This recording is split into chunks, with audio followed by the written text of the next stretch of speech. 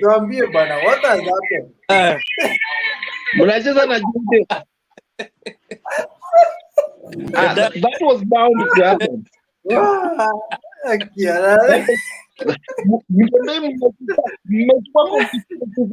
Mmeona Central, sisi mnafikiria sisi tukae aje? Mingi. Sisi tunasafa tu. Nini mehappen? The thing is, so many things are wrong. Angalia Mombasa Road jam ndio hiyo, construction pesa inaibwa, everything, so many. Kwani unafikiria majaji walikuwa wanaangalia tu? Kemsa ndio inafungwa. Lakini Uhuru anafaa impichiwe.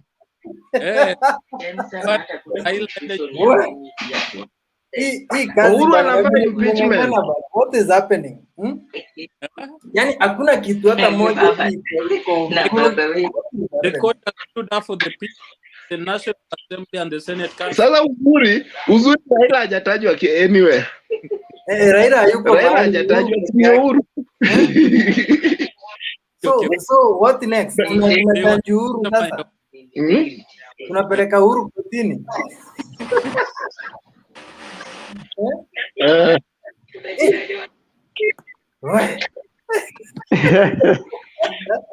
Cyrus. Yes. Nini unaendelea leo bana? Leo Bbi imegonga mwamba. But kitu moja tena. So ati? So niulize nani iko next election bana? Na campaign. Mtembei habari zenyu, mtembei na habari zenyu.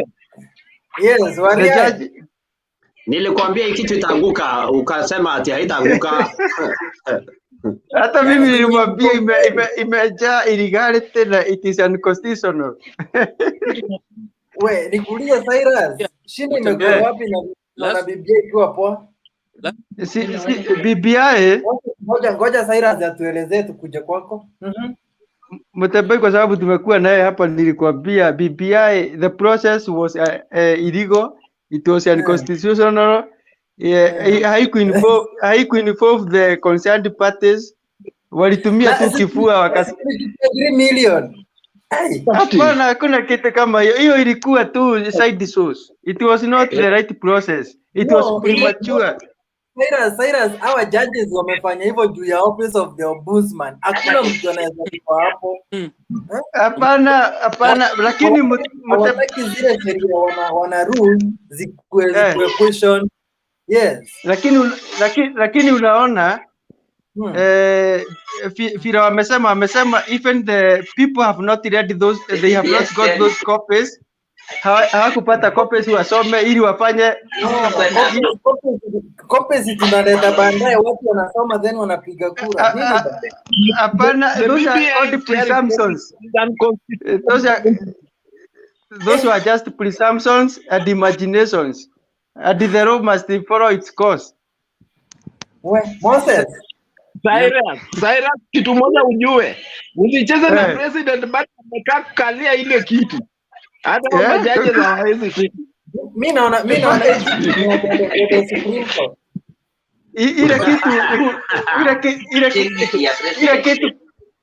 ile kitu president anasaidia afanye. Kesho afute attorney general na all his legal advisors kwa sababu hao ndio wamemwagusha. Angalia hii kitu iko na mashida mingi. Mtembei. Kuna ngombe nyingine tutarege stop. Mtembei. Now can you tell me the look is pulling Jimeni mic kama uongei unazima mic tusikie. Unanisikia? Yes, Moses. Nasema now look at tell me what image this ruling has given to Irungu Kangata, Moses Kuria, the likes of Arun Cheruyot, the likes of UMP wa Kiharu. Tell me what they are thinking about right now. And then last week at this time let's come and talk BBI after the ruling of the court. Hapo ndio tuliwaambia tuko na numbers. Gaddafi, you are not here last time. Na hata naona unashangaa. Lakini still tuko na Supreme Court. Tunaenda huko sasa kuappeal kwanza, then tuone venye kutakuwa. Moses, utaona vile amekuwa pesa. Mtebe, ujue kitu moja. Yeah. According to constitution, the timelines wakisema ni kufanya appeal, there is no way you can have referendum 1 year to elections. Kwa hivyo if they will buy time with the court of appeal, tukifika August BBI kuisha, hakuna time ya BBI kwa sababu the constitution says hakuna referendum inaweza fanywa tukibakisha mwaka moja to general elections. Kuna constitution nasema hivyo. Mbona umeanza kutoka na constitution yako? Ni ukweli. Hata usome. Unajua Mtembee. Kama uongezi mzime mic zenu tafadhali. Mko na kelele watu hawasikiki. Okay, kuna huyu anajiita Mr. President. Mr. President. Yes. Huyo anajiita Mr. President, unafikiria ni Uhuru. Pambana na alizenyu bana. Clinton leo bana mmetufinya bana. What is happening? Bbi Reggae imekuwa sasa mimi nilikuwa nimeshuku hii process venye nilikuwa naona ikiendeshwa. Ile ya Kibaki nilikuwa nimekuwa mkubwa kiasi. But nilikuanga naona Kibaki anasema the IEBC should set the date for referendum. Lakini hii yenu mlikuwa mnaenda pale ile place wabunge wote walienda sijui ni Naivasha ama wapi. Alafu baba na Uhuru wakawafuata huko. Hapo kwa press conference wakasema by June we gonna have the referendum, as if the president na Raila ndio IEBC. Saizi wanaambiwa hapa kwa korti eti the IEBC has a very serious role to play when it comes to referendum issues. Lakini ukiangalia hizo roles zote kama kuelimisha wananchi, ni president na Raila walichukua hiyo role. Sasa wao ndio walikuwa IEBC. Yani nimeangalia the president has landed in a very serious problem. Zile 10 billion alikuwa anatuambia eti amepea task force. Tunataka hizo pesa saa hii.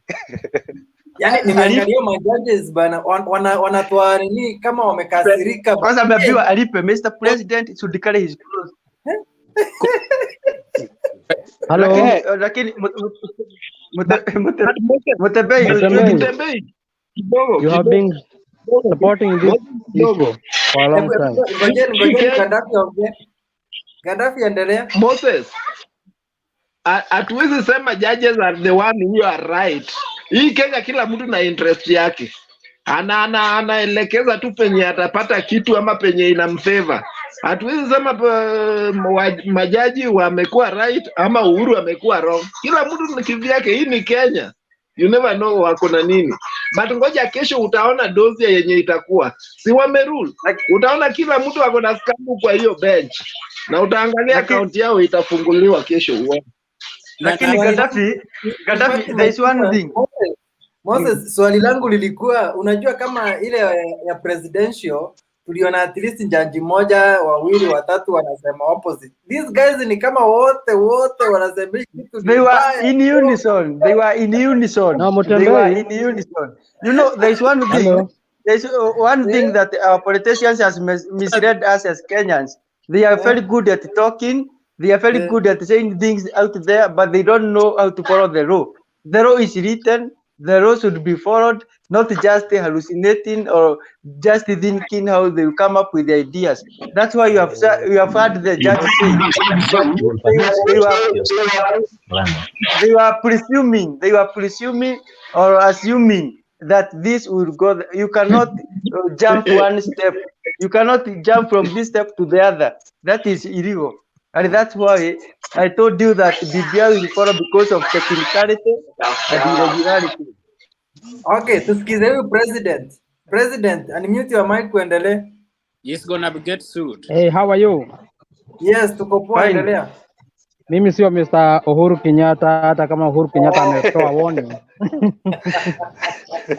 But I'm very happy. Mr. Mutembe, umekuwa hapa ukitupiga mbio sana, ukitupeleka mbio sana na UDA, ukituambia lazima BBI itembee. Lakini Juzi alitupiga pita sana akatuambia BBI lazima iende. Lakini tumeletewa, Mungu ametoka juu mbinguni akakuja akaisimamisha but kuongea ile ukweli, the whole process was unconstitutional. Kila kitu yenye ilikuwa inafanyika from the first day to date, it was unconstitutional. So we have nothing to do. Let's follow the court rule na tuendelee. BBI tuiache, tuanze kusaidia nini wa Kenya. COVID iko juu. Mnajua mkisema wa Kenya, mnajua watu kama sisi tumekasirika sana, hata hatuwezi ongea. Leo Wakenya wako wamefurahia. Wewe sio unasema Wakenya wamefurahia ukituweka hadi na sisi.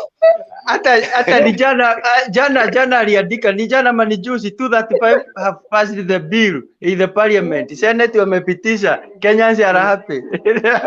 Right now we are happy. Okay, tuende kwa Gathuma.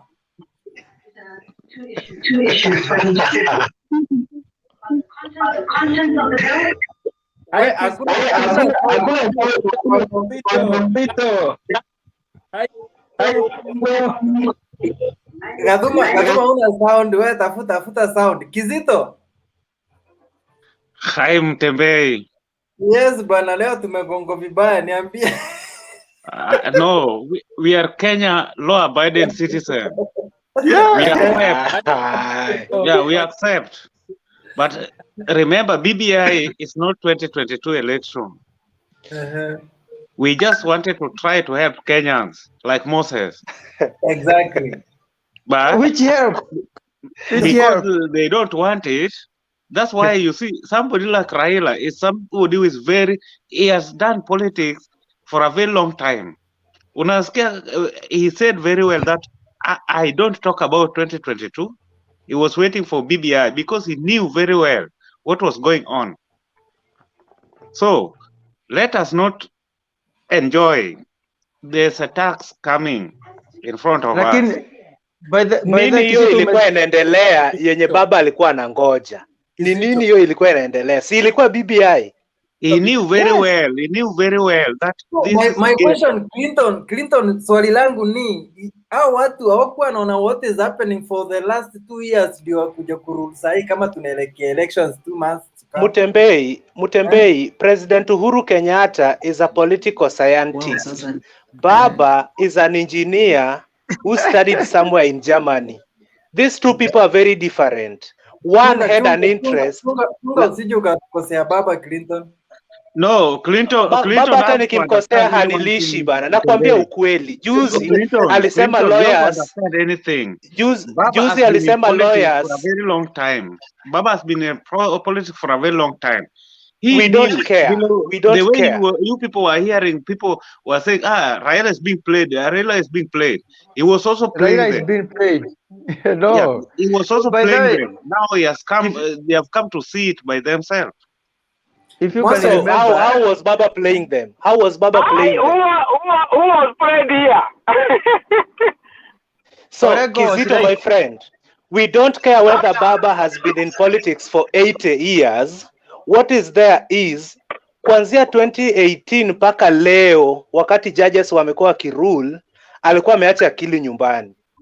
Huwezi kuwa unachezwa na political scientist, unazungushwa hivi, unatolewa kwa bed, umetoka OC, eti tuende to launch, tab. Problem, I hate to answer people that I don't see because I don't know whether I'm talking to devils. I like to see people in their face. Even if you are talking, that BBI has been stopped.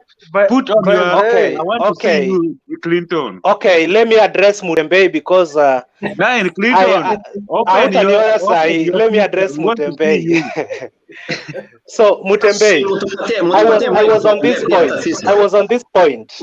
The president amekuwa akituambia kila siku akiwa kwa mkutano ya BBI kwamba BBI is not about 2022. Ndugu yangu Raila hajawahi niambia anything about 2022, lakini kuja kwa kina Junet, president akijaribu kuplay baba watatoka handshake. Anachezewa wapi? Because the president will fail to support his 2022 bid. Hii ruling ya leo mimi kivyangu naiona mara mbili. Maybe the president knew what was going on. Hata kuna huyu lawyer mwenye alikuwa ameendea Sonko kortini, alikuwa amesimamia Sonko, nimemsahau jina, alisema last week Citizen eti the president itafika time, maybe itafika time court wakatae BBI, alafu president aambie Raila sasa koti washasema hawataki BBI. Mimi ndugu yangu unataka nifanye nini? Na mimi ni Mkenya, naheshimu sheria. My brother, this is the sweetest of politics. Wait tomorrow. Alafu president pia amekuwa akisogeza referendum. Mara ilikuwa ikuwe 2019, anaipush. Ikuwe 2020 mpaka budget ya juzi president hakuweka BBI. Wow. So the guy knew very well what was happening. Because yeye ni political scientist, baba ni engineer. Kazi yake ni kuita kina Orengo, tuende tutoe nani. Clinton. Lakini President Uhuru amemachua kiani kisiasa. By the way, umesikia wakisema Mtebe inasema nataka kuambia Clinton, yes. Kama amesikia jaji akisema according to the ruling of CJ Maraga, bunge haina wajibu wa kuongelelea BBI. Kwa hivyo we can presume that parliament is supposed to be suspended. Mutembei, wacha niongezee kidogo. Yes. Hapa unaona Raila ni kama kidogo amechezewa yani kiasi, lakini na President Uhuru, lakini President Uhuru pia amekomaa. Sasa amekomaa, anajua kuchezea Raila properly. Sasa alikuwa anamvuta mpaka amefika 2022 and Uhuru sasa amesema hata amejiongezea kwa budget, ile pesa anaondoka naye ni almost 100 million anaondoka naye. Sasa Raila jitetea kutoka hapo. Lakini 100 million ni pesa kidogo sana kwa baba. No, ni ya Uhuru, hiyo ni ya Uhuru, yani ni retirement yake, anaongea juu ya retirement yake na kila hii. Uhuru, wewe unaona Uhuru kama mtu anahitaji 100 million? No, hii ni pesa ya serikali, wacha pesa yake. Hii ni staffs wake na vitu zake na mambo yake. Sasa Raila wacha endelea kujipanga na hii mambo ya BBI. Kina Junet wanatupigia kelele hapo kila siku, wanatuambia ati sijui ati BBI sijui. Leo court imesema Wanjiku has a say. Na Uhuru arudishe pesa. Alafu mimi swali langu moja tu. Clinton, acha niulize hivi. Mbona Uhuru hajaipeleka Raila huko Central, ama ndio maana tunacheza hivi? That is the question. I told you. That is the question. Mtembei unatakana kujibu hiyo swali kila siku. Hapana, acha Mtembei, last time tukiongea mambo ya Githurai nilikwambia hao watu walisima simu. Hakuwa company baba pale Githurai, na baba alikuwa anakuja Central. What sign baba anastahili ku read in between the lines, na mtu kama Orengo alikuwa tumeonea huruma huyu Mtembei kidogo leo hako poa, lakini hatuna shida na yeye, inakuwa hivyo umejua COVID-19 is not just a disease from airborne disease. Raila alikuwa na COVID-19 ile ya politics, alikuwa ameona amechezewa mpaka akasema okay, wache nitangazie niko na COVID-19. Aenda kae nyumbani. Acha niwaambieni during the whole time yenye kulikuwa kuna summer ruling, unajua machozi yangu ilikuwa inanitoka, nilikuwa nalia tu nikiona venye pole ndugu yetu. Pole ndugu yetu. Mimi nakwambia pole, lakini pole sana. Thank you so much. Me I have listened for that ruling from beginning to the end. You know, there's one thing that you are supposed to learn as Kenyans by this ruling, that the rule of law must be followed, and the law cannot be presumed or have assumptions that you can go to another step by jumping the other. We must follow the rule of the law, all the processes. Like Maraga told us about the process, about the irregularities, about the legality, all those. Let us now know that in this country, the process matters a lot. The technical things and whatever is what is needed for everything in this country, there is that law that guides it. So kama tutaendelea na hii Biblia in future, wacha watumie na wafuate the process, wa interpret katiba, wasianze kusema ati the other regime used to do. Now we have a new regime under the 2010 constitution and must be respected. The president amepewa hiyo immunity, hawezi sikwa na nini na Robert wamesema if they can go nini further one step for nini hapo mbele, wanaweza kumsuu as in his personal capacity. Kwa hivyo hata president hayuko mahali pazuri, anaweza kuwa amejikuta kwa koti, na hii ni mambo ambayo okay, hivyo wenye wamesema sasa, does it mean mnaweza funga Uhuru? Uhuru sasa ile kitu inaweza mletea shida. Sasa hiyo wanaweza nini mpatia hiyo chance kwa sababu ya ameprotectiwa na katiba, lakini akitoka anaweza nini wanaweza muendea there. To be fair with Mtembei bado muko na kitu inaitwa Supreme Court na Appeal Court na mambo mingi, la tutasukumana polepole, hakuna haraka. Yes, thank you very much. Acha tuende kwa Supreme kuwashinda at least kuja hapa Mtembei. Excuse me, Supreme Court. Bena. Excuse me, Mtembei. Clinton, acha Bena ongea then ukuje next. Okay. Bena, unmute your mic na uongee. Ukusikie.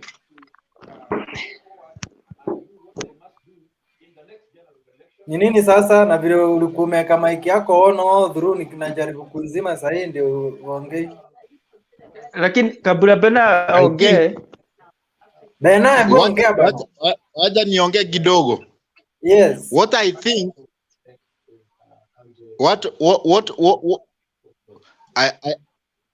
last time when we were having the same debate, I had told you that the process of this BBI was actually faulty from the way it started, and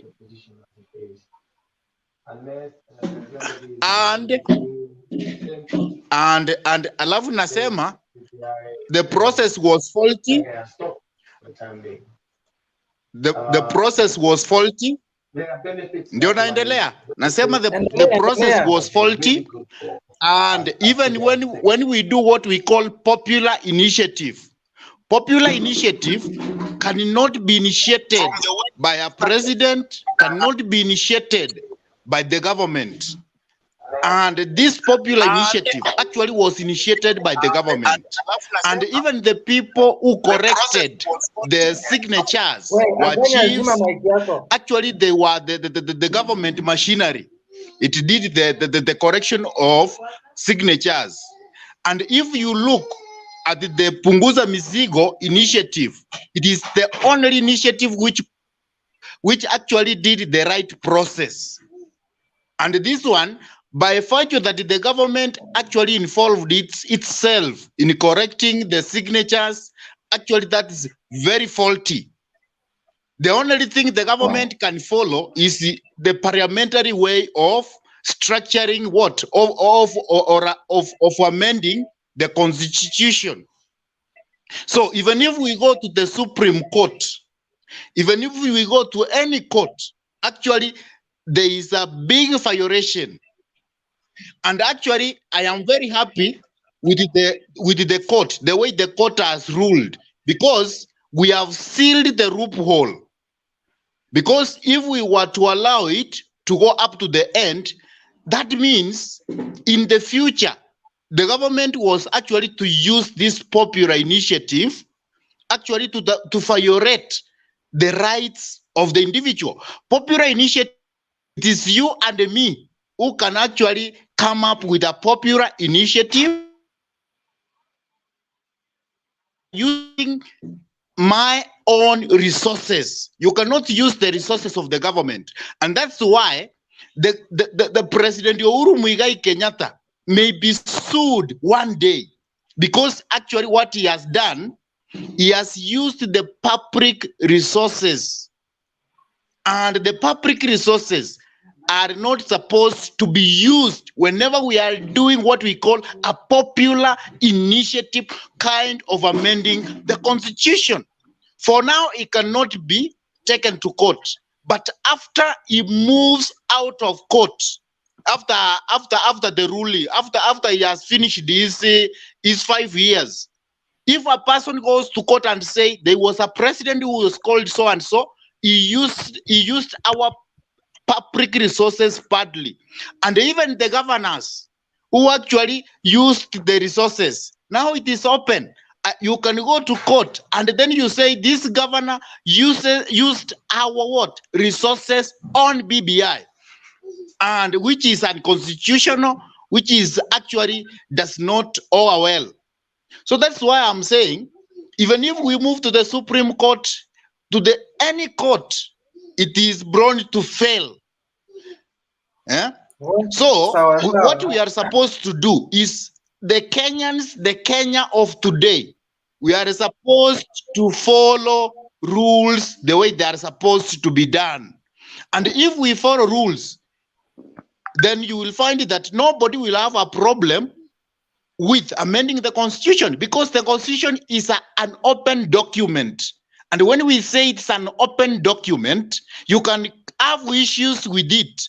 But so long as you follow the right channels, then it is okay. I can come up with a popular initiative. I say, I want what we call parliamentary what? Kind of government. So for me, being a promoter of popular initiative, I will be allowed to correct the signatures, to come up with what I want to champion. If it is the system, the kind of the system of the governance, then I can sell it to people. I correct the views. I give them, I go county to county, village to village, so that they can be able to accept with me what I'm supposed to do. And after that, then I can sell that popular initiative to the county. Wewe usikizi mwingine unaongea peke yako. Let's have someone else. Unaongea for all that. Anyway, I'm done. You have given me good time. I don't need to complain. Wacha mimi niongee sasa. Wacha mimi niongee. Okay, let's see. Now, the issue of the BBI tuliongea juu hiyo maneno mara mingi na tukasema ya kwamba hapana, acha tungoje SJ, tunakuja kwako. SJ, unainua mkono hadi tunataka uongee. Good evening, Mtembei. Bwana, leo ni siku mbaya, niambie pole. What a good day for some of us, eh? But let me start this. Let me say this. If you remember the parting shots of very honorable man, the man I value, Chief Justice Emeritus, that the greatness of a nation or any nation lies to its fidelity to the Constitution, and adherence to the rule of law, and above all, respect to God. That small sentence today has summarized everything. We don't need to go to nitty-gritties of this. We have had this discussion then before. You people are very robust. Some are working with documents at hand. I know BBI, I say this. And we kept on reminding you this thing is unconstitutional. You've seen how the independence of judiciary has redeemed itself today. You've seen how the judges were bold and vicious. Me, I would think that the God sent to redeem the path for Wanjiku. And the court is very clear. And like my brother Ben has said it there. Benna, I think so, has said it there. Even tomorrow, Steve Juma can go to court and sue Mr. Uhuru Kenyatta before a court of law for trying to usurping power that belongs to Wanjiko, for stepping on our own path? How do you sit down, two of you, then you decide to say that this is a popular initiative? Do you even understand English in the first place when you want to talk of popular initiative? This is a path that belongs to Wanjiko. The court has spoke for us. The court has spoke for the constitution. I mean, the constitution of Kenya has defended itself. Let me stop from that. We have more to say today. You've been running the show. We will run you today. Wacha mimi nianze on a very tough note. Moses Kuria alisema wamelipwa 100,000 kupitisha BBI leo. Aliongea na BBC akasema walilipa kutoa Aden Duale kukuwa majority leader walilikuwa wanalipwa 100,000, and there is a possibility that hiyo BBI pia walilipwa 100,000, lakini court leo ilisema the president that is not permitted to amend the constitution using popular initiative. Hawezi kuja hapo atuambia ati ni popular initiative when he has not even come to a location in Mandera, alafu anakuja kusema ati ni popular initiative. Hiyo ni mambo ya ukora na haitawezekana. Na Mr. Mtembei, please meza tu mate polepole, kunywa tu maji polepole, tuendelee tu polepole. Kenya ni kubwa na tutaendelea polepole. The upshot in the text itself ilikuwa ni historical na marginalization na basic structure ya constitution. In fact, the judges were insisting on not amending the basic structure of the constitution. Kitu kama equality, how can you, juzi nilikuuliza hapa, how can you say North Horr, which is bigger than Central na Nyanza na Western imechanganywa pamoja ati hawana constituency, alafu wewe unakuja unajiongezea mahali unaenda kwenda na pikipiki ati constituency 6. Hiyo mambo itawezekana mzee. Kunywa tu maji pole tu. Okay, sawa. Tena kwa Kizito. My brother, today I don't have much to say. I'm still mourning. I'm just waiting. The only thing I know, this ruling is a good show. Remember, they talked about parliament. You know, to remove parliament from their seats has been a very difficult problem. Now the same parliament passed BBI. They will be sent home, all of them. And the election can be done even in August. That one is what is making me happy. But right now, today, I just want to listen to you people. I will talk later. Sawa. Acha tusikize Kich amekuja. Mimi nakwambia ninasikia raha. Usijui nicheke ama nisikie nini bwana. Mimi kucheka nimecheka. Wacha inaitwa barabara. Mimi nakwambia na nilisema hapa, Kizito alikuwa ananiingilia sana na wakiwa na Ayaga. Sasa leo Mungu yuko, wanasema Mungu si Adhumani wala Abdalla. Sasa wamejua sasa. Mimi bwana wariahe gota 5 bwana, gota 5 ndio hivyo sasa. Basi jamani kuna Cyrus. Bwana Moses, leo bwana naenda kula chicken bwana, utanilipia au sio? Raha bwana, raha mstarehe. Sijui leo nitalala kwa miti yuko juu ama namna gani bwana. Nimefurahi sana leo. Kichi tuambie pole kuuza bwana. Oh, lakini tuite barababa. Pole kwa nani? Kwa Mtembei, pole kwa Kizito akina Ayaga. Nawaambia pole, kunyweni maji. Sijui mnakunywa maji ya dasani ama mnakunywa gani hao? Nitawanunulia ya dasani basi nitaongea na Coca-Cola watawapatia Poleni sana lakini tuseme hivi kwa seriousness tuseme hivi hii kitu kusema ukweli ilikuwa unconstitutional. Kutoka vile walianza kufanya na vile vipengele ambao walikuwa wameweka, hayo yote yalikuwa unconstitutional. Hata ungejua tu, kwa sababu hata katiba, hata ungeenda sana, ungeangalia kama katiba ilikuwa imesema haya maneno ya kuweka majimbo, haya constituencies, kuyachanganya na kufanya nini, yote ilikuwa imewekwa kwa IEBC.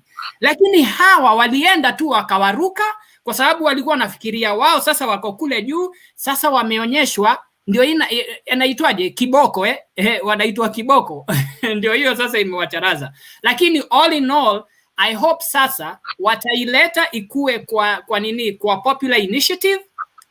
Huyu jamaa ananiita nyuki na vile ninafurahi sasa. Waona sasa hawa hivyo sasa but ndio hiyo mimi nimefurahi na I hope sasa the real BBI wataiweka. Watu sasa wataenda wataion wao wenyewe na kwamba itakuwa sawa. My brother pale akinawaria Eid Mubarak jamani. Hakuna BBI tena kukanseliwa, hiyo ni hivyo bana. Lakini unajua wanaweza anza. Tunataka kuleta BBI mzuri. Tunataka kuleta BBI ingine mzuri. Ndio hivyo sasa nasema. Nani Mtebei, ikiwa umesikiza hiyo ruli ni vizuri, wamesema waliruka BBI Bomas 1 waliruka hiyo wakaenda kuongelelea ingine. So it means venye tumekuwa tukisema BBI Bomas 1 iko na usito mingi sana, na ndio Raila alikataa, na sijui alikataa kwa nini. Sijui kama alikataa kwa sababu hakuna hiyo kiti ya prime minister. The other thing about the signature correction, the process was premature. Citizens had not read the document. The copies were not given so that people could make informed decisions. Now, if you remember, last time I told you, we went to Sagana. I went there with the expectation that I will be given a copy that I will read so that it will guide me to make an informed decision. They said, no, you only have summary. How can I have a summary for something that I have not read? Even in school, we used to make a summary of notes after reading a whole book. So sioni Clinton hapo. Kidogo narudi. Mtembei bana. Nangojea, I was to talk after Pena. Clinton nikiwa hapa sasa uko sawa. Wewe endeleza hapo. Nataka tu Cyrus akimaliza ama ashamaliza niseme yangu. Sasa Mtembei ana left na mimi itabidi nilale education naenda job. So maybe my point is Kizito alinijamia mara BBI nini, but I want to finish with you Kizito. Kizito, ukisikiza hiyo ruling vizuri, it was very bold. Sana hiyo place walisema mambo na pesa. Kulikuwa na BBI task force, tuliambiwa walipewa bilioni 10 ya kuzunguka Kenya nzima. Wamekula pesa yetu bure. BBI wamesema is an initiative of the president. Kumaanisha hii pesa president ndiye alitoa. Alafu wakati William alireject BBI 1, wakapeana pesa tena, watu warudi, wale task force warudi tena kwa wananchi. Maybe at another cost of 10 billion. Waje watuulize maswali tena na tena. So koti pia wamesema kwamba IEBC should not proceed with that process. Na pia hakuna budget watapewa ya hiyo process. So hata mkienda Court of Appeal, IEBC washakatazwa, hawatataka hiyo story. And again, mkitaka kuianzisha upya, itabidi muianzishe kwa wananchi, not the president or any other politician. Itabidi mwananchi wa kawaida ndiye aianzishe. Alafu finally, naweza nikasema pia kabisa, this ruling was strategic. I will maintain my thinking. I will maintain my thinking that the president knows everything that was going on. Because this is a guy that is being advised with each, yani akona advisors kila mahali. Haezi kuwa wrong. Nilisikia mtu last week alisema hapo kwa Citizen, the president cannot be wrong. And anakuwa advised on a right way, maybe decision they ana make wrongly. Because kuna mtu pia nilisikia akisema, somebody can only advise me, but cannot decide for me what to do. So maybe alisha kuwa advised, achana na hii process, it's unconstitutional. Akaona timing will be bad. Juu baba kirudi kwa street, maybe last year, saizi bado ingekuwa kelele. So alikuwa na time vizuri. Si baba alitaka referendum ikuwe June, imebaki 1 month ama 2 months, tufike hiyo June. Alafu ruling inakuja.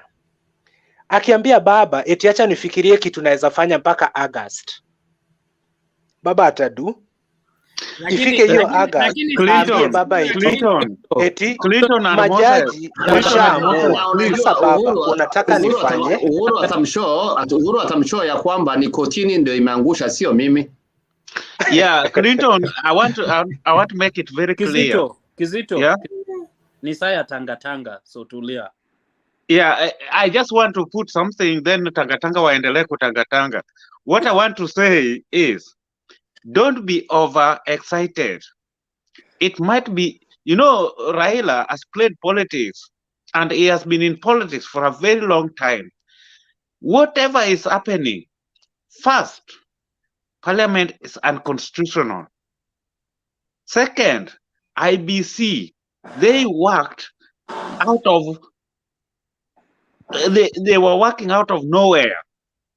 President, this is the time, ile kitu mlikuwa mnasema Raila anachezwa.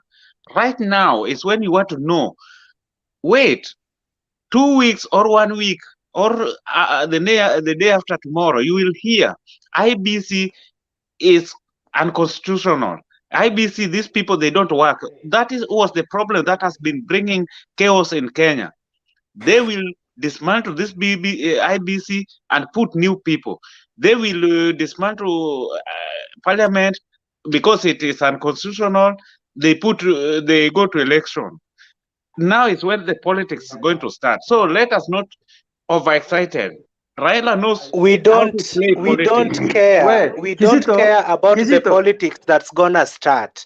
And I told you again, we don't care the years that Raila has spent in politics. Alafu BBI pia mlikuwa mnatuambia hapa hadi last week eti BBI si political. Tanga should support BBI mara nini? Mbona leo mnaamua mnasema eti ni political na baba amekuwa kwa siasa miaka mingi anajua? Ni nini hiyo anajua leo hakujua last week before the ruling? Sasa so once umepigwa piganeni. Ile kitu ambao mimi mwenyewe inaniogopesha kidogo ni kwamba unaona vile majudges wamesema kwamba huyu jamaa wetu ameviolate katiba. Sasa mimi nagojea kutoka kuanzia kesho ama hiyo siku nyingine tuone mtu amekimbia kotini. Hiyo tu ndio naogopa tu, kwa sababu kuna mtu ambaye atakimbia. Hebu nimalize Wariahe. Kuna yule mtu ambaye najua atakimbia kotini kuanzia kesho ama next week, naende apige argue na hiyo ruling ambayo imefanywa, alafu aseme mjamaa wetu yuko ofisini na afai kuwa pale. Sasa hiyo ndio ile kitu naogofia, alafu sasa tena itakuwa ni balaa.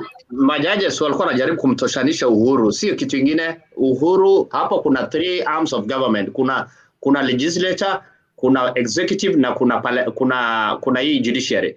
Sasa Uhuru anajaribu kuwa mjanja, aseme yeye ndio mdosi kuliko executive. Executive walikuwa wanataka kumuonesha leo ya kwamba sisi pia tunajulikana hapa Kenya. I wish Orengo mislead Kenyans. It was not haikuwa vita kati ya executive na judiciary. Ile kitu judiciary wamefanya, it is according to the law.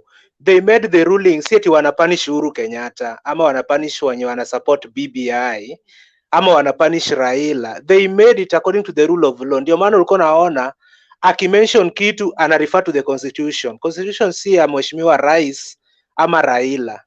And again, kuna watu walikuwa wanasema mara BBI ukisema yes you are punishing William Ruto, which was not true. Nilikuwa nasikia watu wengine hapa kwa show wakisema people should differentiate the two things. And now kina Kizito anaweza kuja kwa show wakose kulinganisha William na hiyo BBI. Clinton. Yeah. Kwa sababu the ruling nimesema IBC haijakuwa ikifanya kazi in its legal framework because it has yani haijamit constitutional framework. Do you mean the by elections zenye zimefanywa na hata vile tunafanya vetting ya CJ will be affected because the parliament is there illegally? Even the itakuwa affected. Uleta maoni yako hapo tusikie. Parliament is not there illegally. Hebu nijibu. Mimi vile naona IBC. Hebu niseme tu ka sentence kamoja alafu ninyamaze. Teach, mute your mic. SJ is your Teach goja. SJ. Thank you. Moses, thank you for giving me that opportunity to address again. You know, it's very interesting how people are talking today. Maybe to answer Cyrus, because he has raised some matters of law, but I'm not an expert in law. But I see it as an opportunity for someone to go to court to challenge decisions that were made by IBC. Now that the court has made it open that they are working or operating not within the precinct of the law, because they don't meet the threshold to conduct their exercise. But if I had court very well, in my own understanding, I had him stop the court saying that somebody should mute the mic. I don't know whose mic is on. Is giving me yes. Thank you, Clinton. Now the court was just talking about how verification of not voters, but verification of the signatures of those who went through that process. But let me leave that to the experts. My contribution is this. Just the other day, people who voted yes, they felt so down, celebration were all over. Can someone now see that it was critical? Because if you remember what Senior Counsel Orengo was saying the other day in Parliament, before all this drama began, he mentioned that about something about popular initiative. And you see the court has captured that very well, saying that, you know, this was not a popular initiative as it was before the Senate and even before the Parliament. And the same issue, this is what the two lawyers were talking about. Anyway, let's leave that. Let's move forward. The courts were trying to avoid, yani watu kama kina Orengo, watu kama kina Orengo. Excuse me, Wariae. Excuse me, everybody. Sorry, KTN inanipigia kelele. So guys, tukue na order juu kuna wengine waongei. True. Tukue tu na order. Moses. Excuse me, guys. Bena, relax. Moses, take over the show, please.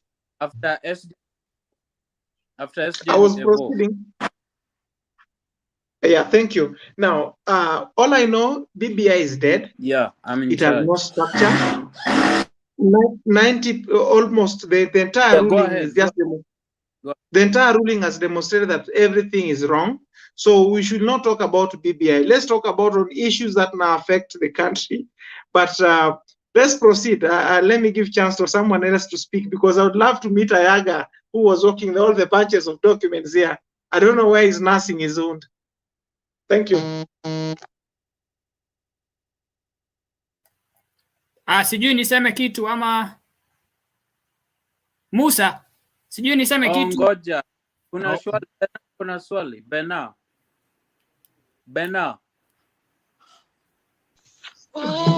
What I'm trying to say, and I don't like kuegemea sehemu yoyote.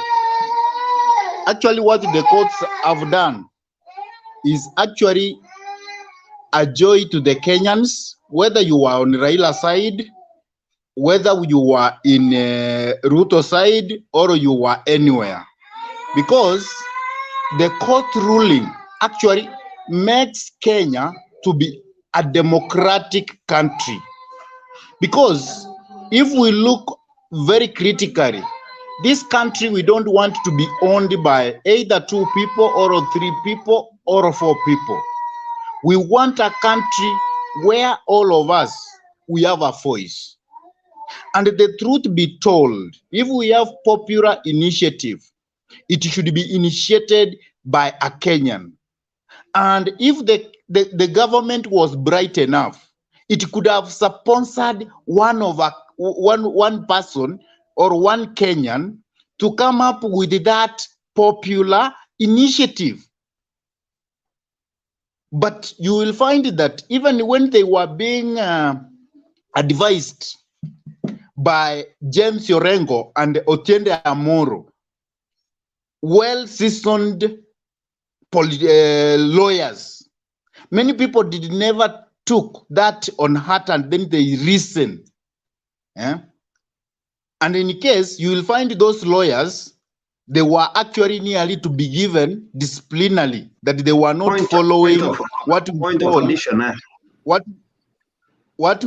we call the party rules, and the party what? The party msimamo wa party. So, but as Kenyans, what we want to be doing is that all the time we must have our brains working. Where we see something is wrong, we should raise the alarm and say, this is wrong. That's when we can be really Kenyans. That's when we can be really democratic. So the fall of the so-called BBI actually was due, because look, even the way 70 constituencies were created is unconstitutional, because we have a body mandated to evaluate how constituencies are supposed to be put in this Kenya. But when you were seeing that some few people in a certain corner went, even they wanted to allocate constituencies, and some of them could put very many constituencies within one corner, and forgetting that whenever you create a constituency, there are some things you have to do what? To look at. You have to look at the population. That is the first thing. You have to look at the area coverage.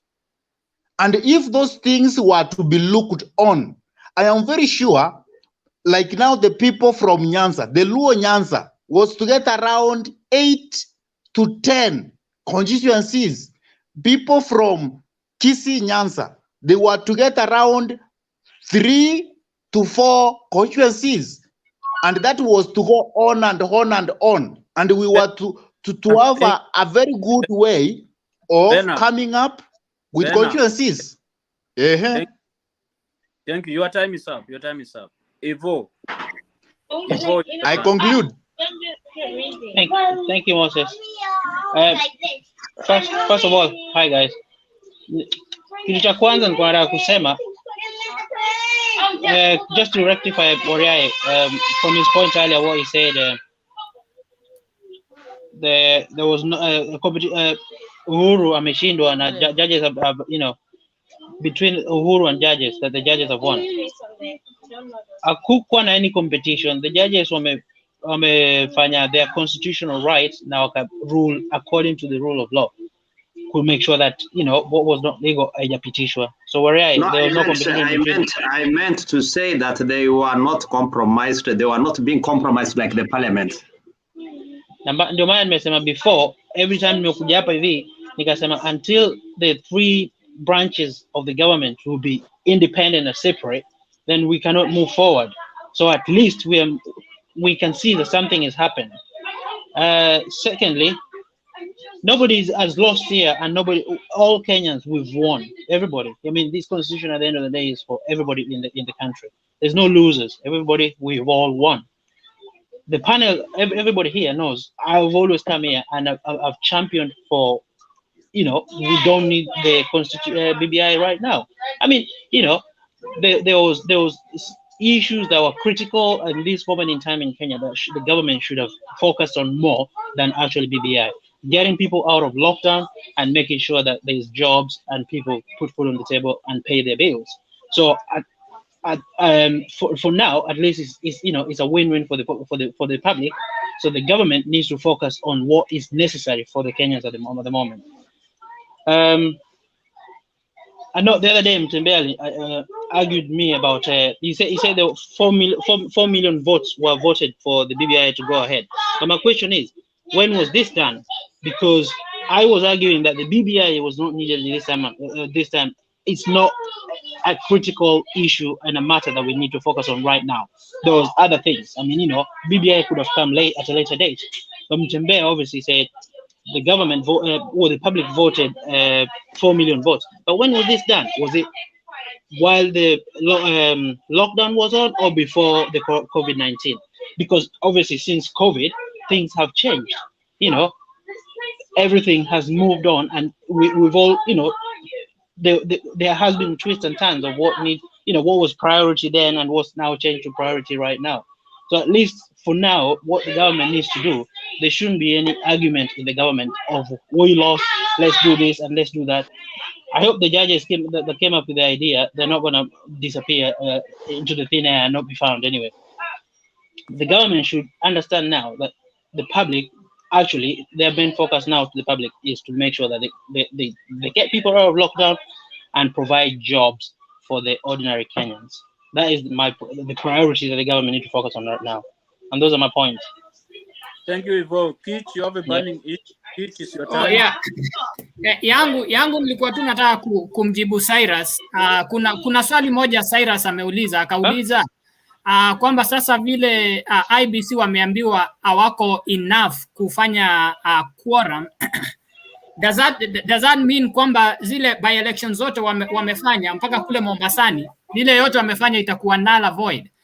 Lakini mimi vile naielewa ni kwamba na sijui maybe wale ambao wanajua kwa sana wanaweza nini hapa haya quorum ni different na kuratify elections, si ndio I think sijui kama Warehe anaweza kunierevusha kidogo, kwa sababu mimi nikiangalia kwa IBC naona quorum ni different na kucertify elections. Kwa hivyo sasa kama hii ambao walikuwa wanafanya, ndio maana wale majudges wamesema hawakuwa enough kuhold quorum, kwa sababu quorum sio ya kusema nani amewin ama ya kufanya nini. Kwa hivyo mimi ile naweza sema ni kwamba kwa msimamo wangu ama kwa mtegemeo wangu mimi vile naona ni kwamba quorum itakuwa different na kucertify elections. Sasa sijui walisema quorum inatakana ikuwe 5, walisema hivyo, so 3 haitawezekana yani. Yeah, sasa nani Cyrus alikuwa anauliza kwa sababu sasa wameambiwa hawako enough numbers, wale by elections zimefanyika, basi zitakuwa null void kwa sababu wale jamaa hawajatosha kuwa nini the correct number. Lakini sasa mimi vile nimeiunderstand na vile najua about quorum ni kwamba quorum lazima wawe wote ile number ambayo katiba imesema lazima ikuwe pale, lakini kucertify election si lazima kuwe wote wako pale. Sasa lakini ni vile mimi kwa msimamo yangu naiangalia. Sasa sijui, lakini I stand to be corrected pale. Asante. Thank you, Kid. Thank you, Kid. Samillion. Then Kizito. Samillion, then Kizito. Excuse me, Moses. Just 30 seconds. So, sir, nimeona umecomplain hapo eti umekaa backstage 3 hours. Pole bana, the debate ilikuwa tamu tu kuchungulia nyuma ya curtain. Alafu mwisho ningependa kusema kwamba BBI, IEBC is an institution. Chebukati hakufanya by election yoyote Kisumu wapi. Kuna IBC officials kwa constituency, county, hadi ward. So by elections are not affected in any way. Lakini my last point nikiwaambia good night ni kwamba Reggae has stopped. IBC wameambiwa tusiwapate mkijihusisha tena na hiyo kitu. By the way, Clinton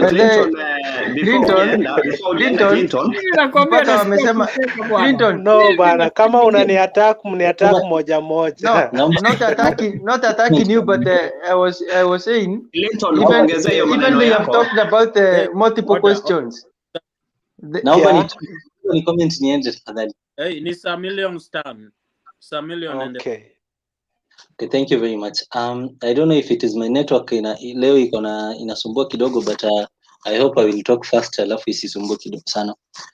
First of all, I really thank God that this thing is done. I am very happy. I think it's the holy month when imekuja na hii good news. I have all the reasons now to celebrate. Ni Eid leo, kuna Eid Exactly. So I have all the reasons to celebrate tomorrow Eid. And also Eid Mubarak to everyone. First of all, I'd like to nijikumbushe tu some few points hapa zenye zimesemwa ya na hao wenye walikuwa wakinini. Kitu ya kwanza, allow me to check it, nilikuwa nimeandika hizi points. Bear with me kindly, apologies.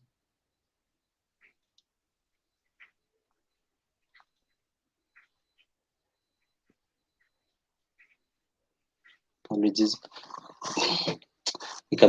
Okay, yes. The president, the government, or any state organ cannot initiate a popular initiative to amend the constitution. That is the first point. As much as the president is a citizen of this country, but is also the symbol of unity and everything that goes with the presidency. So even initiating any popular initiative ni vibaya kwa sababu yeye is supposed to talk for the what the people have said.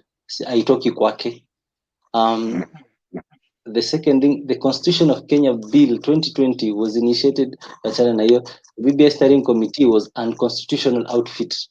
By the way, I believe, honestly speaking, na sasa hata si historia ya siasa ama nini, I believe that if there were any goodwill kutoka kwa president, he would have most of the recommendations angeifanya through the right channels, kwa sababu is the president. He had the capability, if only he had the political and the goodwill to do it, kwa sababu most of the things apart from hiyo story ya kubadilisha ya kuongeza constituencies and everything, the rest ni vitu angefanya na ingekuwa implementable.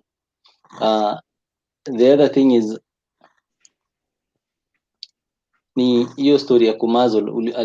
Actually BBI ukiangalia hata story ya kuverify signatures zile zenye zilikuwa zimechukuliwa, it took less time kushinda ile time ya Uhuru court. Now you can imagine, alafu unaanza kujiuliza how, yeah. So 1 + 1 definitely must be 2, it can never be 11. So unaona hizo hata the process zenyewe hazikuwa zinaendana. Anyway, as nani amesema, was it Clinton or somebody amesema kwamba this is a win for Kenyans. I totally agree with that. This is a win for Kenyans. At least now we can focus on something that actually matters and actually affects everybody. José, mute tafadhali. So now we can speak about the economy. We can speak about COVID. We can speak about the 30 million doses ya Johnson and Johnson yenye imekuwa ordered according to the Ministry of Health. That's what they're saying. We can speak about what US leo imesema kwamba there was a $1 billion contract with with a Canadian company about health, ati wametoa pesa $1 billion. Kenya imepartner na a Canadian company to come and uplift the health facilities in Kenya, of which up to now hakuna kitu imefanyika, but ni kama pesa imetoka because the US authorities are questioning the entire process. At least now we can debate on something that actually matters and something that can bear fruit to this country. Otherwise, I'm very happy. Nilikuwa na vitu mingi lakini the happiness imepoteza vitu kwa kichwa. I am looking forward to speak to Ayaga and spend some time tomorrow with Ayaga. I will look for him. Otherwise, guys, thank you. All right, Kizito. Okay, Yeah. my brothers and sisters, I can see Angel is already there. Welcome, Angel. What I wanted to say that, in every politics, that just like Ayaga used to say, in politics, everything is planned and everything has got where it's going. You can't say that even Raila, even Uhuru, don't think that they were fools. Just like Clinton said it. They knew whatever was going because they also have got lawyers. They have got, before they start something, there is a reason. In Kenya, we always have a problem of IBC. But how to deal with IBC has been a problem. Maraga ruled about parliament, and how to dismantle parliament has been a problem because these were elected people. So it might be a fall for BBI, but it must be a rescue for so many things that always bring problem during election. So when we are celebrating, myself, niko na huzuni, but you don't forget that this thing has opened so many weakness in our Kenya. One part of organ of Kenyan executive people. The executive these all organs that always work, we have known where the problem is. If the court can rule everything that was being done right now, just the way I started from the beginning, they will ask IBC, you took money to verify these signatures and you knew very well that is unconstitutional. We want that money back. You people used this money to make a BBI. How did you come out with this program to make it and it was unconstitutional? Bring that money back.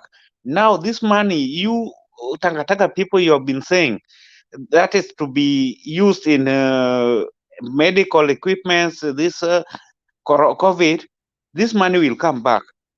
If at all the judges are to go by what they have said, if they have to follow the constitution, for us to right now, me I accept tumeangushwa leo, but as from tomorrow, if this court was not biased or there was nothing, an hidden agenda, they will start following that. Okay, right now we have nullified everything.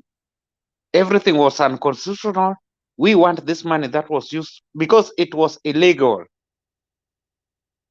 That is only my take. What I want, what I meant is courts doesn't follow up for the money that was misused.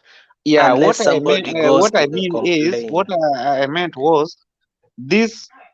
They will not follow, but they have poked a hole for everybody to know that IBC has been biased every day. Even if we go for election tomorrow, with this the same IBC, they are not following constitution. Thank you. By the Danrai, you by the they have, Danrai. let me do just Yeah, one contribution. Danrai. good evening, everyone. Good evening, everyone. Good evening. Yeah, Cyrus. Good evening. Good evening. Okay, I think, and I've had people talking Yes, sir. here, and there's some people who are celebrating, but I just have less than 3 points to make. I'm getting you. I have just 3 points to make. You know, when you are celebrating, I don't know in which capacity are you celebrating, because we have seen most people who have been against this BBI are these people of Tangatanga, the people who are celebrating more than everything. Mutembe used to say Kenyans are happy. We are happy. What is the problem? It's our turn. It is our turn. Can you let me talk? Because when you are speaking, I was silent and I was quiet. Why are you making noise when I'm speaking?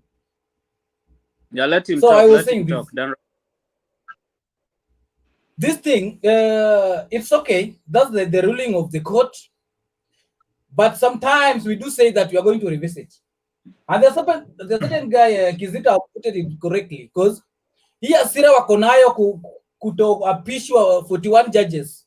Bado wanajaribu kuileta. Kesho tutaenda Court of Appeal na tutasonga hadi Supreme Court. Ikifika Supreme Court waseme was unconstitutional ni sawa.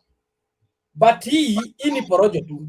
Because we know Danrai, point of order Danrai, unaona watu senior counsel kama Orengo no, wariahe bana. Nitakuzimia mic hapa chini. Yeah. Ongeeni moja jamaa amalize, alafu umjibu after amemaliza. Like seriously.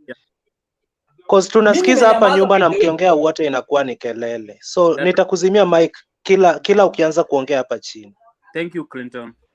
I think hiyo tulipitishanga. That's why unaonanga siku hizi siongeangi kama mtu anaongea. I do just keep quiet tumalize, because I know Moses kama saizi ni chair atanipatia time yangu bila amenipatia. So I just make my point, then you will go and correct what I've said if you see that it's wrong.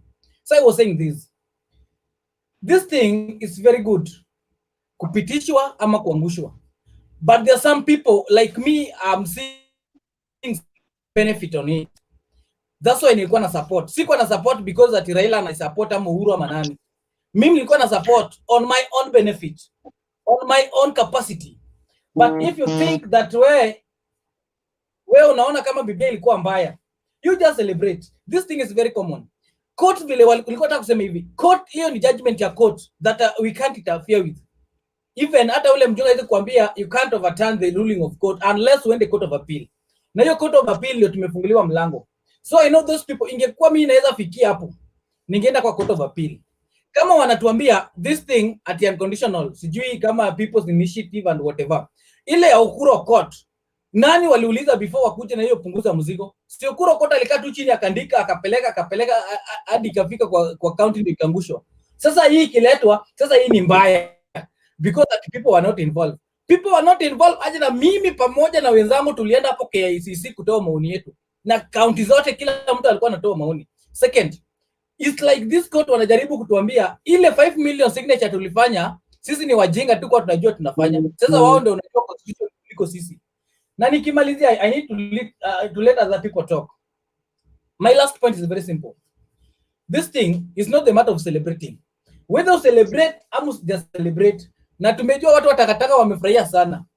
Hii Kenya si mtu wengine watu wengine watasikia mzuri, watu wengine watasikia vibaya. Hii Kenya kama Biblia ingekuja, kama ni mbaya sisi wote. Kama nzuri tungeenjoy sisi wote. Na vile tulikuwa najua ni mzuri. Hii constitution 2010 pia mulikataa. Sasa hizi tunaenjoy. Sasa hii Biblia pia tungepatiana time. Tuone kama ni mbaya tutarekebisha. Asante Moses kwa hiyo muda.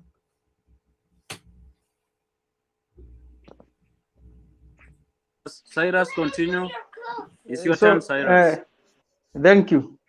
I have some few points to make, and I want to tell Danirai that there is a difference between the arm of executive and the head of executive and that of Uhuru Okot. Uhuru Okot is a Kenya citizen holding no public holding no public institution like President Uhuru Kenyatta. So when President Uhuru Kenyatta came up with that suggestion together with the Honorable Raila to initiate BBI, he forgot that even if they are assuming that he is a citizen of Kenya, he also have another mandate as a Kenyan president. So the court said that if this thing were to propel and continue, it could be seen like it is serving the interests of executive. So you should know and understand that Uhuru Kenyatta as the president and Uhuru Kenyatta as a citizen of Kenya has two different roles. So he could not initiate that process. The other thing about the BBI, the BBI is not bad as a whole. And that's why we are saying the wing of Tagataga, that if we had multiple questions, we could go there and tick which is right for me, which is correct for me, without saying it must be no. I have heard them saying that there is a room for multiple questions. So if they bring BBI through multiple questions, I'll be one of those who will be supporting, because when I go there, I'll support what I see it is good. If it is about the money devolving to counties, I will say yes. If it is about man, I say no. If it is Prime Minister, I say no. I just think whatever I think will help our country. The other thing about constituencies, delimitation of constituencies. Even if the BBI promoters were suggesting that we add constituencies, they could have called upon the IEBC for advice, and they give that mandate to IEBC without directing them, giving them nini wanasema ni rasmi ufanye by this time. That was illegal. So we must tell that we must tell our brothers who are saying that we are happy. We are happy because we want to consensus, as we have been saying, that we want to be heard. We want everybody to be heard, so that when we are going to referendum, we shall be able to make decisions because we are already informed, and we shall not be divided. So this thing, I can say that those who are promoting BBI, they were looking for competition between the Tagataga and Kiereweke to see somebody to mute his mic. I think Dirago the SJ. I'm saying they wanted a contestant between Kiereweke and Tagataga. And because that is not the way we were looking forward for, we want everyone to be on the board, so that when you are making decision, it will help Kenyans. So if I think Dirago akona shida mic. The other thing about the public participation, the court has said it was inadequate. You can see how the county assemblies did public participation.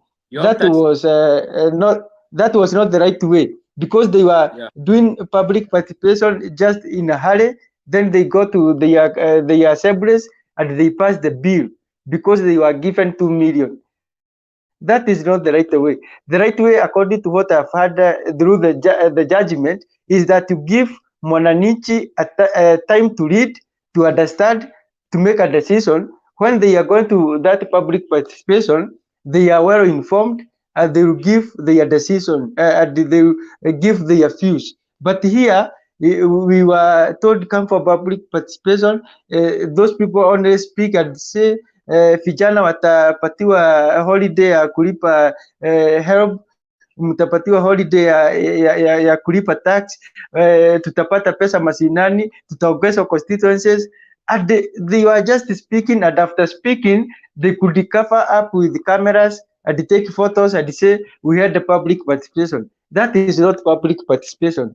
Public participation is where people are given a chance and give their grievances or their views without being intimidated, and that is the right way to go. Even after, even after just that seconds, even after Watch SJ ongea sasa. Yes. Cyrus, comply. Thank you. Comply. SJ unmute. SJ, then Ndirangu. Alafu mimi pia. SJ unmute. Thank you. As we discussed this, and Samilong, welcome on board. As we discuss these things, maybe demystify. I've heard my brother Dan Rai. I don't know whether he is on board.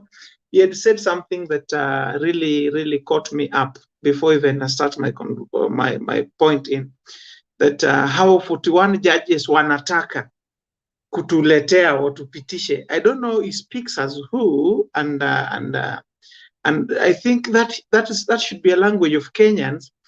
Myself, I know reasons why we need to swear more judges in court.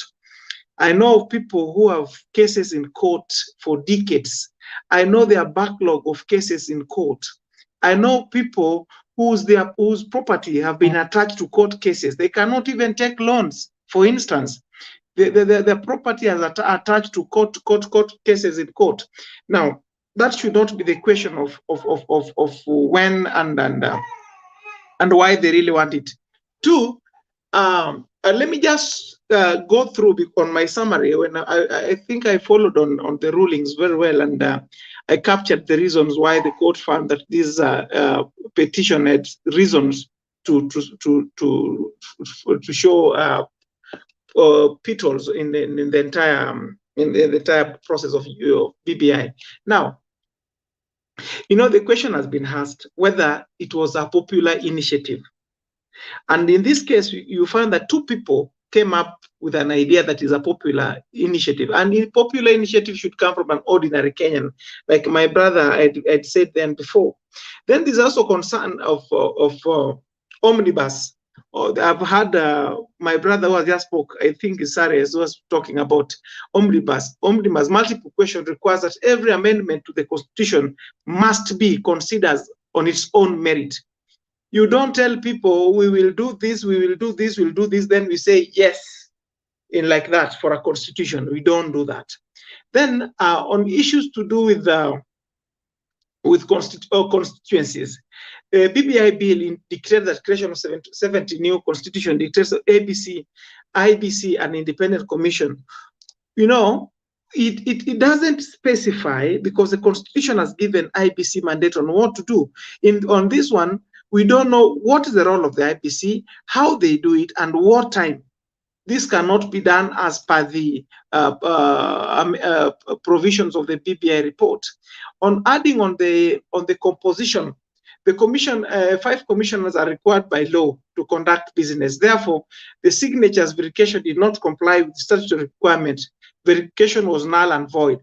Now, role of IBC involve of ascertaining and verification of authenticity of the signatures. IBC needs a regulatory framework for signature verification. The existing statutory framework is not sufficient. Those are some of the areas that were pointed out by the court. Now, there's something that also lacked in the entire BBI process as it was. Now, the administrative procedure were developed without public participation. There was no parliamentary approval nor gazette, lacked requisite quorum. So the entire BBI thing was mad with some state of emergency or emergency, because we asked here before when we were in the previous discussion that what was the need, what's the urgent thing, why this thing had to go through. What was this too fast? Anything can just pass without anything can be put aside for BBI to pass. Now, my people will perish because of lack of knowledge. Those are not my words. But what I know for sure, we always need to interrogate even our politicians. Whatever placed on our table, let us not just do things in groups that we have been brought together at KICC and you are verifying. You verify now the entire document. 99% of the document has been thrown to the dash. Now, what will you tell people? Everything is under the bus and somewhere in the dustbin. Moses, I will continue. Let's just proceed. Thank you. Moses, ni mimi sasa. Thank you.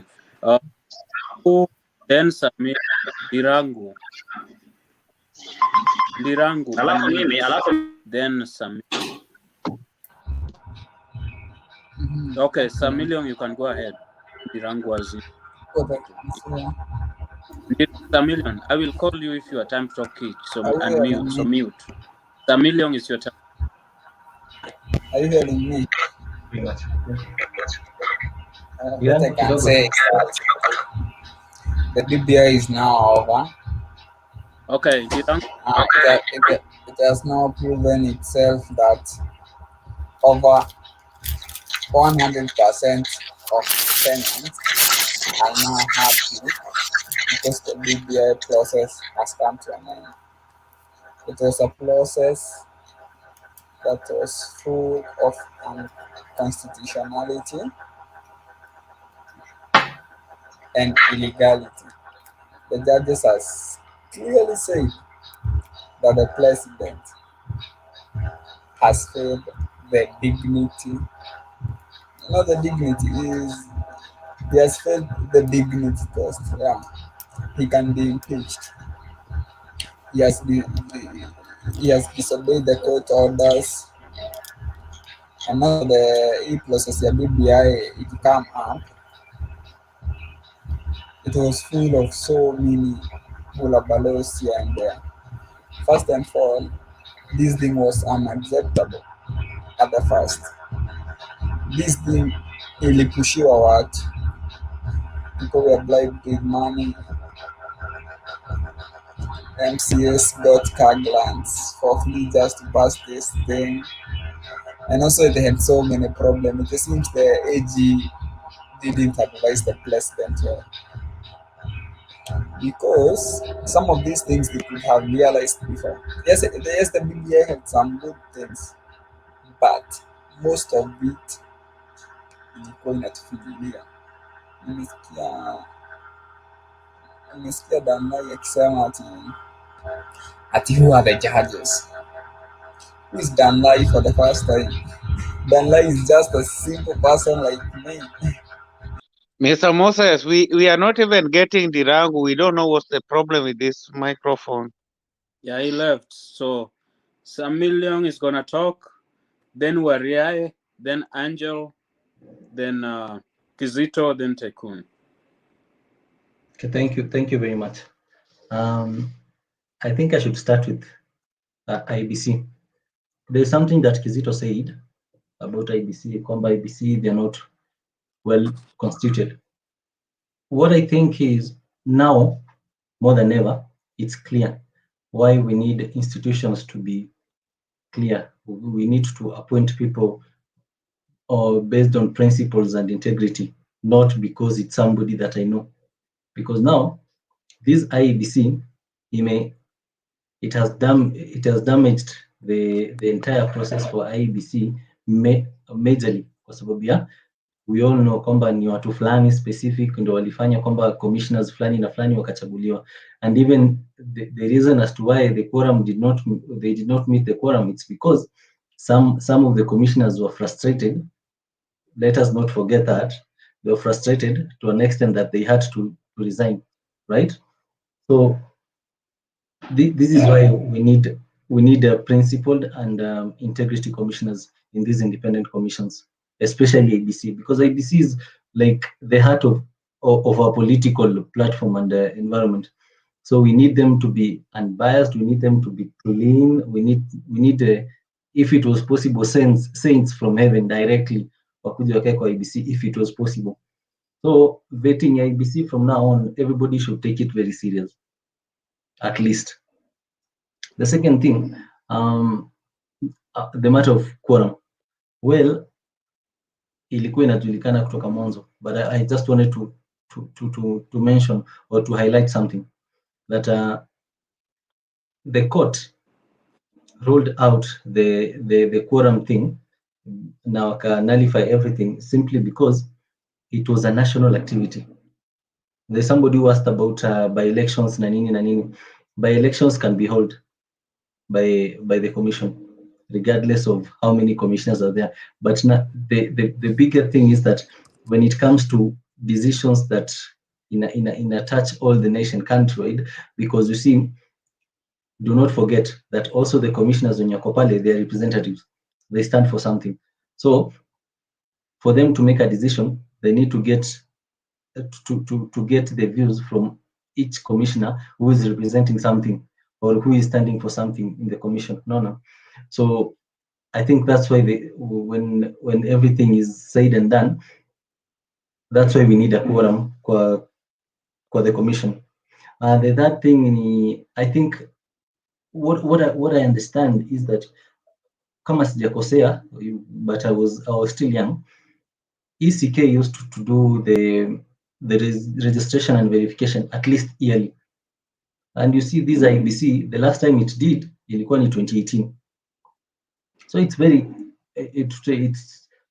been 3 years down the line. So you cannot tell me it is a regular activity, right? Because it's been 3 years. 3 years ni miaka nyingi sana. There were so many people wenye wangeachwa hapo nje. And it was not prudent.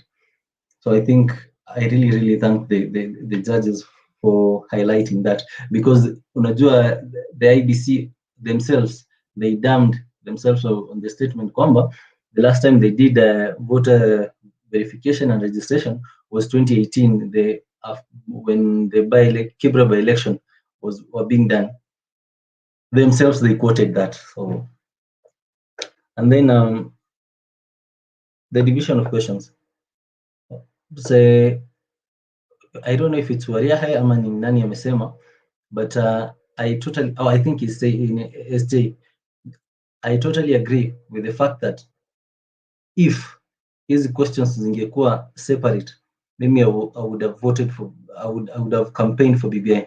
Kwa sababu the truth is I would have known, and the way I've been highlighting the things that I did not want about this BBI, I would have highlighted the same things. Kwamba, let us go and vote for BBI because one, it is good for this and this and this, but it is bad also for this and this. No.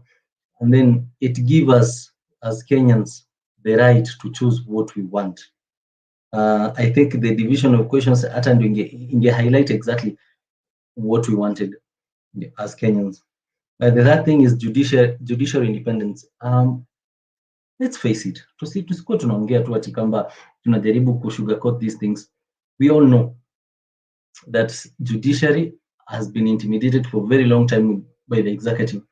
And when now executive may lack, I think, honestly speaking, and hata ungeangalia the last judge who was speaking, the way he was speaking with such authority and command because he had the authority now.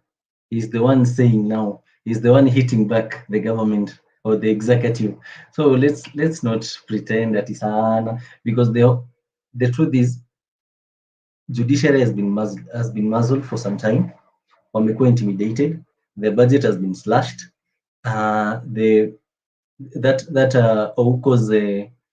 Ouko's commission, the 40 judges, they've been there sitting and waiting to be affirmed. Promotions hawajapewa, and all this is because of the executive. So I think what they have done really is to show that as much as the president is the head of state, he is not untouchable.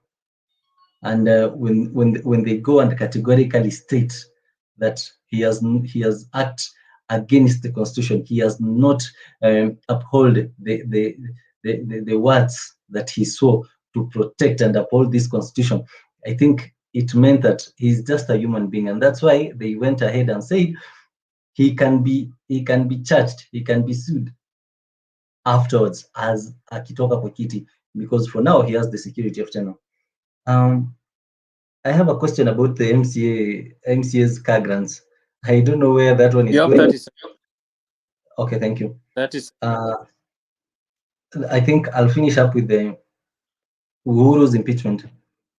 I don't think it's going to happen.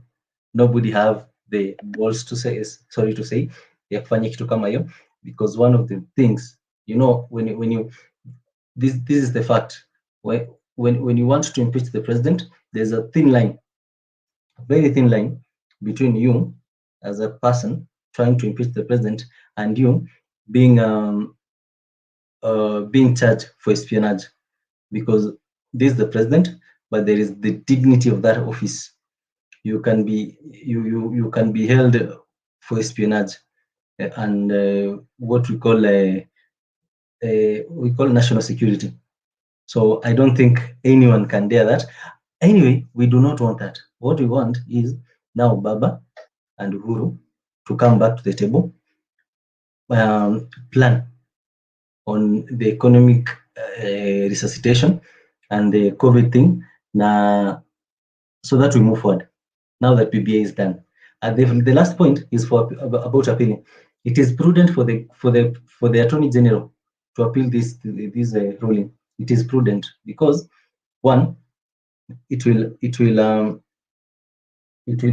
save the president some dignity, but the truth remains: nobody can appeal, nobody can overrule those judgments. It was clear. There were not even what we call an air gap on those rulings, because they were certain and clearly stipulated. Others, thank you. Angel.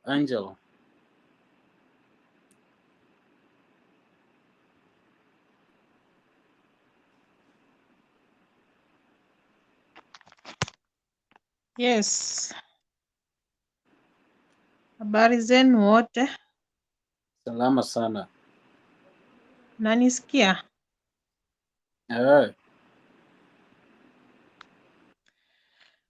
Yangu tu ni kusema ya kwamba I'm the happiest person in this Kenya. And according to the ruling of the judges, imefanya hadi nijue ya kwamba kumbe kulikuwa na Uhuru hakufuata sheria, hakusoma katiba, aliamuka tu na BBI. I think judges have done the wonderful thing. They have made a history in ruling BBI. Many of us were so frustrated with life. And I can say judges also feel the pinch that Kenyans are going through. As you know, Uhuru himself, he has been using dictatorship. So he knew that anything he has spoken out, it should be done. In his mind, he never thought that anybody could come and stop BBI. But he's now surprised. He's now ashamed of what he did. Because I think the ruling has been done. Na hiyo kitu ni ulimwengu mzima. I think everybody will know that Kenya imefanya hivi, judges wamefanya hivi. I think before Maraga retired, kuna hiyo conflict walikuwa nayo na Uhuru with the court. Na Maraga alisema ya kwamba Kenya government iko na politics, na hizi politics ukiwa charge lazima usimame wima, utumie hekima na ufanye ukweli, ndiposa mbinguni utafanya nini? Utasamehewa. Aliona na alijua ya kwamba wananchi wanadhulumiwa. Kitu ile inaweza okoa mwananchi kwa sasa ni sheria peke yake inaweza okoa mwananchi. Lakini bila sheria, bila mtu jaji kusimama wima ya kwamba akutetee, sisi wananchi wa Kenya wenye tuko chini, hatuwezi onekana mahali popote. Mi niko tu na furaha, I'm very happy that kumbe kuna sheria pia president anafaa kufuata. I'm happy, sina mengine ya kuongea.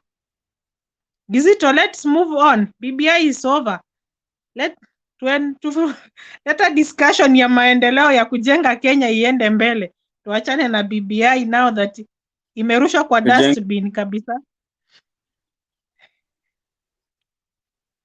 I think nimemaliza. Kizito respond. Yeah, I want to respond and I will be very brief. To me, Kizito. Yeah. To me, it's something very funny. To me, I'm bereaved. Angela, we are moving on. Hata kama wewe ni mwanaume na umeachwa na mwanamke, you have to move on. But what I want to say is, this thing has poked a very big hole in Kenya. The IBC, I still repeat, the IBC, let us not celebrate because BBI imefall, Uhuru atafanyiwa nini according to constitution or Raila. This thing, it is poking a hole where the IBC always fail Kenya in every election. For example, you've had everybody who was watching that thing, even the way Angela just explained it in a few words, the IBC, they've never worked in a constitutional issues. They always just do things the way they want. They always like, even in election, they just do things because they are being told or they decide to do it. Right now, from tomorrow, everybody will be in the neck of IBC. Right now, we celebrate, you people celebrate Tangatanga. I'm believing, I will remain ODM hata kama tumeangushwa. I don't run from my family. I will remain there. But what they wanted to prove, that this IBC that people have been complaining, because even SJ explained it very well, that this IBC, the problem we always have in Kenya is not constitution. All the things they have been doing, if 3 people, they are supposed to be more than that. Even the court said they were less. They never reached the mandate to do anything. They ended up doing it. Who has been paying the other people? What was the reason why they never got this people? You know, it will bring a very big thing in IBC. And you, Tangatanga, now it is your turn to help us to remove IBC. That is only my take. It is your turn, you Takataka people, to know that even if we go to election today, the same IBC watatoa hata kama Ruto, let's say you Takataka of Ruto, they will Ruto will pass, and he will see just that seat in Viusasa if this same IBC is there. Thank you. Okay, thank you, Tycoon. Tycoon. If Tycoon is not there, SJ. SJ, go ahead. Thank you. Maybe to reiterate on what my sister said and everyone is talking about now. One day in politics, like 100 years in life. And you are going to see some political realignment even the coming week. I doubt if any Kenyan with the right state of mind would want to go challenge the rulings of a five bench judges before an appellate court, because matters that were being discussed here are matters of the law. And it should be remembered that it is Wanjiku who went to court.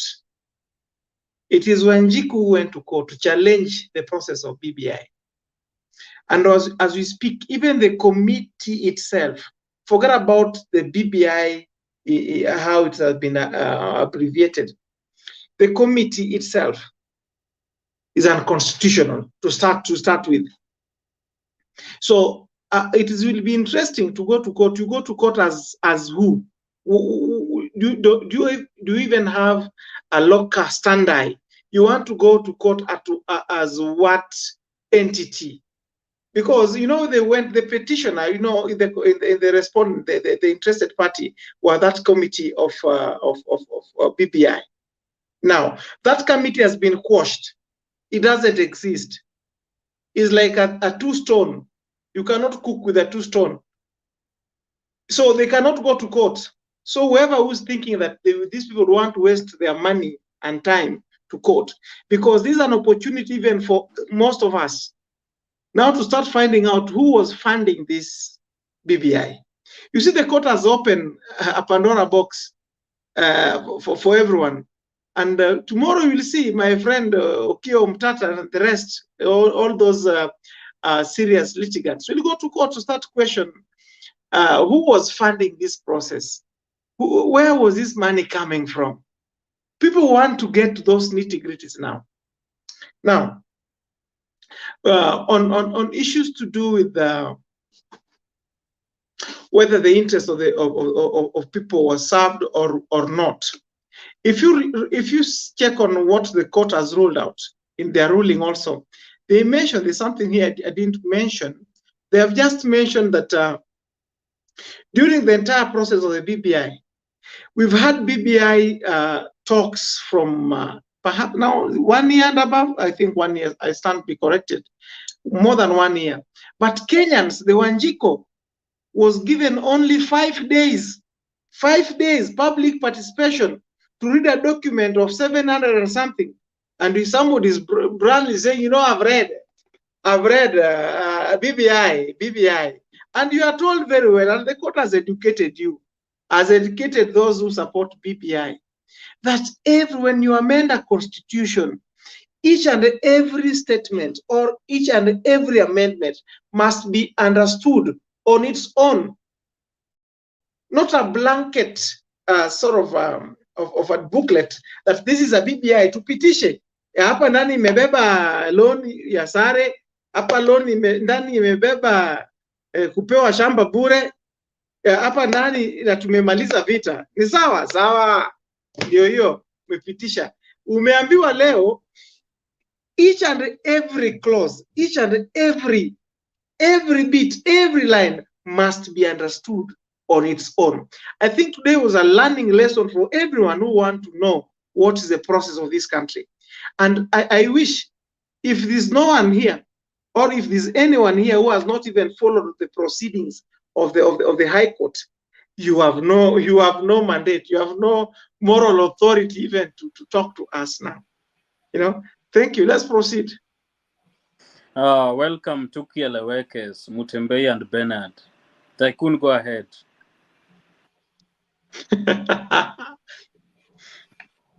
Hello. Unanipata? Yeah, tuwakupata. Yeah. Now, today it was such an historic day that the churches made a very maiden ruling.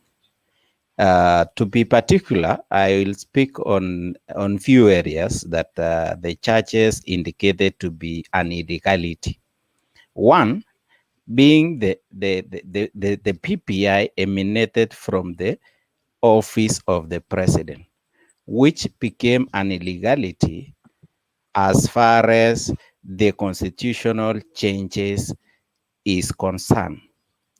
Number two, the president did what we call misuse of office by stepping on the PPI, that is the constitutional changes, which was unconstitutional as far as it was, as per the new constitution indicate that the constitutional changes can emanate from National Assembly or the popular initiative, that is the public, or those entities like human rights and other champions outside there, but not the executive.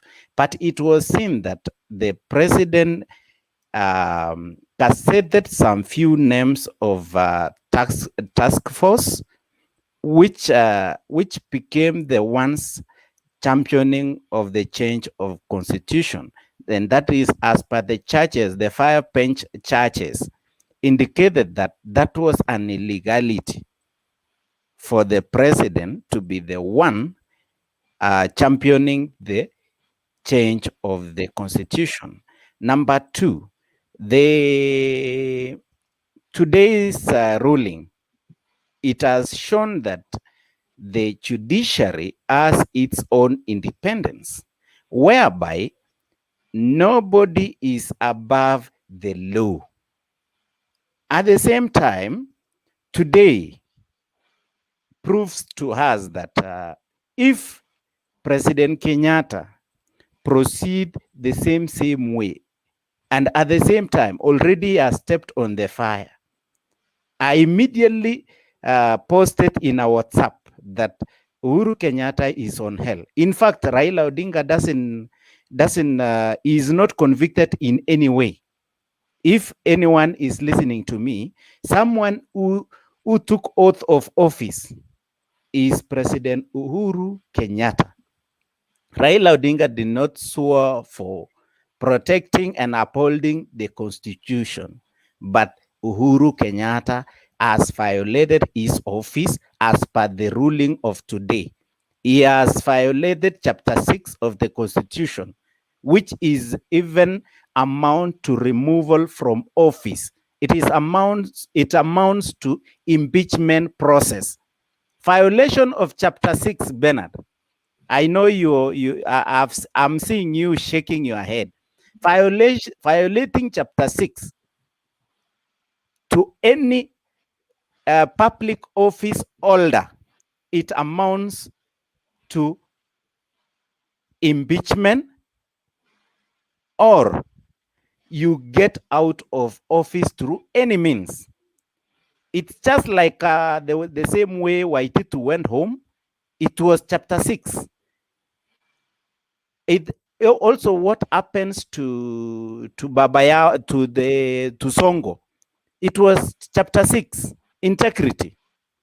You see, today, Uhuru Kenyatta has violated, as per the ruling of today, Uhuru Kenyatta violated Chapter 6. You see, which amounts to impeachment process. That is an impeachable offense. Bernard, don't laugh.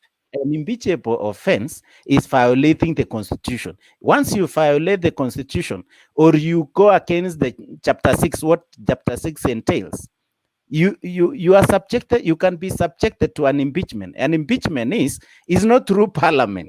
It can be executed by people like us. Today, if an impeachment process starts today, we will just collect signatures, collect grounds of impeaching the president, and that will be a good beginning to send Uhuru Kenyatta home. Please go ahead with those signatures right now. We are ready for you. Mutembei, tulia. Saa zingine tukiongea acha mconfuse BBI bwana. Hii judgment tunaenda Supreme Court na tutawin. Let me tell you today. Stop thinking of removing president. We know you are the champion of this group, but at the same time, sometimes learn to hold on while other people are speaking, because we are entitled. That is not my the judges today. I did not rule. Understand the here I'm tanga, you are kieleweke. The ruling favored tanga in one way or another. But at the same time, I'm not like I'm not coming up with baseless reasoning. I'm just speaking as per the ruling of today. Just mind my words. I'm not mixing my words. I know what I was following the proceedings. I was the first person to write in the group that the PPI is suffering another blow. That is as per today. I'm seeing someone who is posting something. Yes, it is true that there is a collection of signatures can amount. That is another route of impeaching the president. Apart from the National Assembly, the two houses, the Senate and the National Assembly, it can be the president can be impeached. A point of interjection, please. Oh, give him time. Okay, no, just interjection. Lakini leo meza wembe tu. Give him time. No, unandanganya tycoon. Sheria gani hiyo ya signatures? Acha kudanganya bwana. Raila can correct it. I'm getting you the real constitution, my brother. I'm getting you the real constitution. I'm getting you the real chapter, which is the procedure of impeachment of the president. Senate ndio inaweza toa president. Hizi zingine ni zako unadanganya watu. Mtembei can I interject? Mtembei can I interject? No, I was the first man. I want to interject, please. The Senate, where it will be the impeachment will be subjected to approval of the Senate. Tycoon, can I, for your indulgence, kindly. Let me help. Let me help you. No. Let me help you. Let me help you. Let me help you teach Mtembei. You are very right. Impeachment of a president can always done by the people, not the parliament. If the president is found to have contravened chapter 6 of that touches on the integrity, the public has right and power to collect signatures. That one hiyo isikusumbue, hiyo acha nikusaidie. Hiyo isikusumbue. Hakuna senators are elected by the people. You know, they're acting on our capacity. Thank you. Please, can I interject? Yes. Can I interject? SJ and Tycoon, what you have to know, these people, you people are saying Senate people, all of them, first, you have to understand that 4 million people appended their signature, whether they were from nowhere or it was cooked, they appended their signature. The Senate passed this thing, which means if you want to tell us that they can impeach, which means all these people who said yes, do you want to tell us they have to be impeached first, then they impeach the president? You have to know that first, this is Kenya. Let's talk the truth. Let us talk the truth. Nobody in Kenya can dare touch the president. If you dare, it will go another way, because this president was also elected with people. Thank you, Kizito. Don't assume that he don't have his supporters. Thank you, Kizito. President President Now I was see. Hold on. President was elected. SJ, hold on. Kizito, you have made your point. Like, but I'm telling even SJ, acha kudanganya watu bro. Senate ndio inaweza kuwa president. Hakuna collection of signatures. Go to the constitution. Sijui unasoma nini? Nobody can collect signatures kutoa president. Why are you lying? Uko live. Are you addressing me? I'm addressing Kizito because I'm telling you the law. If you don't understand the law, I will teach you the law now. Wewe SJ Steve Juma wewe ndiye anaambia watu hawezi collect signatures kutoa president. It's only the Senate. It goes through the Senate. Na si signatures zenu kama ameviolate nini the gross misconduct what that's when the Senate can remove the president. See, you think Raila angekuwa anakusanya signatures za kutoa president? Wacha tusikie Bernard. Unasoma Biblia ama katiba? That is constitution. Go to the constitution. Ama nikuweke hapa live uone. Bernard, it's your turn. Bernard. Okay. Good evening, everyone. Yes.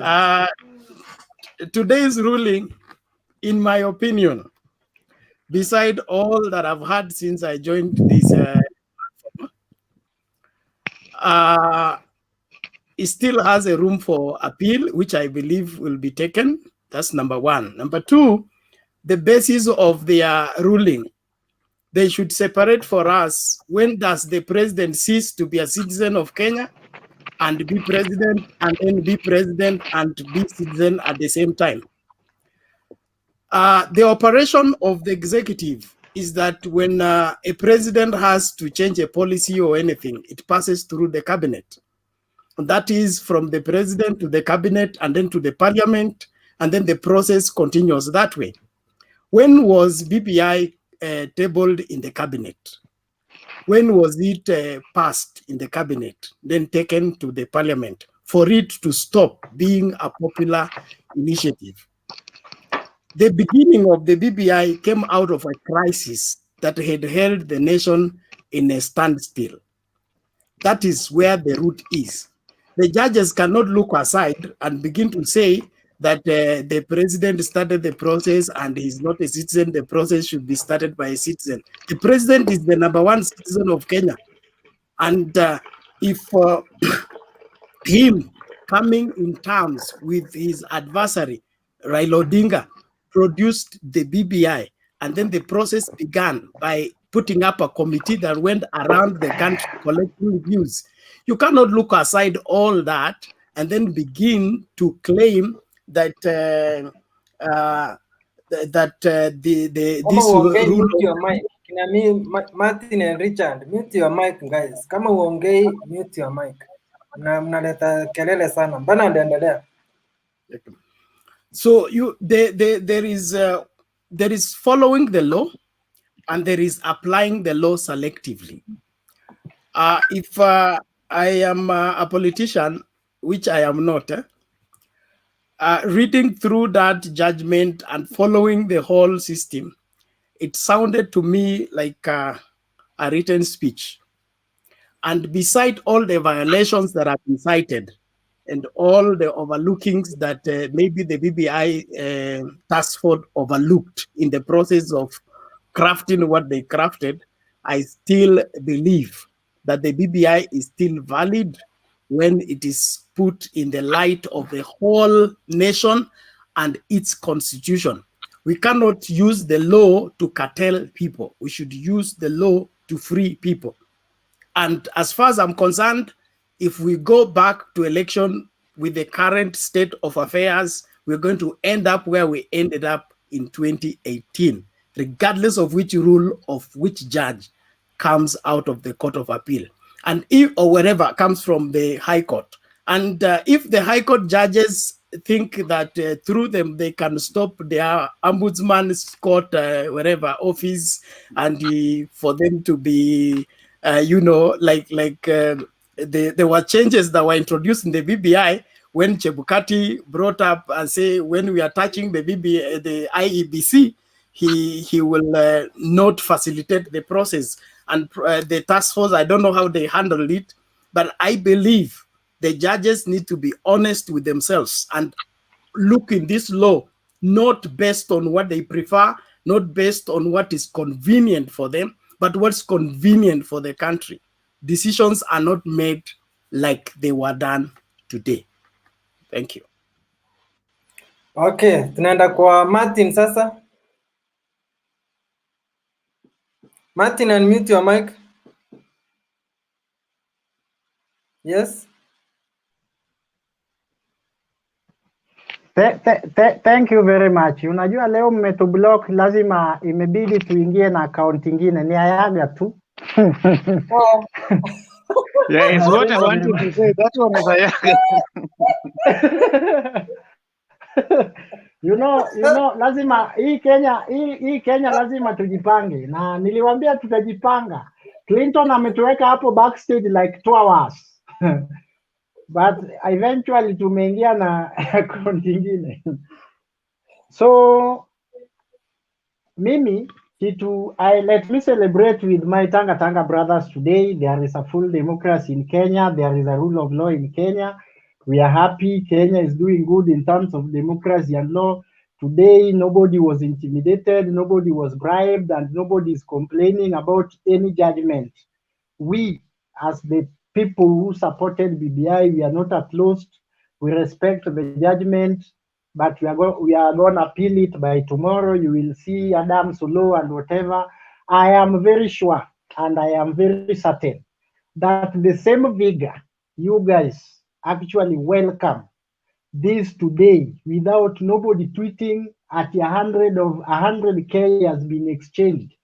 Car grant has been given to some people. It's the same vigor and happiness that any whatever the outcome of Court of Appeal will be actually a rule of law in Kenya. And if we even eventually landed in Supreme Court, whatever the outcome, actually the vigor that is here today, I can see SJ ametoroka na yeye nilikuwa namsikiza sana. So the same vigor, I will be very happy to see the likes of Tycoon, the likes of Angela, Nancy's, Kizito, Bernard, Ben, kuna Ben, nao hawako hapa. Nitafurahia sana nyinyi after the Court of Appeal in a 1 or less than a month's time, because what I know, the appellate is going to be registered as an agent. So it can take as less as 14 days, and then they will make the ruling or the judgment. If it comes our way, please respect the rule of law. Sisi hatujatusi akina Odonga, hatujasema they were bribed by you guys, because it is rule of law. And I think the people who are handlers of BBI, they are very smart.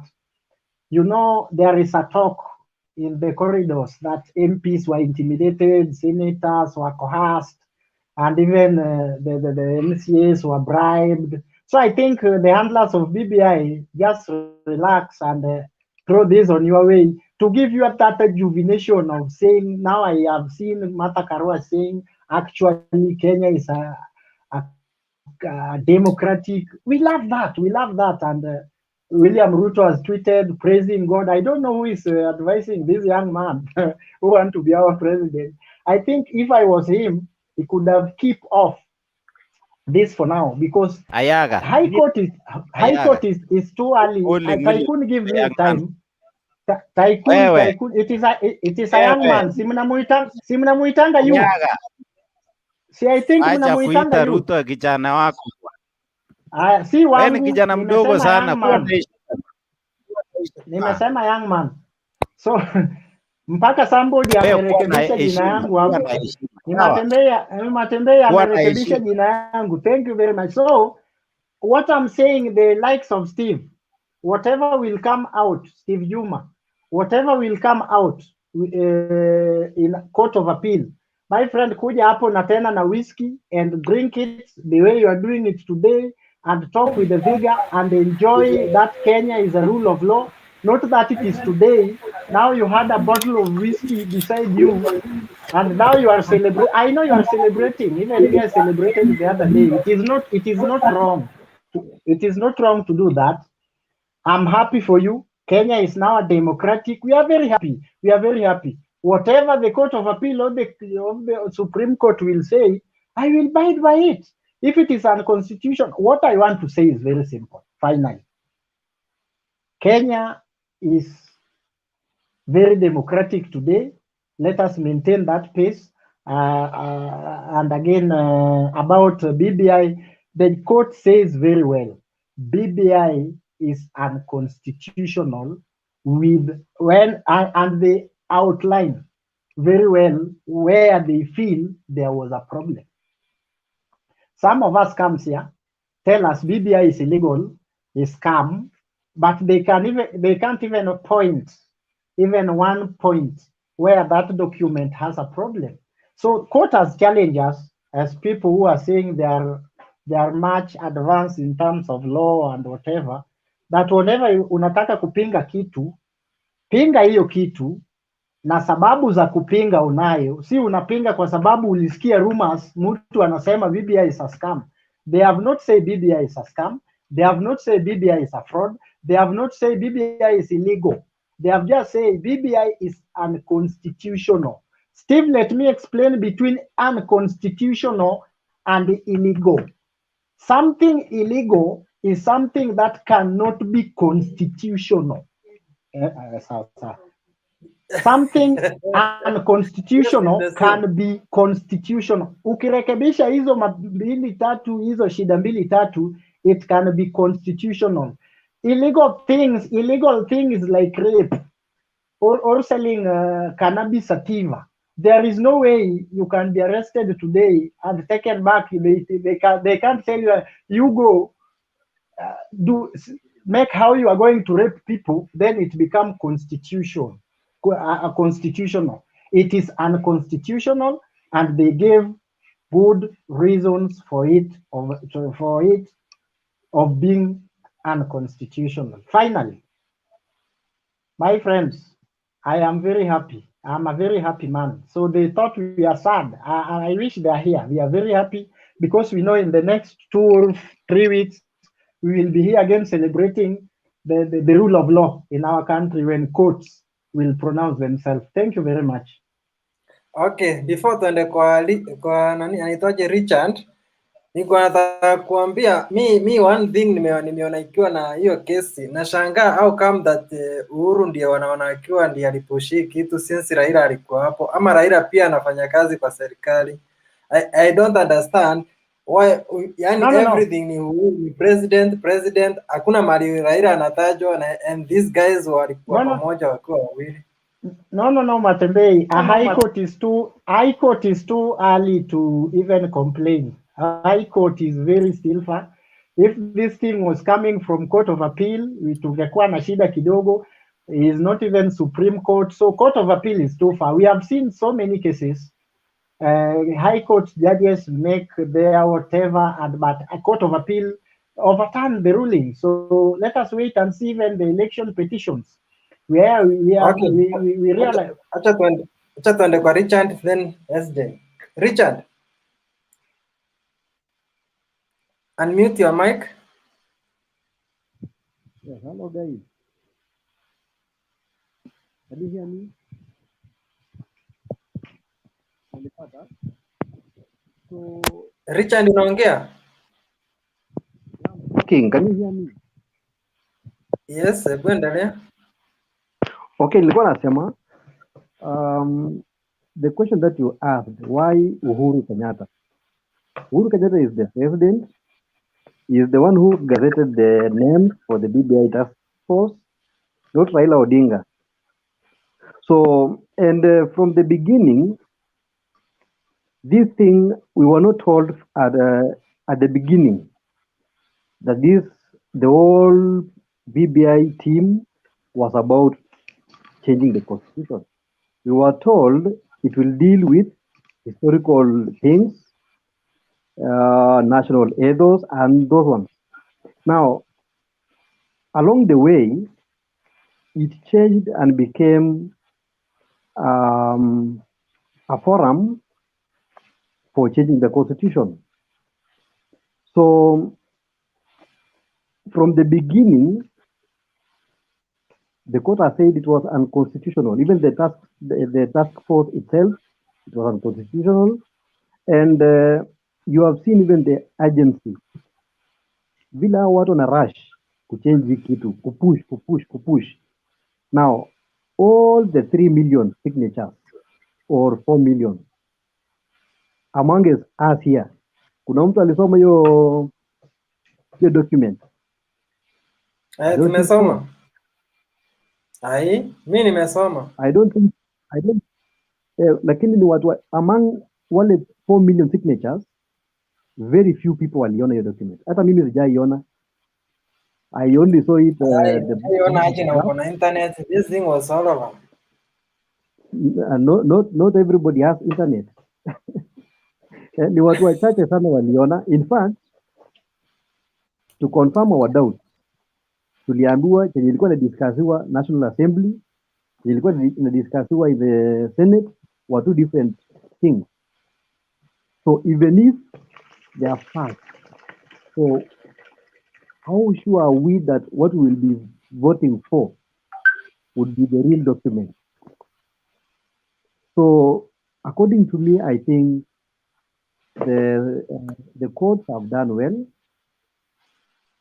though I know the issue will go back to the court very soon. But for now, I think Kenya is safe.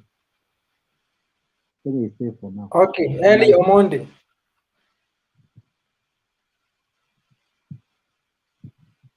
Eli Omondi. Hello guys. Habari yenu? Endelea. Mnanisikia? Okay, Yes. just 2 seconds. Habari yenu hapo? Tunakusikia bro, endelea. Okay. Ni sijui kuna shida gani hapa. This constitutional process is not a bad thing. Me, I've never had time for Uhuru Kenyatta, but this particular thing that he has tried this time round is a process that was, I think, going to help the country. It had lots of issues, like all the previous constitutional review processes. So nothing's going to be perfect. But anyway, I'm going to ask a question. Maybe you guys might have an answer for this. That court ruling, do you have any suspicion about some of those judges? Shida ya majaji sisi tunaona ni ombudsman. Hawataki kuwa accountable for the rulings zenye wanafanya. So we are suspecting hiyo ndio imefanya watu wakaitupilia mbali, but we will deal with it at Supreme Court. So those judges, if you look at those judges, most of them have issues with the current regime. Some have been transferred from posts in, like Judge Odunga was based in Nairobi. His movement from his Nairobi debacles to Eastern, I think Machakos or somewhere, was seen as controversial because he always stepped on the toes of the system. And I think if you look at the background of some of the judges, I think one of them is a junior one, but most of them have had 1 or 2 issues with the government. Like Chacha Mwita is always seen as one of those that has a lot of issues that he faces even in court. And this bench of judges, actually none of them applied for the Chief Justice position or things like that. But the less controversial one apparently is the guy who was lecturing at the University of Nairobi.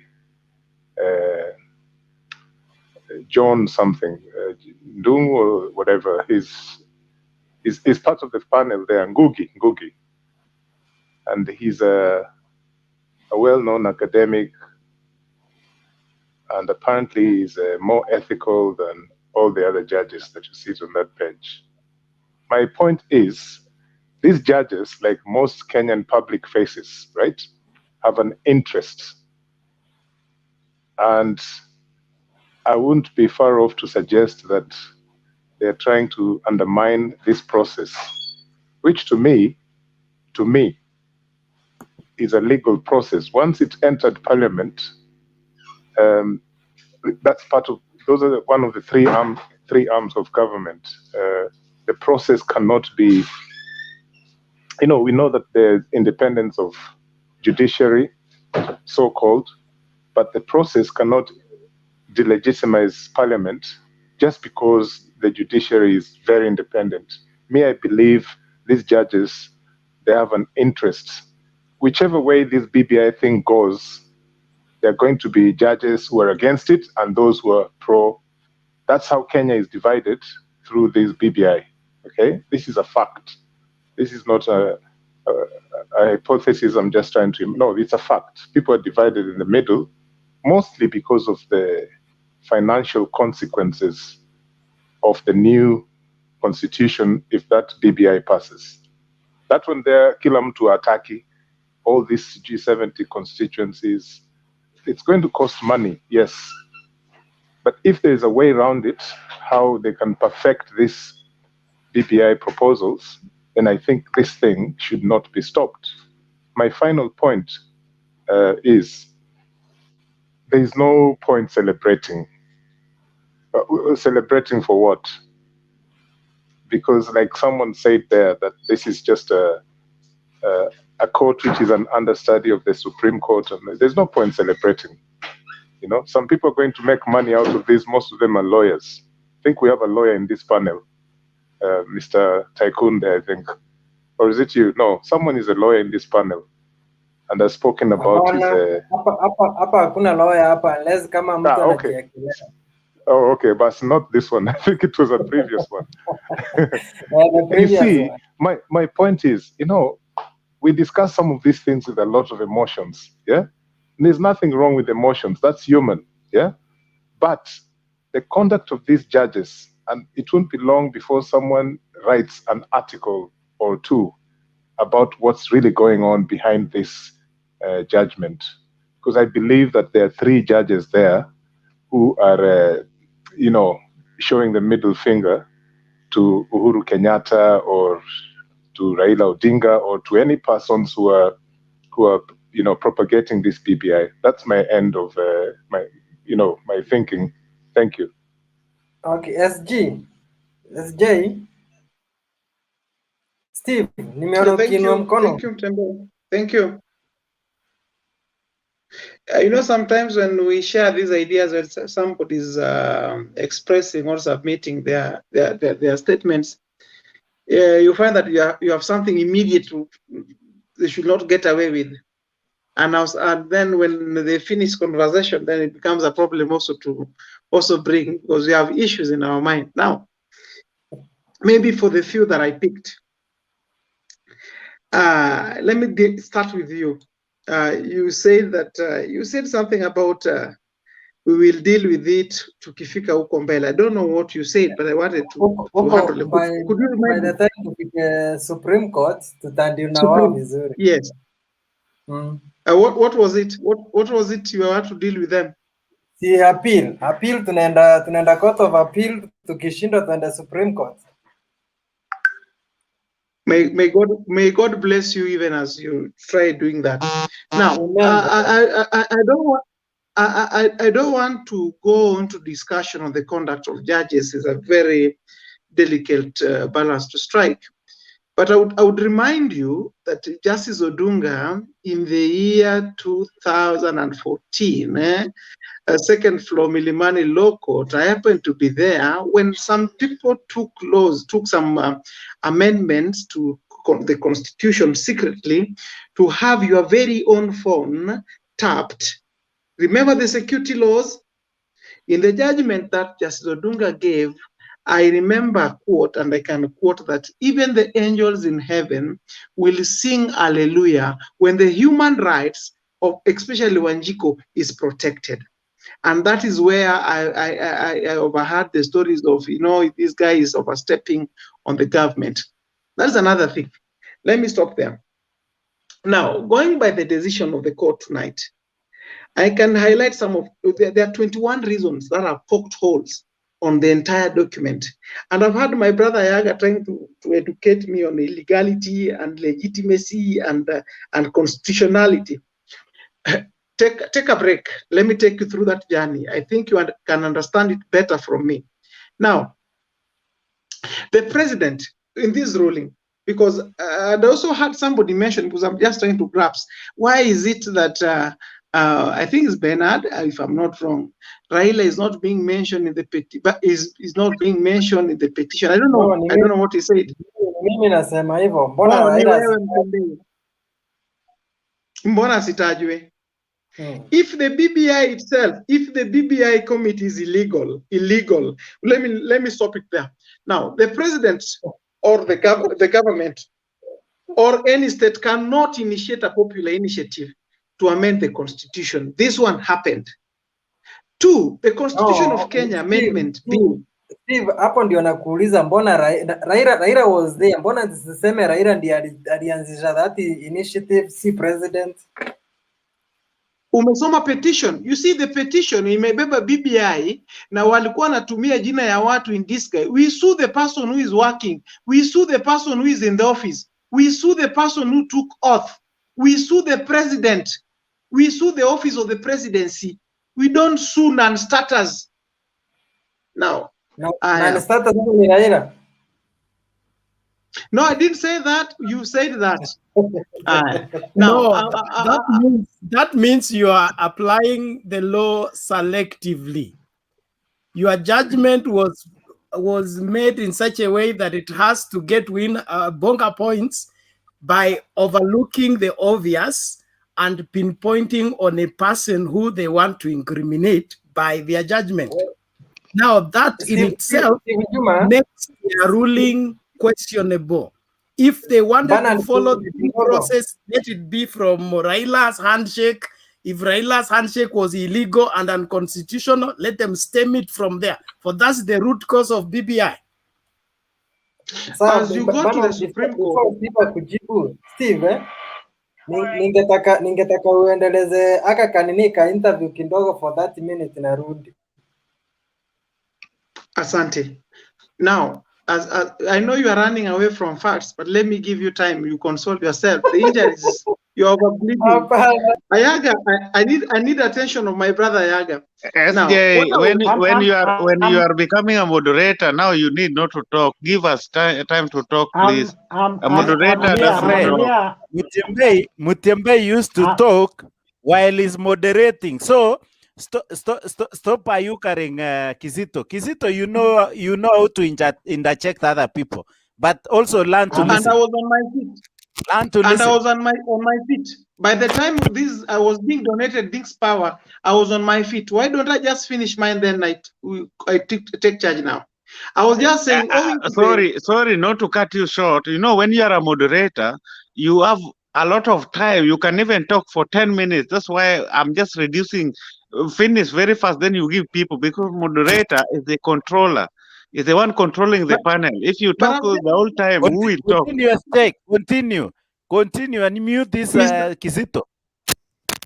Kizito, I will not do that, but allow me just finish, because I've told now, and let me proceed. Now, I was saying, owing to the BBI process, it was the court also found that the president overstretched his powers by proposing amendment outside his clear mandate. Now, you are telling me that you want to move to a Supreme Court at a time where the Constitution itself, the court has poked hole on even the formation of it. If you usurp other powers that you get from nowhere, and you want to use them, then you want that document to be legitimized before a Supreme Court. You see, you're being put under serious test. The moment you move to Supreme Court, you know, things are now, the sieve is getting to be more clearer. So there are more sins that will be placed on your face. I rest my case because I moderate. Now let me invite. Thank you very much. Thank you very much. Because Let you me mentioned me, I have to reply. Yes, sir. Thank you very much. You know, sometimes somebody said the other day here that the problem is not Kenyans. The problem is the leaders that post themselves and then we vote for them. My brother Steve told us here the other day that because now Raila is in the government, remember you made that a certain contribution that way. Today it is Steve who is telling us that they only saw Uhuru because Uhuru is the one in office. Raila is not in government. So you know this is the problem we have in Kenya. We have leaders that speak in the both sides of their mouth. If we can have a leaders in Kenya that have consistency in them, my friend, a leader who knows whatever I'm saying is wrong, and coming here after 2-3 days to defend the same thing he told us, not even 3 weeks ago. Steve Apple Naya, I have issues with you. If truly you want to be my senator, if you want to be my senator, I'm getting afraid. Asante, because hata mimi niko confused nani yako opposition. Me say LM, maybe you can say something. I can. Yeah. Give me 1 second. I think I really like the conversation here. Just a second. I mute your. It is not me. Okay, let's go to Richard then. No, I'm here. I just wanted to pitch into this conversation that seems to be very interesting. Although I see politics I see while we are discussing this very important issues that affect our nation, I do recognize that sometimes the politics of division or divisive politics is played up to those of us from bottom up who are supposed to see or understand that politicians are not there, especially those who are at the top, are not there for the best interest of the mwananchi at the bottom. So I want to first make a point that law and politics are deeply intertwined. And so law shapes politics and politics shapes law. And that being said, when you look at the judiciary system, the way it is, even though it falls under a different arm of the government, you will realize quickly that law, the government of the day has a lot of influence when it comes to politics. So it is to be understood that, like I saw in the comment section, that it is the judiciary system that nullified the Uhuru presidency, and it is this judiciary system that endorsed the Uhuru presidency. So judiciary goes by appointment. Even when there is, especially Kenya, even when we have a system that kind of appears to be independent, there is more on paperwork than it is in enforcement or implementation. So now, in terms of what is happening today in our country, I want to say that first of all, we must appreciate the fact that you can go to court and stop a process regardless of who has initiated the process. So that shows maturity in our democracy, in our country, unlike very many other countries like Uganda, for example. You might go to court and you might not be able to stop the process. So Now, coming to what I think it is Willie who just left. I think he left. He spoke about lawyers and judges being biased and having interest. I think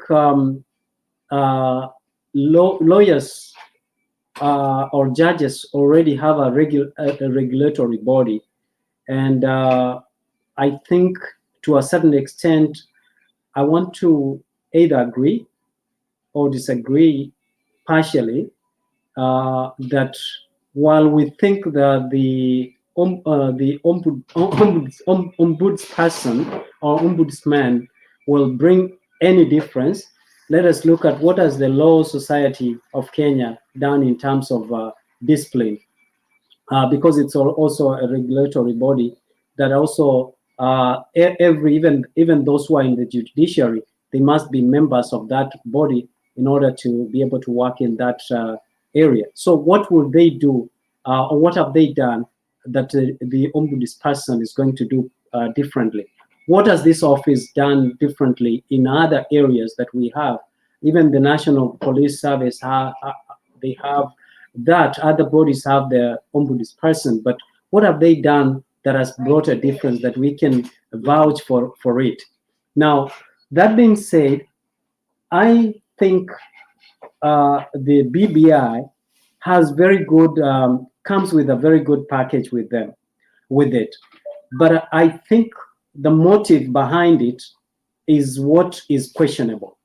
When you read the Constitution, the BBI, you would realize that, for example, let's go to the Constitution. If you look at Chapter 6 of the Constitution, there is a goodwill. It talks about integrity, and integrity basically kind of summarizes every civil servant, how every civil servant should conduct or carry himself while holding that office. But have we seen this being implemented? Have we seen that going to effect or being executed as it is in the Constitution? Now, that being said, there are a few things though that I like in the Constitution. In the BBI. The BBI proposes, for example, of the MCAs, of holding, for example, a degree. While the degree is not the ultimate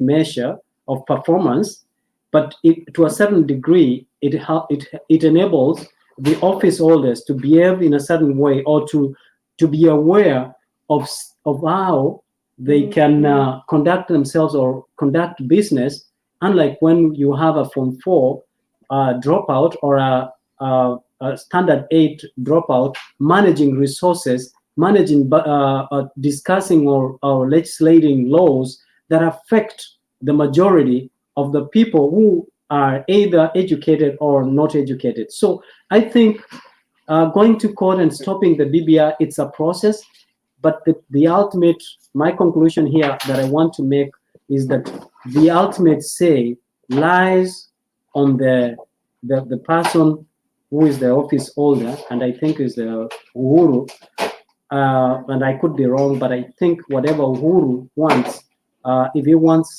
has the goodwill of the BBI, it will go through. If they're in line with Raila, it will go through. But remember, he has the instruments of power. If I were you, and you are Uhuru, and you are summoned to go to State House, whatever Uhuru says, he'll be saying, yes, sir, ndio mzee, vile umesema mzee. And it is a fact. We have seen even the old men, most educated, once they are called by authority, they will go there and they will honor the authority. And you talked about lawyers will make money. That's the work of lawyers. There is nothing wrong with the lawyers making money out of this. They went to school. Some of these lawyers, they have loans that they are paying. And so this is an opportunity. If you talk about when COVID came, there are a lot of people who printed, the businessmen 1 who might minute. have, yeah, there are businessmen who are not doctors, but COVID came about and brought about making masks and making healthcare, equipment, and people benefited. So it's taking advantage of the opportunity, and BBI has brought about the opportunity, and lawyers should make money. So let us not blame them. Thank you. Quite sensible point there. You've talked about laws and politics. You mentioned about what BBI is coming about with and the good things in BBI, politics shape law. Very nice. That's why we took much time listening to you, because you present your points very well, like some of us who are here and there. Thank you. Now, maybe Tycoon will forgive me, because I'm seeing a new team here. Mr. David Arika, maybe if you have a point to share with us, sir.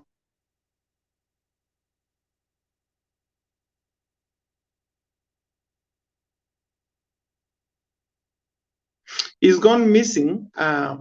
Mr. David Arika, maybe if you have a point to share with us, sir. Are you able to hear me, guys? We can hear you well. Go on. Yeah, my name is David Arika. I've been listening to this conversation for a while now. Missing. Mr. David Arika, maybe if you have a point to share with us, sir. Are you able to hear me, guys? We can hear you well. Go on. Yeah, my name is David Arika. I've been listening to this conversation for a I while think now. David has two gadgets. He needs to turn off one. David Arika, maybe if you have a point to share with us, sir.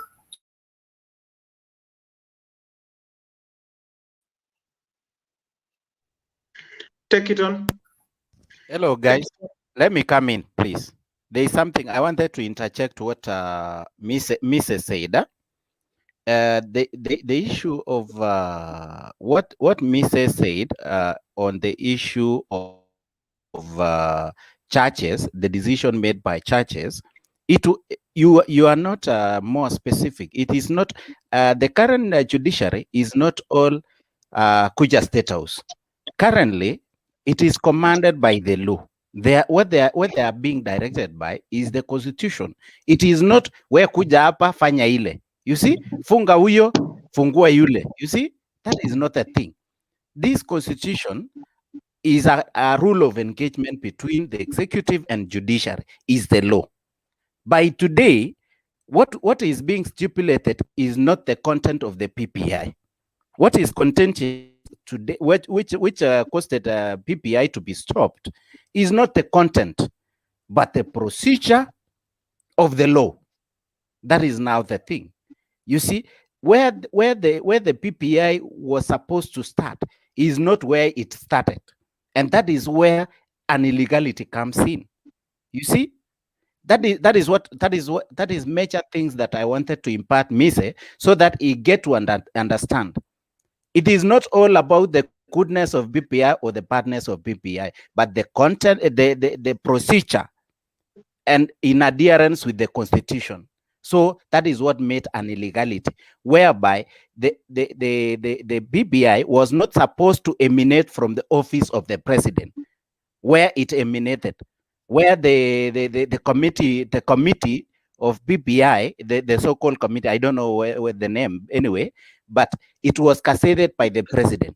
It was Mr. Steve, interjection should not take more than 3 minutes.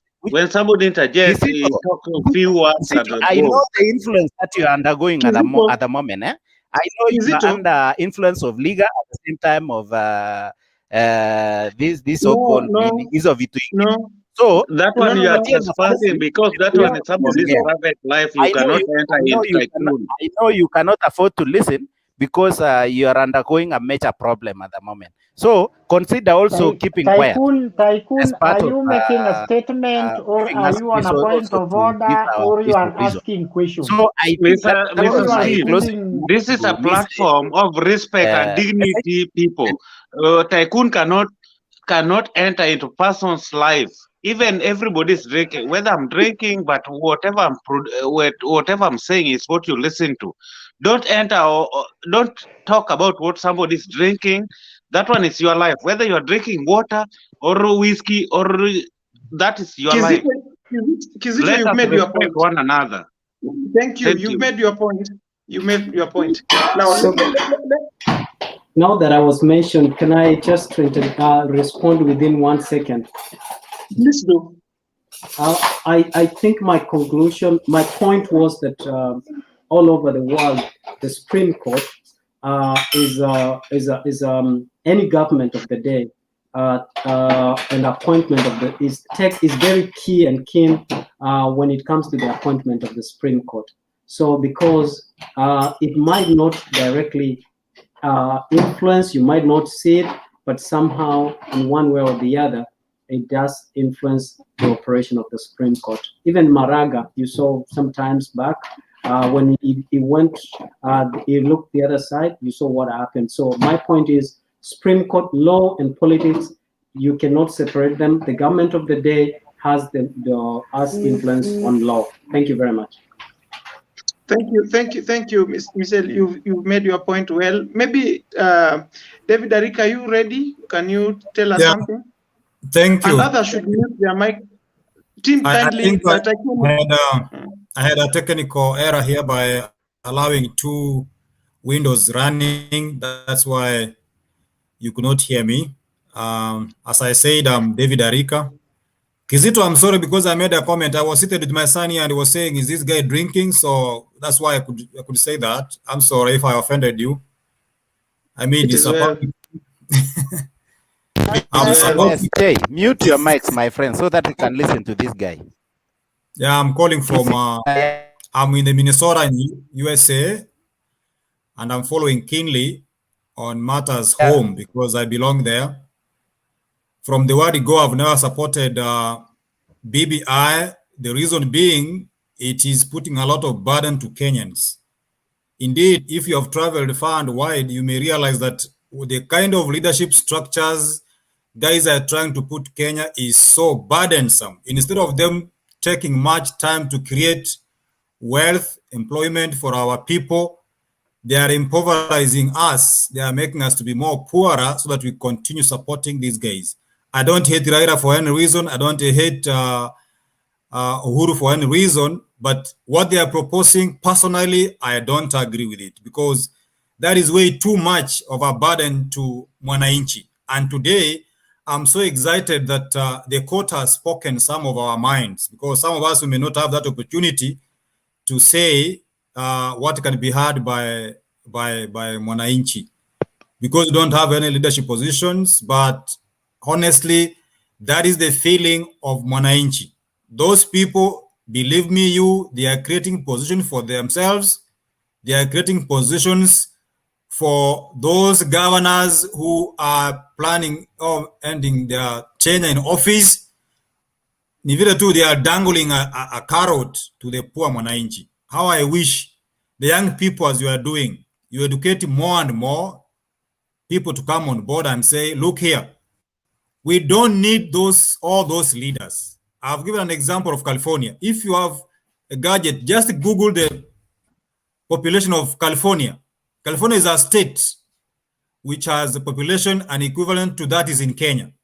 It has about 12 leaders, just 12, the governor and a few guys. But look at Kenya. Why all those constituencies? Why all those leaders? Call them women what? Call them senators, there are so many. Lastly, we are not creating anything from the counties to go to the national treasury. We are depending everything from top to floor down. So basically, it doesn't make sense. If we were to create wealth from the county levels, we could be able to employ our people. We could be able to give our people gainful engagement so that we don't look at politics as the only source of income to the people of Kenya. You know, politics in Kenya is so competitive because it is the only rewarding occupation I can call. Everyone wants to be a politician, not to go and serve us, but to go and eat. Anyway, I want to stop there. I'm so happy, guys. Let BBI rest as far as I'm concerned, and I still support that. Even if they go to High Court or no Court of Appeal, we still pray that let that thing rest in peace. Thank you so much. Yes, maybe Tycoon, you have something to say?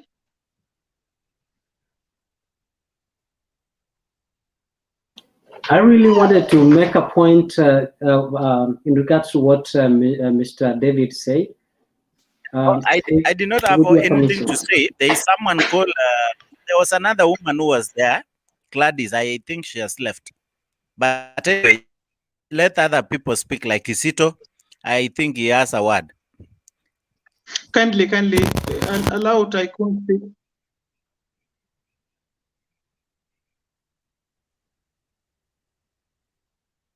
Tycoon, carry on. I think he yielded his time for Kizito. Are you getting me? Now, I think he gave me the chance. Kizito. Okay, David has spoken. And I think for point of correction, I think we were discussing.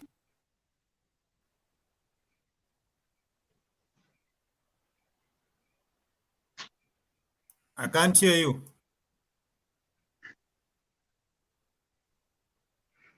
Carry on.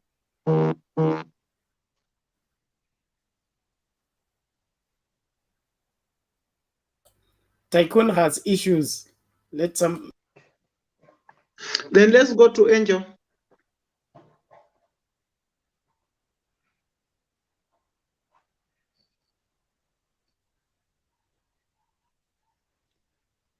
I was here and then I left because of network issues. Nanisikia? Yes. But I want to tell these people of BBI that they are saying that they'll have to go and appeal. I think it is judges who have made the ruling. And in the judicial services, I've never seen two laws that when a judge is making a ruling, when you go to judiciary, they'll have to use a different law. I don't think so if it happens. I think the same law in charge, that is the same law that will be in judicial ruling. Because when judges were making the ruling, they use the Constitution Amendment, Articles 89, 189. So, can we think of something different apart from this BBI? It's just eating up our minds, wasting up our times, giving us mzigo mkubwa sana mwenye hatutaweza kubeba. There's nothing we shall gain from this BBI. Anyway, it is BBI for politicians to open up their stomachs so that they can feed whatever they feed. They can buy plots, they can buy cars, they can invest whatever they invest. Like earlier I said that, like me, I'm in Kariobangi. I only walk even 1 meter to the office of my MP, but I have never seen that person even saying that this area, it has mama mbogas and whatever, let me support them. So how will I support BBI and yet the person that is there is not supporting anything on the ground that I see? So why do I add there another person? He'll just go there with another big stomach to eat. Thank you. It's also important to appreciate those who are following us on their messages section. It's good to read because they are part of us. There's someone called Robert Jesochi, Tycoon. Tycoon will go up to Supreme Court for interpretation. For popular initiative cannot come from XYZ. All we need is somebody called Hamdi Ishrad Mohammed. All we need is the implementation of 2010 Constitution. Kuna Vin Aoko, I'm so high. Robert Chisosi, Vin Aoko, Kizito zake zimeshika, kushika pia. So I think they're just also showing, throwing banters there, but I do not want to to touch on that very well. Now, maybe David Arika, did you get an opportunity to tell us more about your contribution? Yeah, I said before something. I go to Ayaga. Maybe you didn't hear me. I said something. I said 2 points. Yes. One, as a person, I'm very happy about the decision of the court. And I say it's a reflection of majority of us who have no voice, especially in our motherland, Kenya. Secondly, I likened the economy of Kenya to that of California as a state, whereby California has about 40 million people. Its GDP is more than 10 times that of Kenya, and it has a handful leaders, a few leaders, very few. We don't need a contingent of so many leaders to make things work in our country. I also said, as long as we are depending from national government for money to trickle down to counties, we are not making any headway. We are supposed to encourage production at the county level instead of creating kind of an amorphous, structure of leadership, which is too heavy for a poor economy like Kenya. So actually, I want to say I'm very happy about that decision. We are waiting for them to appeal. Of course, that's their right to do so. But we are yet to know, what does Mwananchi say on the ground? Are they in support of BBI or not? Because Mwananchi also has a say when it comes to the referendum, in case they go to court in the Supreme Court and they are granted maybe permission to go ahead. But for the few people I interact with, some people fear to say the truth. Hiyo kitu watu hawapendi bwana. Let's think of what we have and move on. We are mutilating that constitution. We have not even implemented the 2010 constitution fully. We haven't yet. We still have a problem with the representation of women. For how long are we going to create women positions for women? We are supposed to have competitive politics, not creating too many offices that don't have what to do. Like now, if I may ask you, you are educated, you guys, what is the function of a woman rep in parliament? What does she do? We have had them for 10 years. I've never understood. Of course, I've gone to school, yes, but you can't gauge them. They have nothing to do, basically. Are they representing women or what? David, I will not take that. Thank you. You may not understand. Okay, I'm sorry. Ayaga, thank you. Thank you. Ayaga, the other time you said that when you want to propagate something, when you want to share propaganda, you have to do some research. I can vividly see you doing research for your propaganda. Please place them on the table, sir.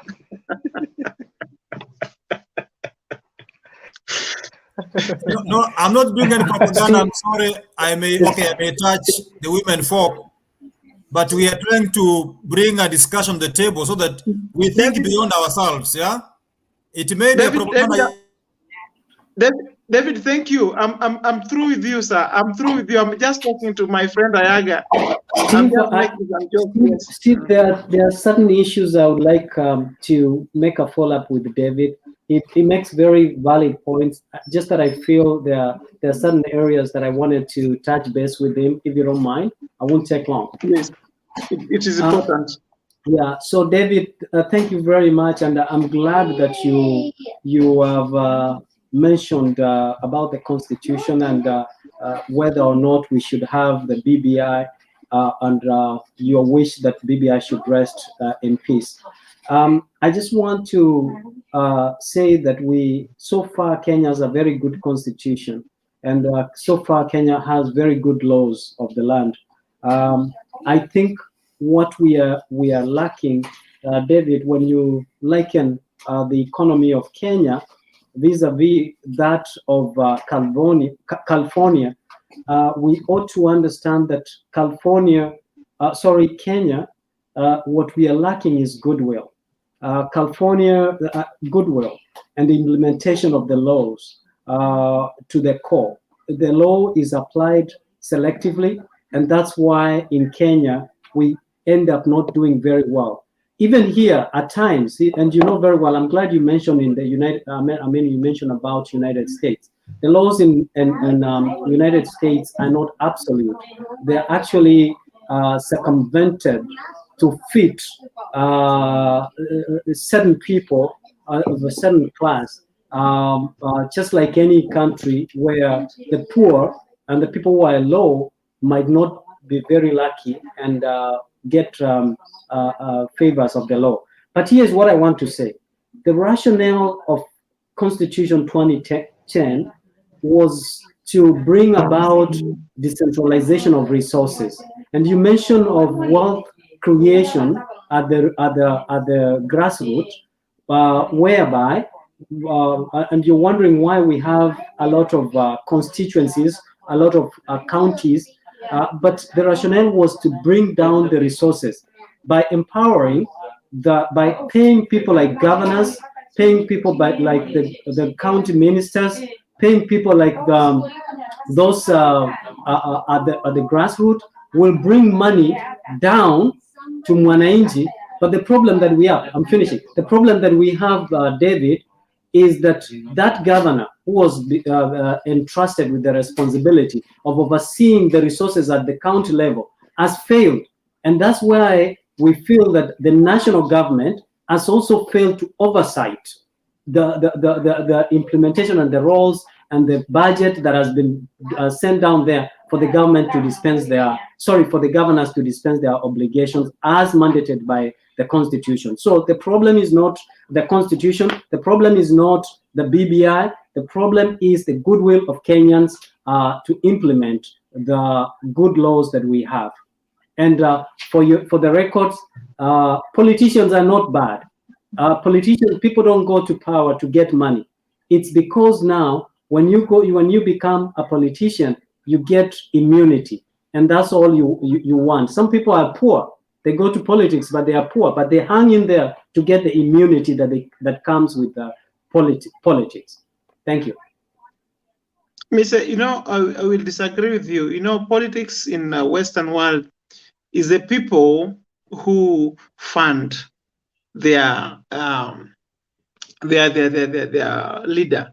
But here in Africa, especially in Kenya here, it is the person who is contesting for that seat to untie, we call it untying the youth, is the one who will be untie the youth. But on the other side of the world, it is the people who fund.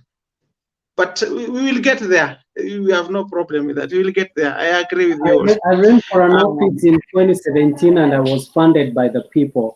So I don't know, and that was in Kenya. So honestly, I wouldn't know. It depends on an individual. There are a lot of people, even here in North America. David knows in the US. He knows about Monsanto. Monsanto was lobbying all the way to the White House. So that also is funding because you expect a favor in return.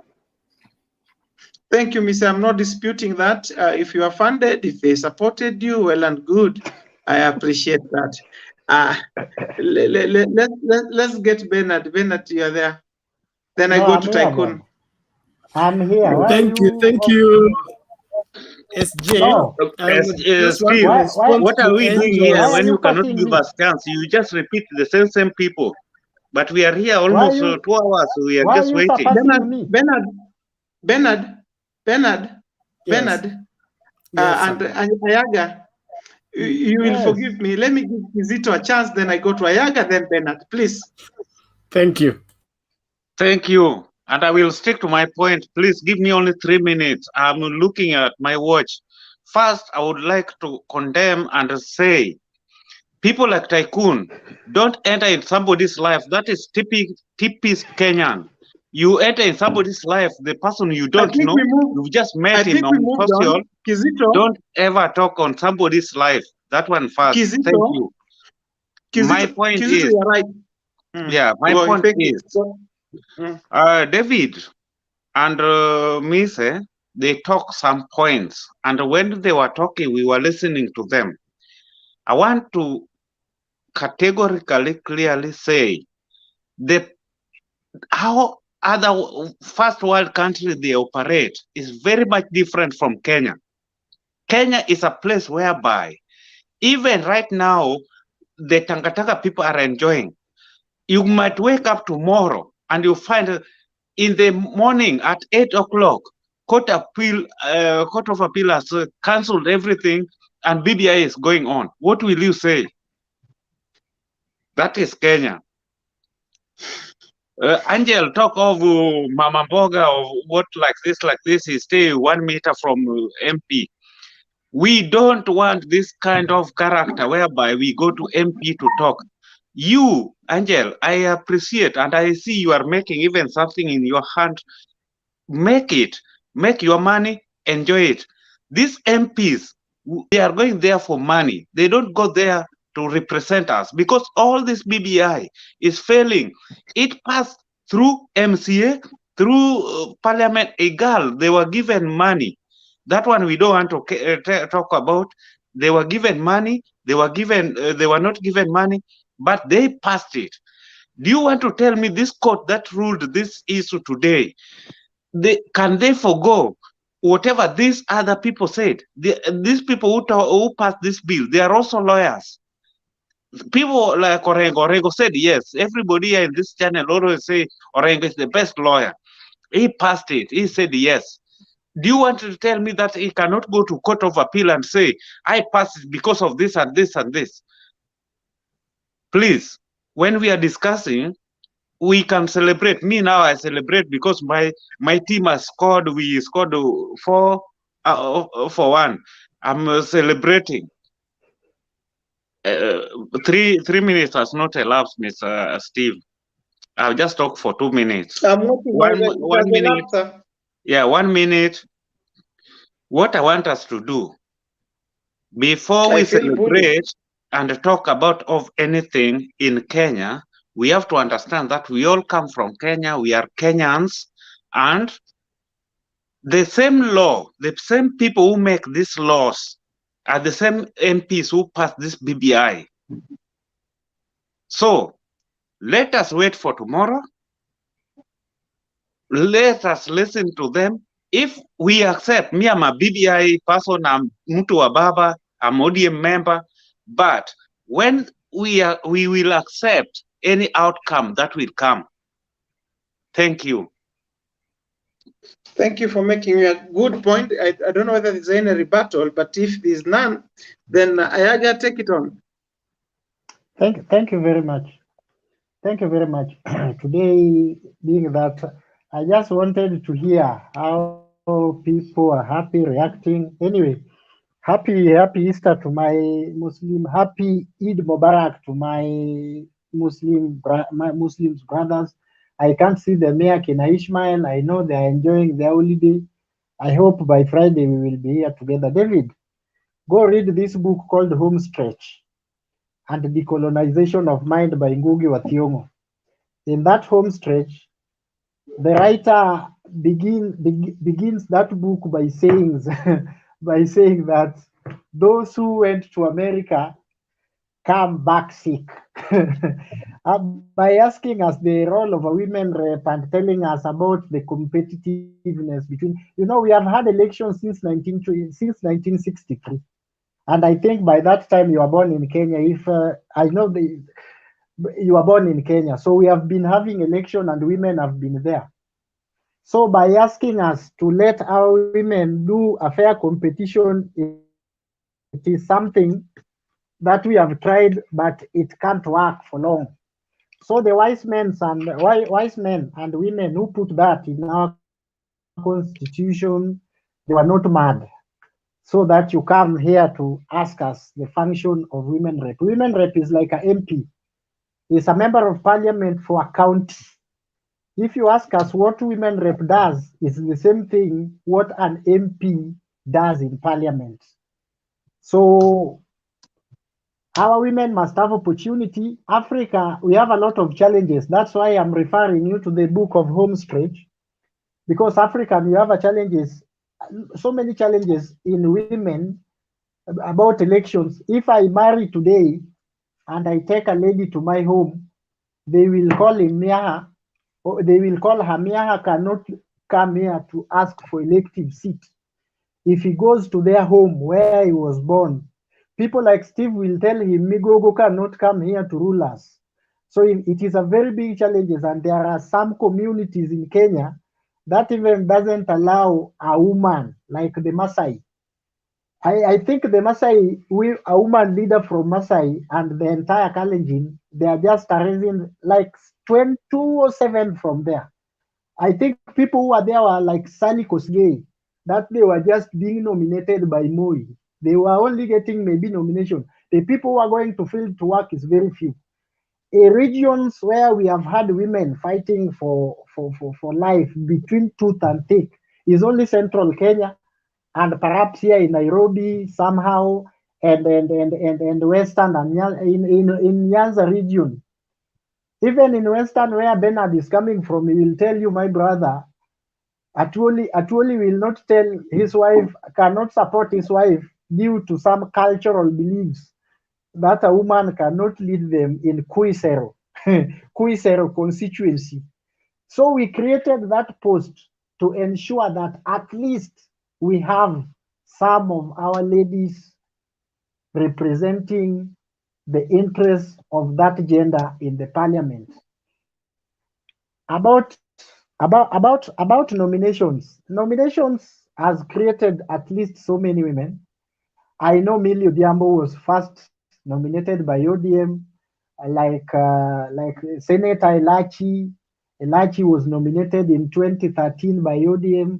So whoever is complaining about nomination, actually nomination has created a lot of women leaders. After that, they get the courage of going. Number two, the challenge and the cost of running election in Kenya for our women is very, very, very high for them. Men like Steve will come with a lot of money they have made, and they will use the word anti that he has said before. And until Misi prove him wrong, that he was funded by people. But people like somehow, they will tell you, I've made my money, and they will tell you point blank, politics, you cannot enter politics when you are poor in Kenya. So our women, they most of them depend on their husband's wealth. So they cannot, we must have that women rep for a period of time to put courage on them and develop them financially so that they can compete fairly in the future. The guys who wrote that in our constitution, they were very wise people. Finally, today, sina mingi la kusema, any judicial process, it can take as long as I will wait until the Supreme Court, because the road, this journey is now leading to a Supreme Court, because I know very well after Court of Appeal, maybe if Court of Appeal rules in the favor of President and Raila Odinga, they will appeal it to Supreme Court. I'm very sure, and even if it also beat Raila Odinga and Uhuru Kenyatta the same way as High Court, they will still move to Supreme Court. No, after the Supreme Court is when I can pronounce myself, because I understand the journey, the judicial process. It is a very long process. It will take them up to, they always say, until you exhaust all the appeals is when you term yourself as the loser. This is not like Parliament that when they vote, nobody can counter. But after maybe in tomorrow, the way Kizito amesema kwamba maybe after tomorrow you can be called into attention. You are being told the Court of Appeal has rejected that and upheld the ruling, and then the following day, Court of Appeal, Supreme Court, maybe supported BBI, and it will go for referendum. Because I know there are so many legalities, because even I wonder, the reason why I'm saying the supporters of BBI are very wise, I wonder the lawyers that represent them in the High Court, because in Kenya, I'm used to know, when it comes to constitution, I used to see people like Ngatia, people like Paul Muite, people like Amenwa, people like Orengo, people like Otiende Amolo, Kongo Mogeni. So I think they have given those young men and old men work that they have to do tonight. So by next week, prepare for Aniki Askari, and such very, very big words, maybe in a court of appeal or in a Supreme Court. Thank you very much. Thank you, Ayaga. You've made your point, and maybe just to revisit what my brother David was talking about on the position of women in Parliament. I would want to remind you that women are powerful agents of change, and the far-reaching benefits of diversity and gender parity in leadership and decision-making. Now, you see, we are still under pressure to ensure that they are given posts in these areas.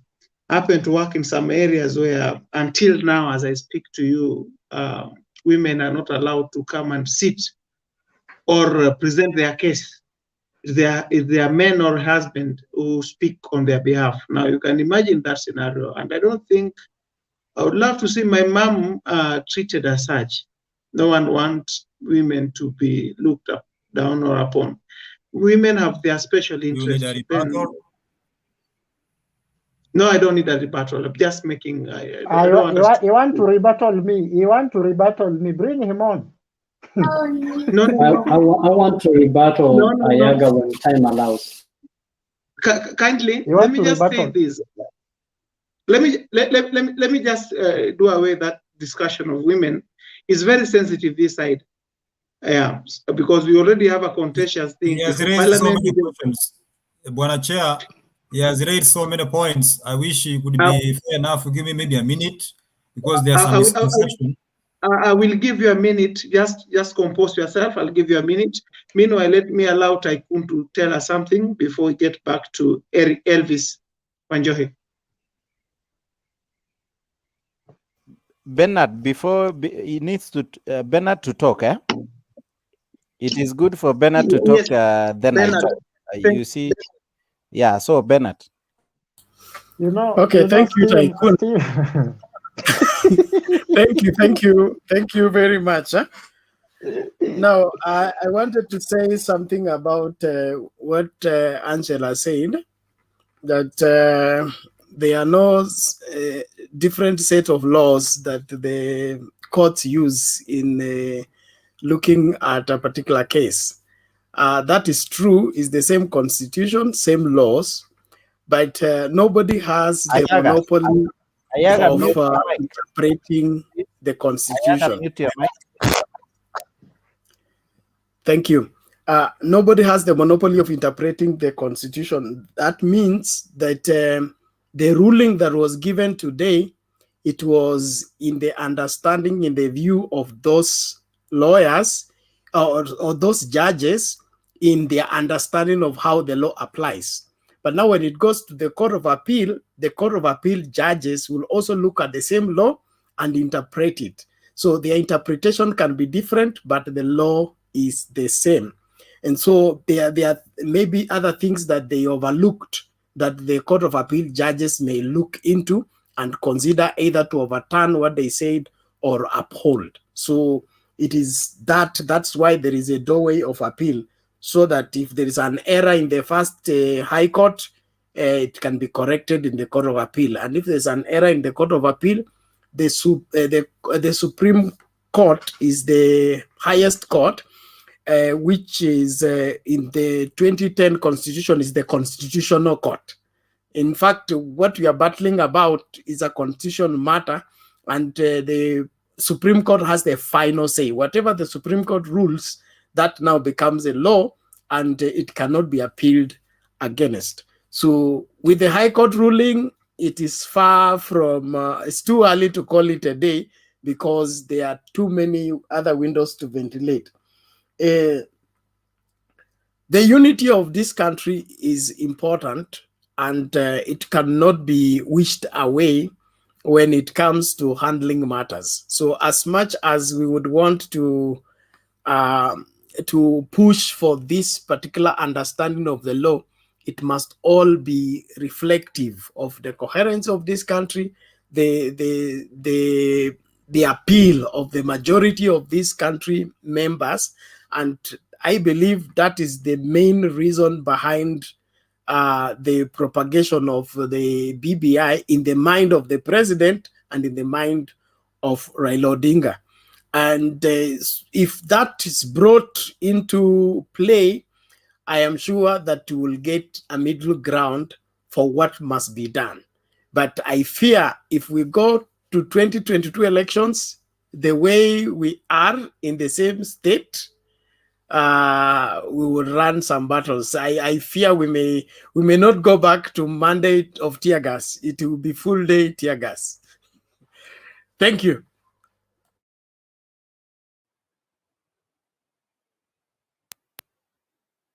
Okay, Bernard.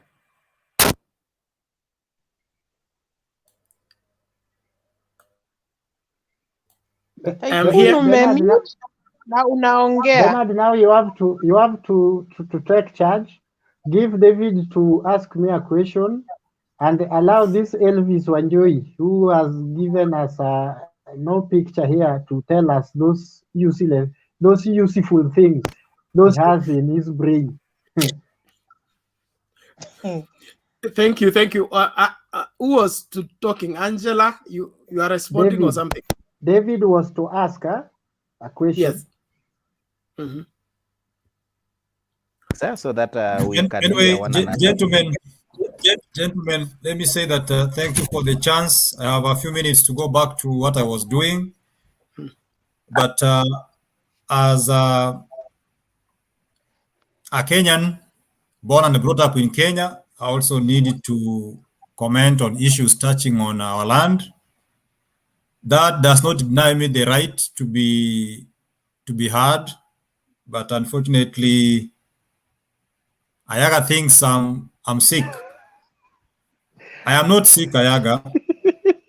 And what I talk normally, I read about it so much before speaking about it.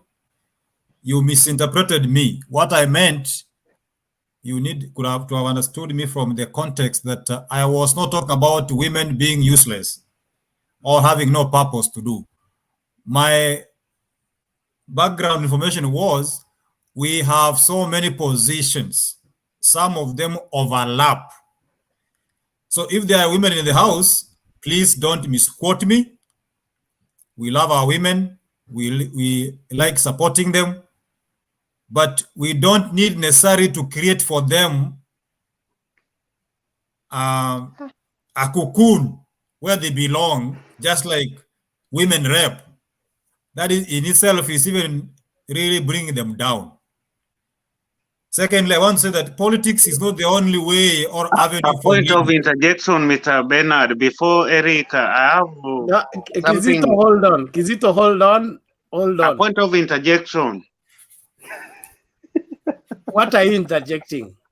Yeah, I just want to put David, the words he has used, you have to apologize and withdraw immediately. Because what I want to tell him, where he's staying, women have got more power than even him himself. A man in the country where he's staying in the US is a woman, a dog, and a man. A man is the third person. So let him not be talking about when he's talking about women. Kizito, you have to know that where he's staying. Kizito, yeah? 1 minute, sir. Kizito, just 1 minute. I think we just have some decorum, kidogo. Then let him talk. Then you will respond to what you said now. It was a point of interjection. It was not a point of interjection. But you don't demand him to respond to you direct like that. Maybe he has not explained what he's talking about. We will counter that, please. For purpose of time. I think Kizito is having a formed opinion, and I'm sorry to say that. But then, as young people, you need to allow room for divergent opinion. That's why you can hear my bad side, and then you listen to good side of the other side. I was saying, I am not castigating women at all. I'm simply saying, creating so many positions to a point where there is no attached duty you are simply making no point. That's what I said. And if that's what Kizito wants me to withdraw, I can withdraw, sir, unconditionally. But I'm saying let us reduce the structure and the number of people that are leading us. Secondly, I was saying I am not sick, as Nyaga just put it. I'm a person of sound mind and a very good follower of Kenyan politics. And therefore, when I come on board to air, I'm not trying to win an argument, annoy anybody. What or mute Mike? What? Okay. Let me make my last point. Let me make my last point. Ayaga, mute your mic, please, boss. Okay, perfect. Thank you. Politics is not the only leadership where we can have our ladies represented. That should be very clear to everybody. We can have ladies serving in so many positions. Today, as Kenya, you have a judge, how do you call it, Chief Justice, a lady. We have had vice chancellors in universities being ladies. So let us not have this problem of having ladies representing us. They are everywhere. We can give them opportunities. They are principals of schools. Some of them are ministers. Why must we create a whole 50+ positions for people who have nothing to do? You have to convince me what women rep does up to this point. It's also not wrong to compare part of United States with Kenya. We borrow from people. We read from books. We read from scholars. Why don't you go to a village school then and say that's the only one you can go? You know, we compare. We are like this. Can this case scenario be like ours? What we are lacking in Kenya, as someone put it there, is goodwill to implement what we already have. The law we have is so beautiful, so comprehensive. What we are lacking is simply implementing it. Lastly, because I'm also supporting one side of the politics, is my friend Kizito. Yeah. I've been an ODM member since its inception. I followed every event of ODM until last year where we said, okay, enough is enough. I want to take you back to 2002.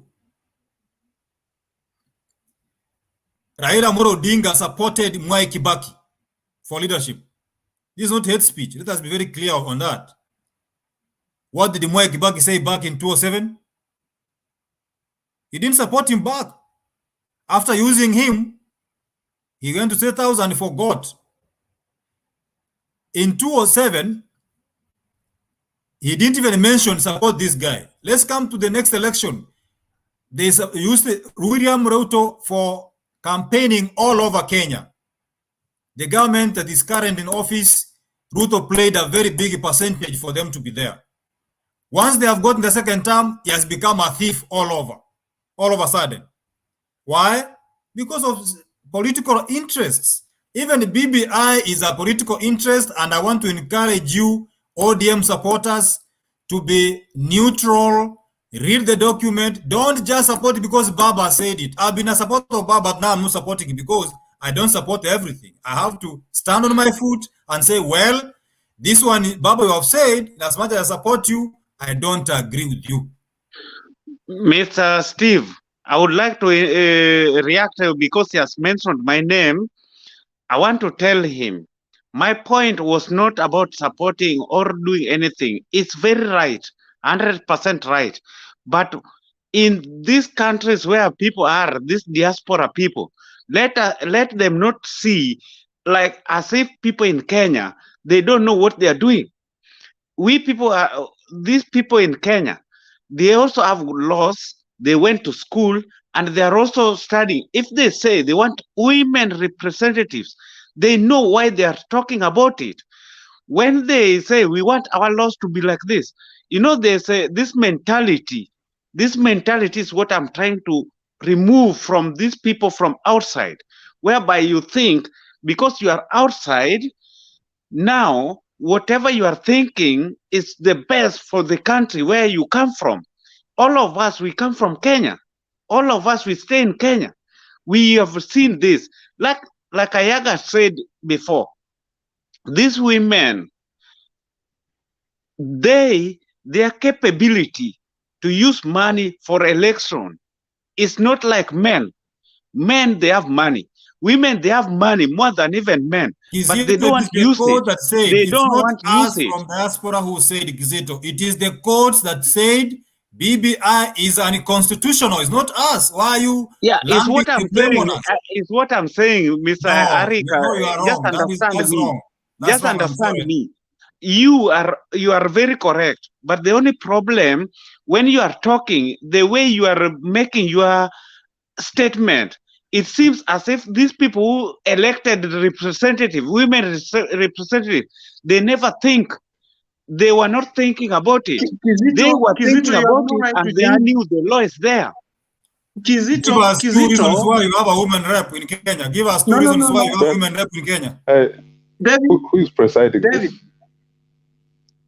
David, can I just make a comment? Can I make a comment there? Please do. Kizito, you're saying that people from diaspora, you're in diaspora. So what are you talking about? Collins, I am in diaspora, but no, we have this mentality. We have this mentality of people in diaspora. They think that people in Kenya, they don't know what they are doing. They don't know what they are saying. They don't know what. That is what. It's just the mentality. It's what I was trying to remove from our heads. I mean, also in diaspora.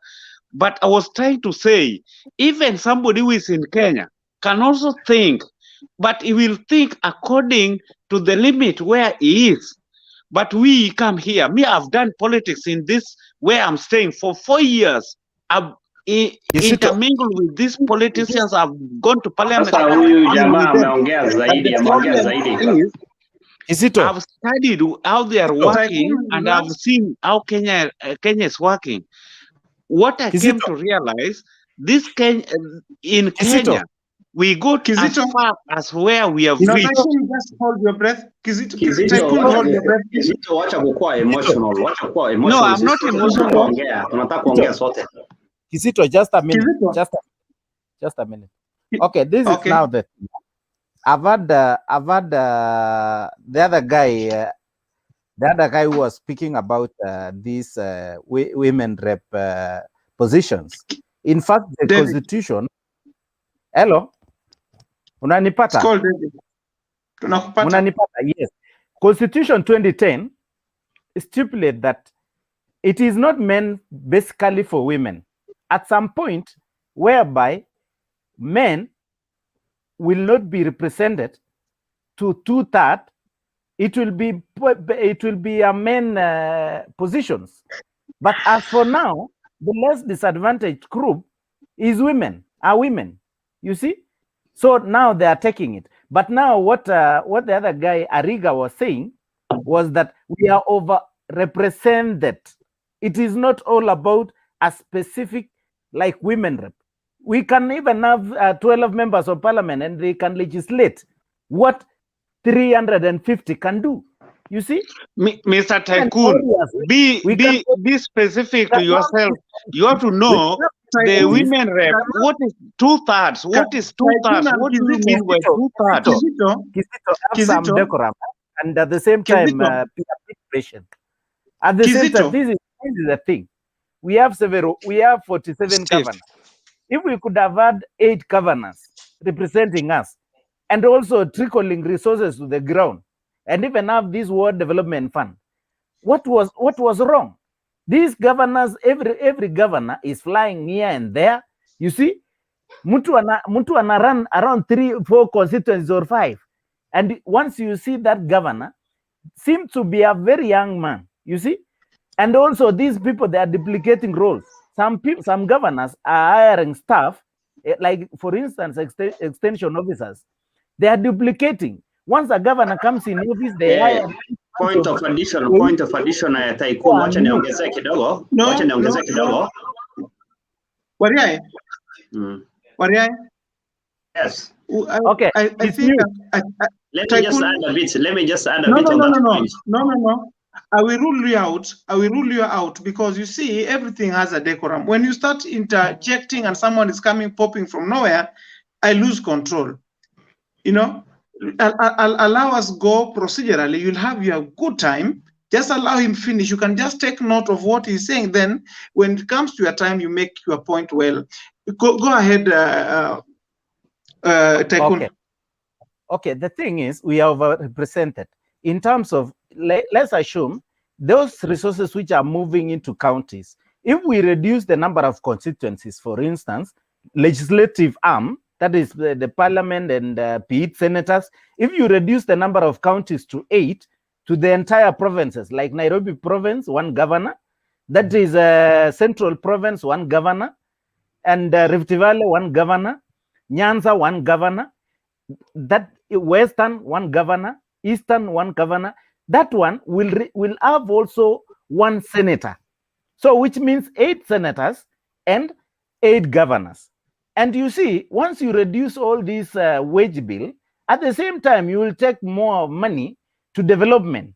At the same time, once you reduce the number of constituencies, for instance, from those numbers of constituencies to around maybe 12 constituencies, like California, the way somebody said, you see, we have reduced the wage bill, which is the cost of 1 member of parliament, to development. We will be developing more of Kenya and Kenyans than developing politicians. You see? So once we reduce, the better, than to have a huge parliament, like Kasarani. You can have a Kasarani parliament, you see, of which it will be nonsense to ordinary Kenyans like us. We need a lot of resources down in terms of development. It's not all about politics. So let me leave for He was trying to answer me. Yeah. Kizito, dakika moja tu baba, dakika moja. Okay. Let me read the comments here because they are asking that you should read their comments. There are people who are talking behind the scene, and it's important to also walk with them through. Now, this one called Salome Ndore, my people, she says that my people, good night. Then there's another one called women rep need to be taken down. Kuna Vina Ako say Kizito, kuna Mames, Kizito, calm your temper. Bbi is unconstitutional and illegal, period. Then we have Kelvin, mute your mics. Kuna Austin asema Kizito has no point at all. Then there's one Salome saying Kizito has a point. Then there's one also saying agree with you, Kizito has a point. Then someone saying I'm in diaspora, but we recognize our brothers in Kenya, musituchanganye. Then there's one called Kizito knows chenye anaongea, please. Then Tycoon, do you know why Kenyans are overrepresented? Then it's about Kizito. Then they are telling Kizito, somebody called Kelvin, telling Kizito to now go sleep and allow sober people proceed. That is not my comment. They are writing that. Meanwhile, I will ignore that, but then I'll invite maybe Kizito, because you've adversely mentioned, but again, it's not important. It's not healthy when you respond to everything. You become meaningless. Yeah, it's not healthy. I accept. But what I wanted to tell Tycoon, you know, we assume too much, we people from Kenya. We assume so many things because the same people are talking of 2/3 gender equality. What is the meaning of 2/3 gender equality? My brother Omondi, he has got point. He talked very clearly. He always give us good things that we can even eager to hear. Tycoon is just talking that he's talking of 2/3 equality, but he's saying governor was a man. Governor was a man. When will these women lead? When will these women be represented? If you defer them from vying now, from giving them that chance, where do you want them to go? Because in reality, Ayaga put it very clearly. In reality, women, an African woman, they depend on money from men, and these men have to produce them. They depend on money from their husbands. This guy is and talking their quiet. husband have to give them money to fight. Thank you. So you want us to have 2/3 gender equality, but governor, you want to be a man. You want to be a man. Where do you want them to be? They are going to be representatives. Thank you, Kizito.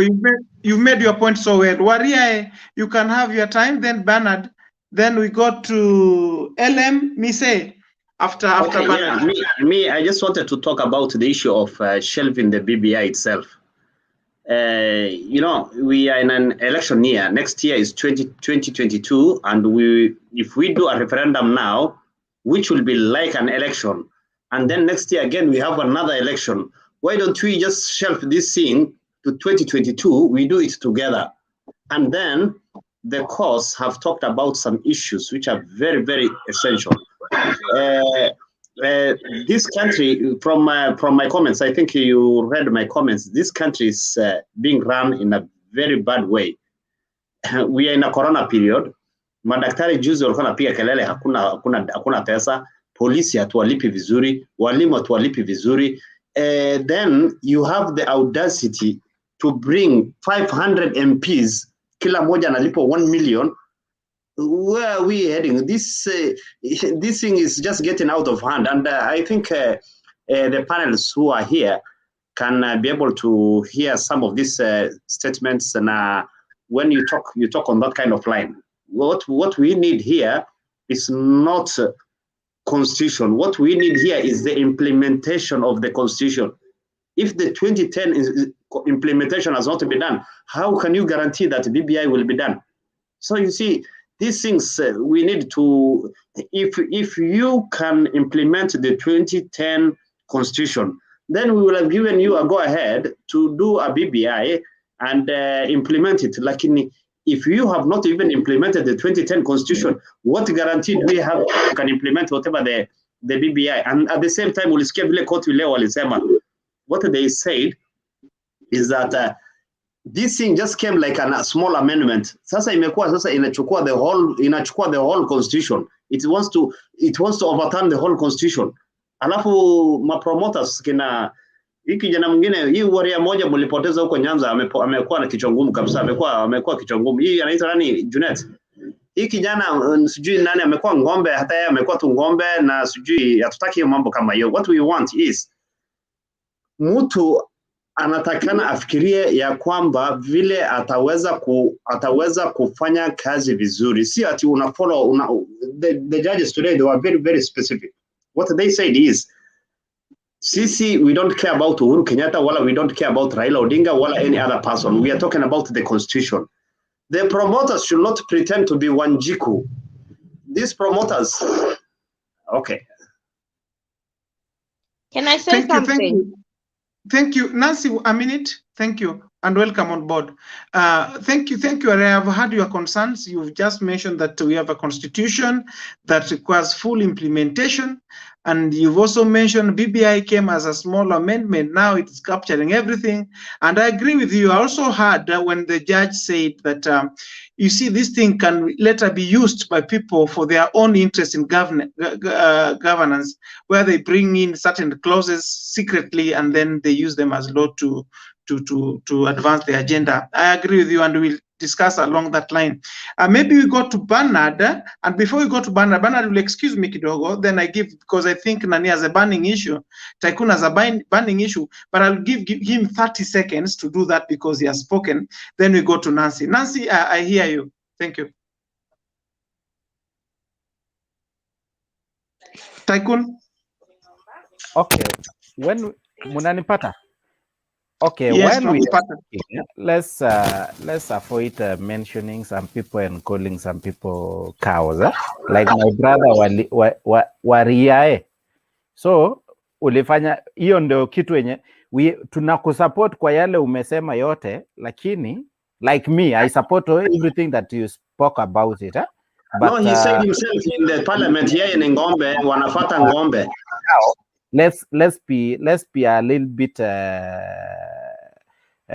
respectful, and at the same time, let's respect our opponents at the same time. I've seen also someone raising that concern, so let's be a bit respectful. So Nancy can continue. Tycoon, I'm gonna correct you right there. I'm going to correct you right there. Wait, You cannot Nancy, tell. Nancy, I know how harsh you can be, but forgive us for now. Let me just invite Bernard, then it's your time. No, Bernard is not Bernard's day. He had his share of the day the BBI was passed by Parliament and Senate. I call this debate today. It is for us.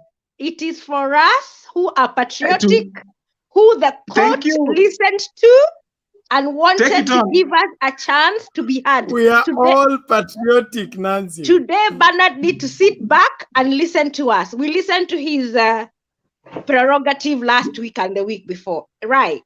And melodrama, yes. Tycoon, Waliahe is not wrong calling Junet Mohammed a cow. He stood in the House of Parliament. It is in the Hansard. He told us he's Baba's cow. So he shall remain cow until he withdraws those comments from Hansard. That one is done. What he says. That is exactly what he said. Nancy, let me apologize. I didn't hear from him anyway. I thought maybe it's name calling from Maria. So just continue. Tycoon, before Bernard speak, can you hear me, sir? Tycoon? Steve, Bwana Moderator, could you have a balance, because we kind of waiting and... So can I continue and share my thoughts? So this was my thought. No, Nancy, you can't have your cake and eat it by yourself. Kindly, because of somebody who has been on board, they are waiting also for quite some time. Let me allow Nani speak. It's called ML, Mise. I can't read the name properly, but just give your contribution. Then Bernard, then Nancy. I'll thank you very much, Bwana Moderator. And I think we wanted to recognize the gender balance, and I think that is why Nancy was had the favor to go ahead and speak. However, I don't. I think Kizito's left, and there are issues that he was asked here to address by Willie. He asked him a very simple question: whether he's diaspora, and if he's diaspora, why does he think that? Why does he generalize the diaspora to have a mentality or an attitude towards Kenyans? We are Kenyans to begin with, and we have very good motive, and we have a goodwill for our fellow Kenyans. And also I wanted to speak in terms of policy making. Kenya has been working, I am in Canada, and Kenya has been working hand in hand since 1965 in terms of policy making, and with the former Kenya School of Public Administration in terms of making good policies that govern our country. The other thing I wanted to mention is regarding the Constitution, that the Court of Appeal, then the Supreme, and what would be the outcome from the Supreme Court or the Court of Appeal.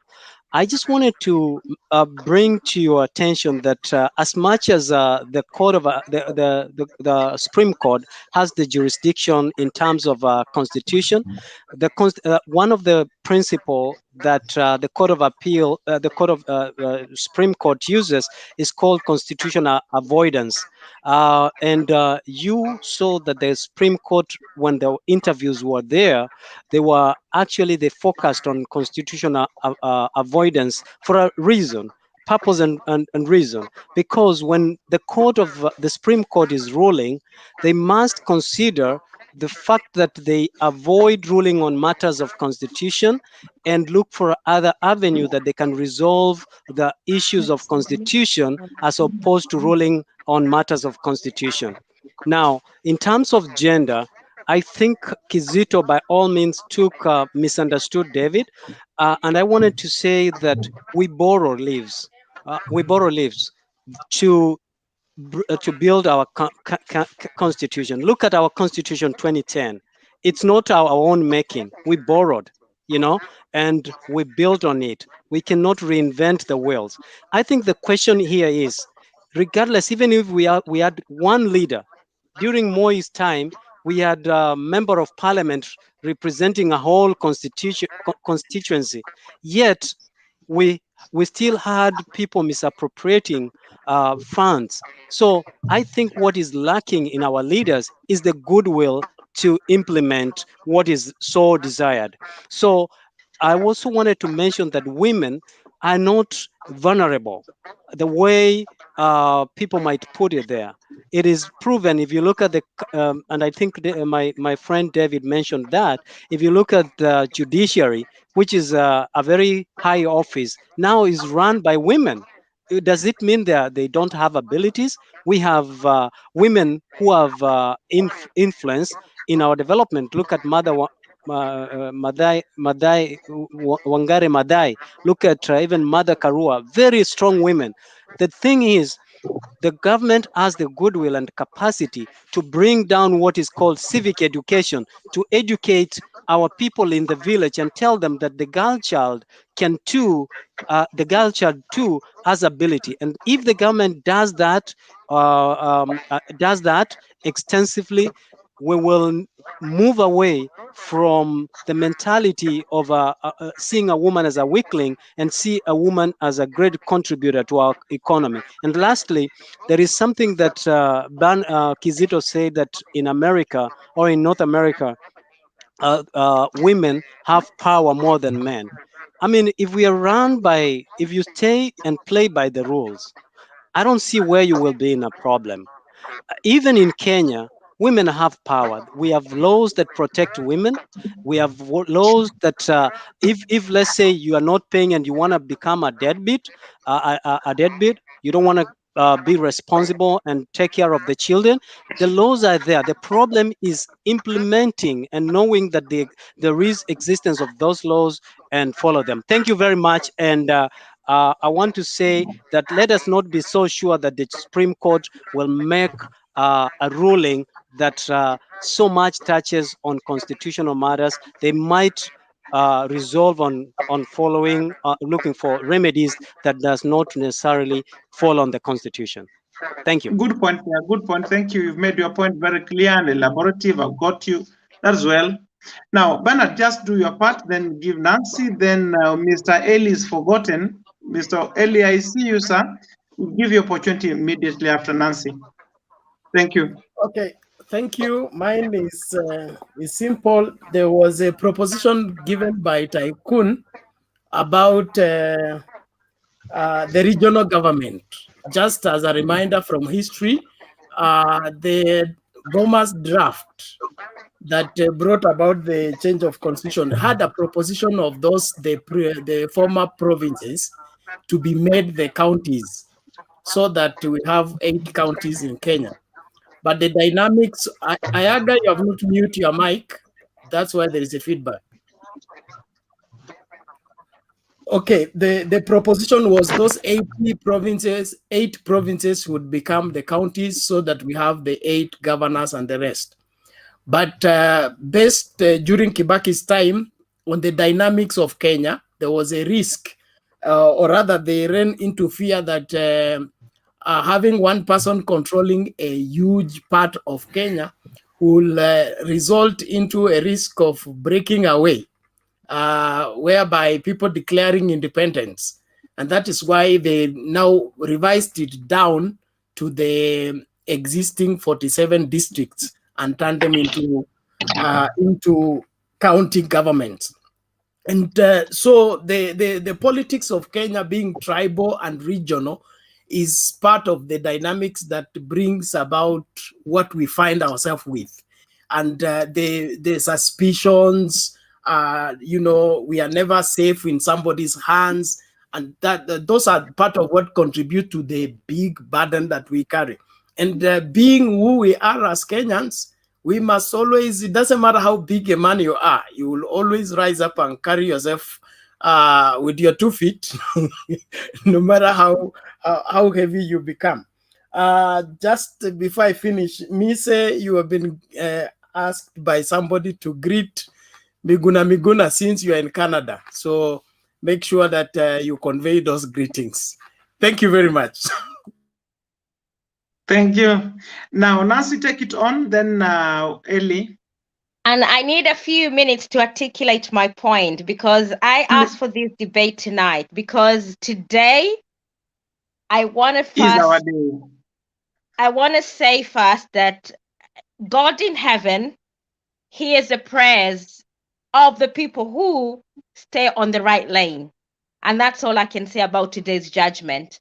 And I want to say to Justice Ngugi, Odunga, Ngaha, Matheka, and Mwita Chacha, they showed an unmatched patriotism.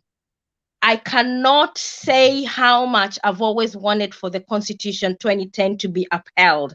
And today, this judgment will be even used by other countries who try and do things unconstitutionally. Today, we saw the executive being held accountable by judges who know what they're doing, who understands the law.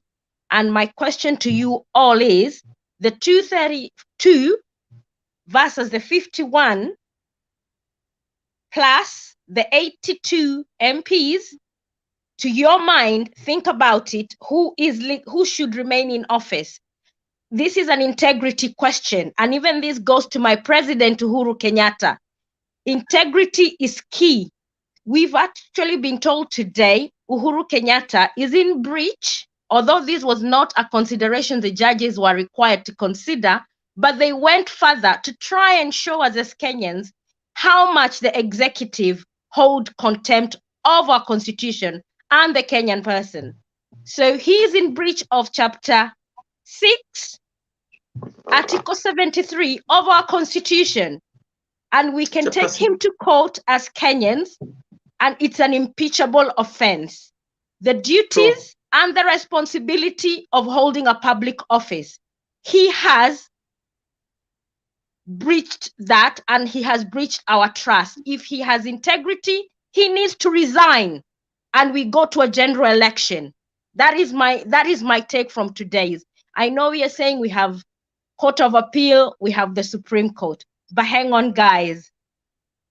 I'm celebrating tonight because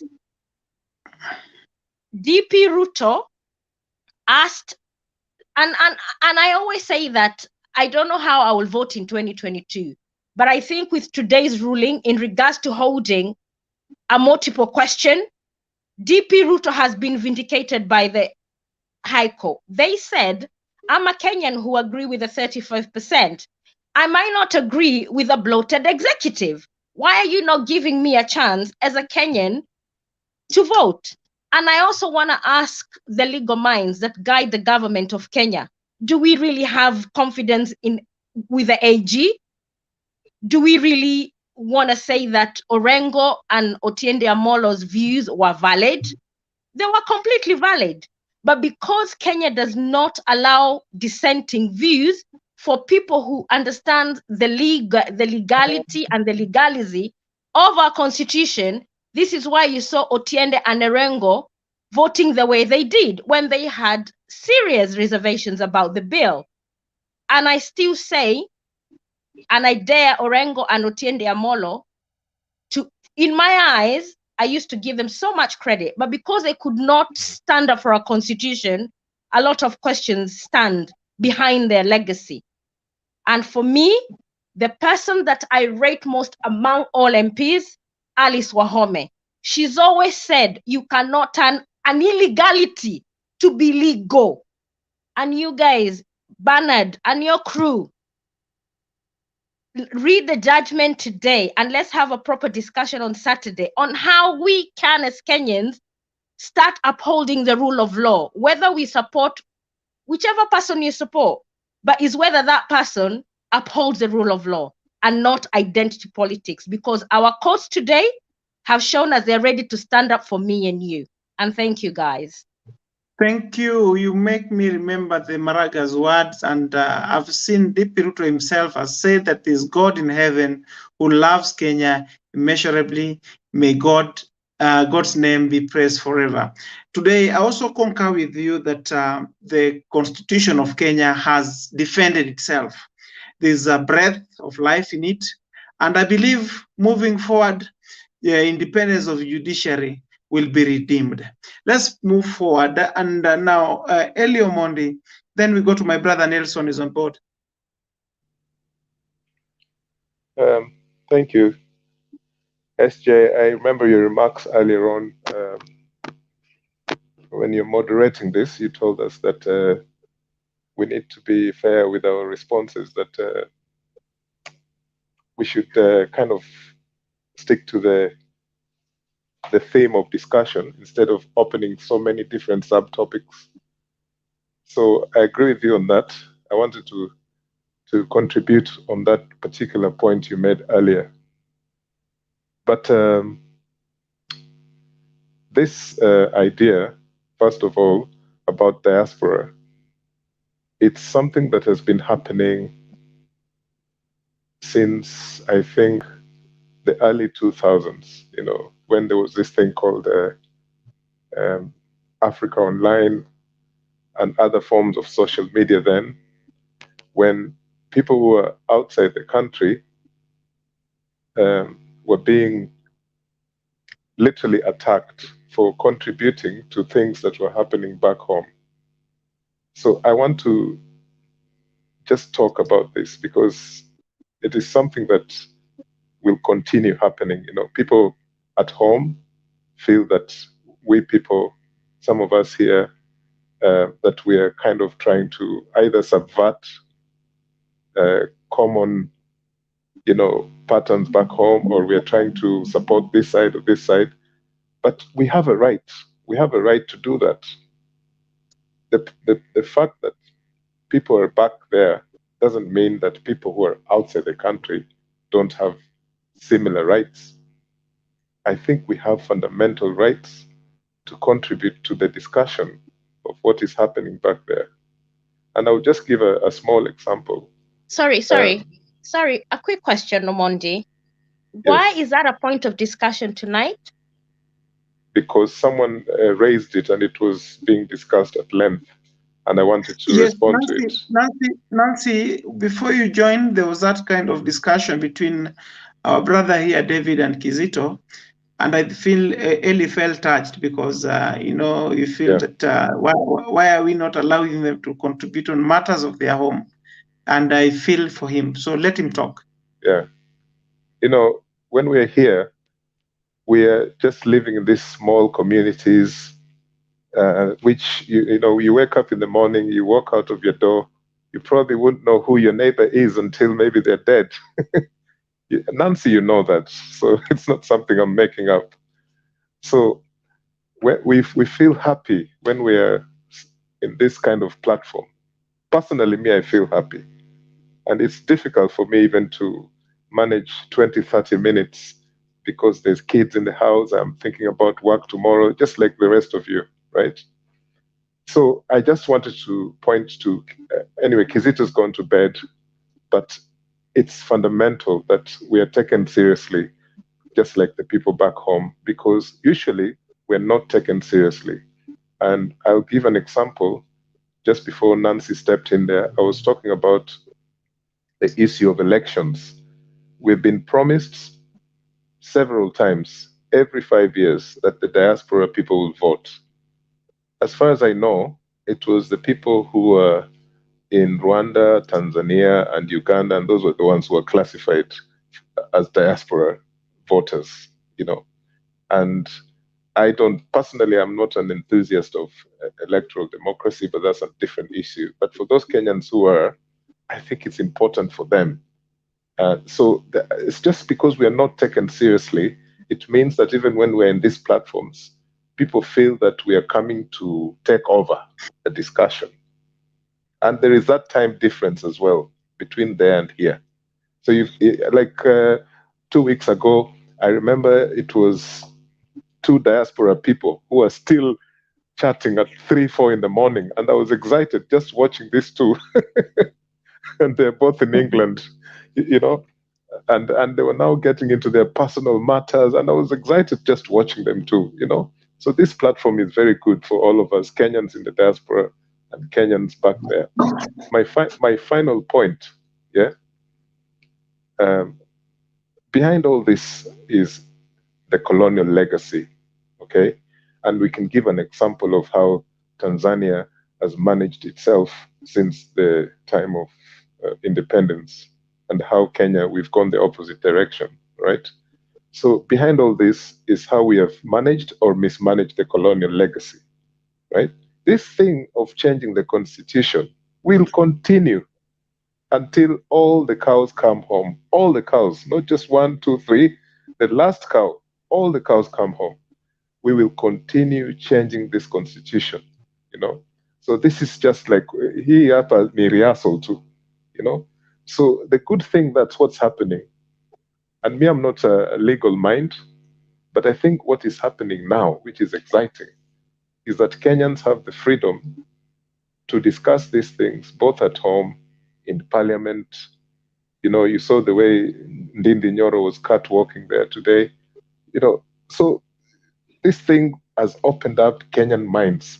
And one of the people, the last sentence I would like to make, one of the peoples, if that word ever exists, that I would like to celebrate, I would like to really celebrate these people.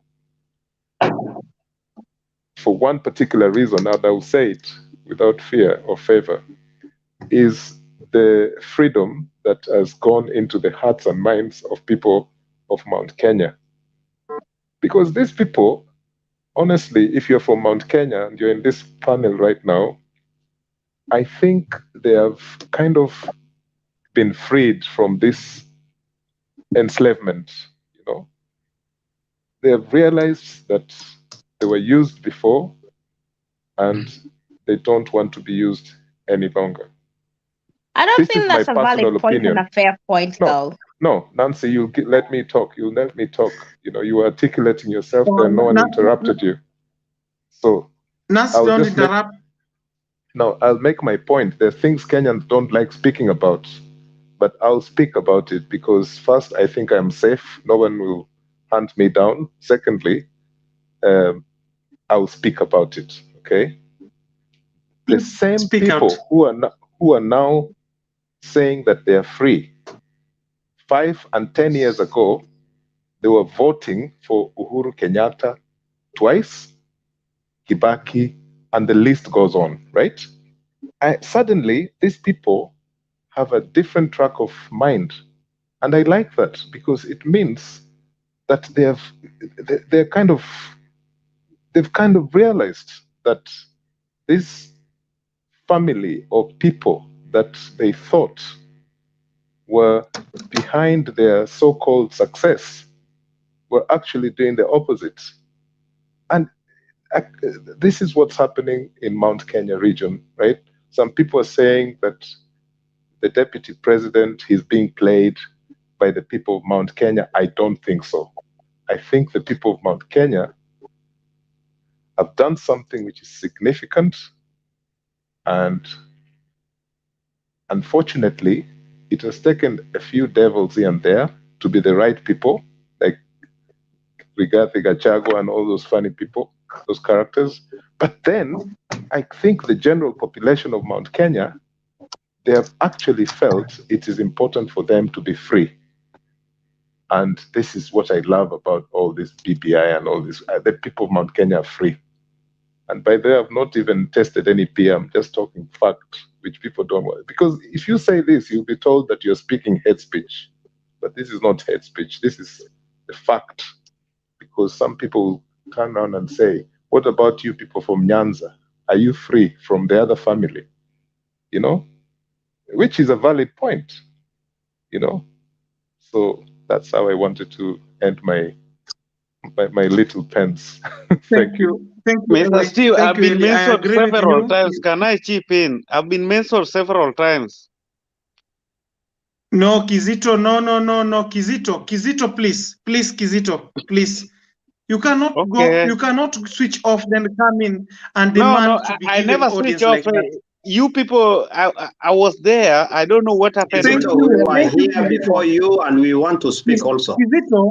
Kizito, just a minute, my brother. We are not into war here. Please, no one has mentioned you wrongly. No, they never Thank mentioned you. me, but I need to interject because Eli mentioned my name. No, So many people mentioned my name. So I have to interject what they have said just to clarify. Kizito, No, you they are just said mentioned for good they things. just said that you are disillusioned by this BBI thing. Nothing else. They said. Kizito, they mentioned good things about you. Now, Eli, thank you for for your comment. I agree with you that Constitution is a living document and it will be changed.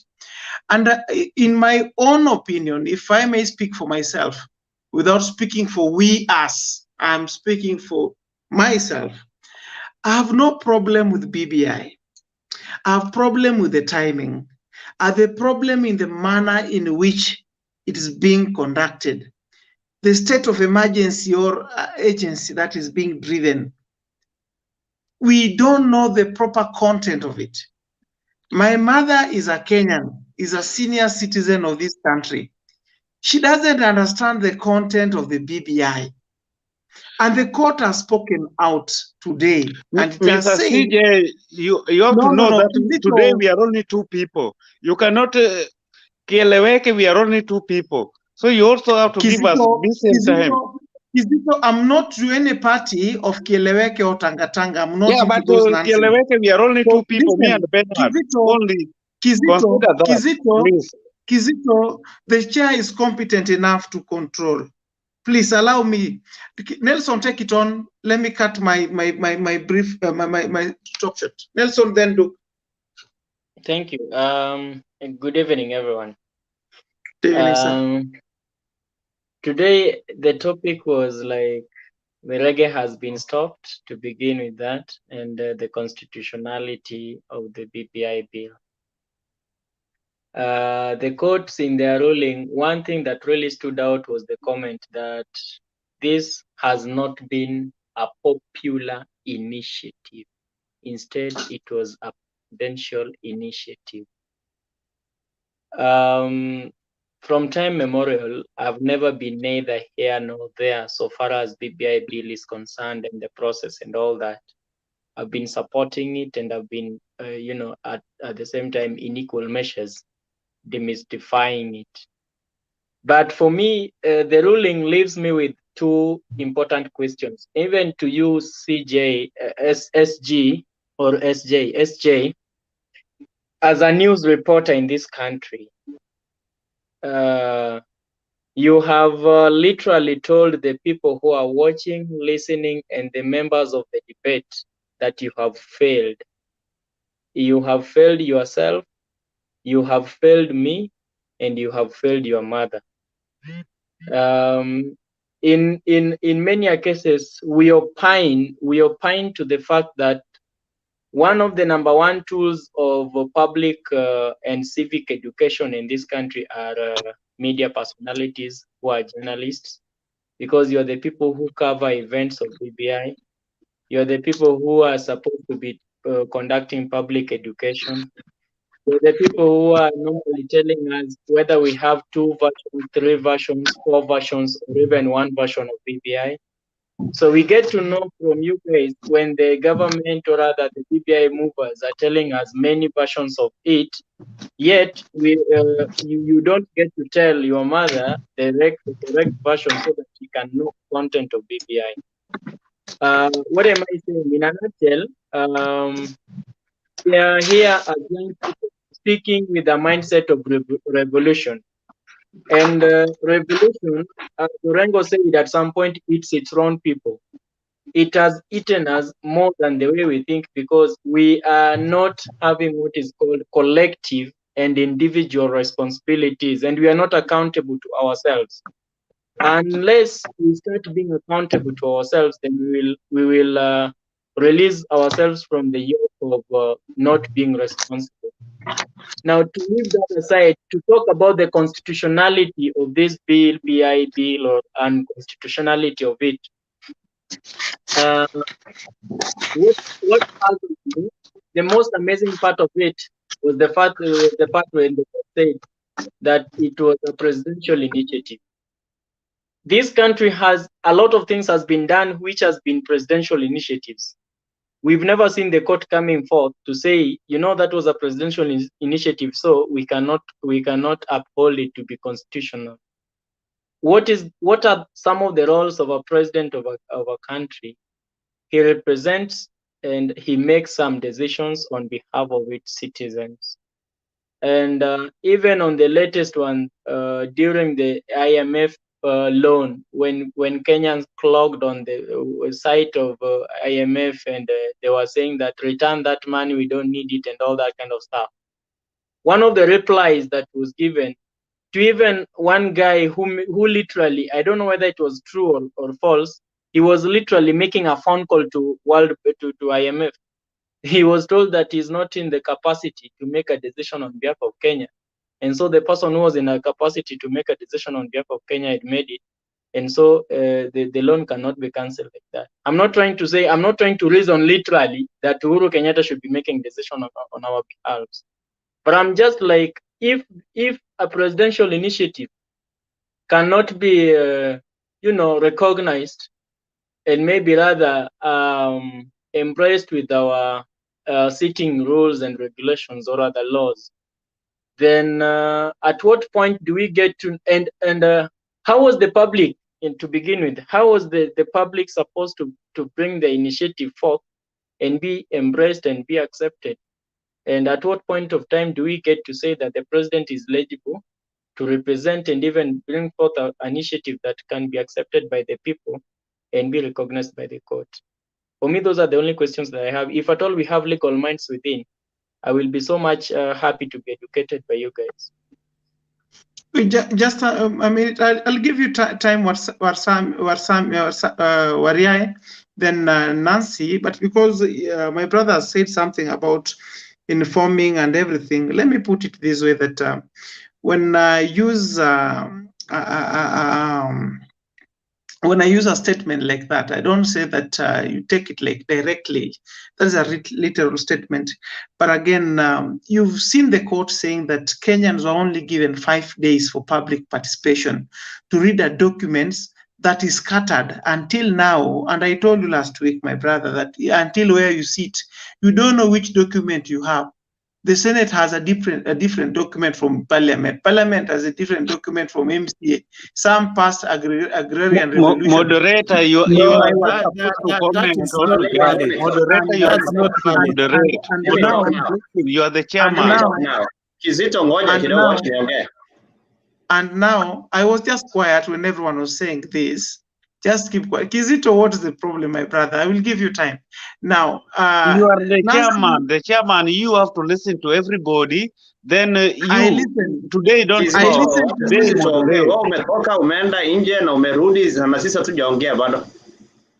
I listen to you. Then let me give you a moment. Then I go to Duke.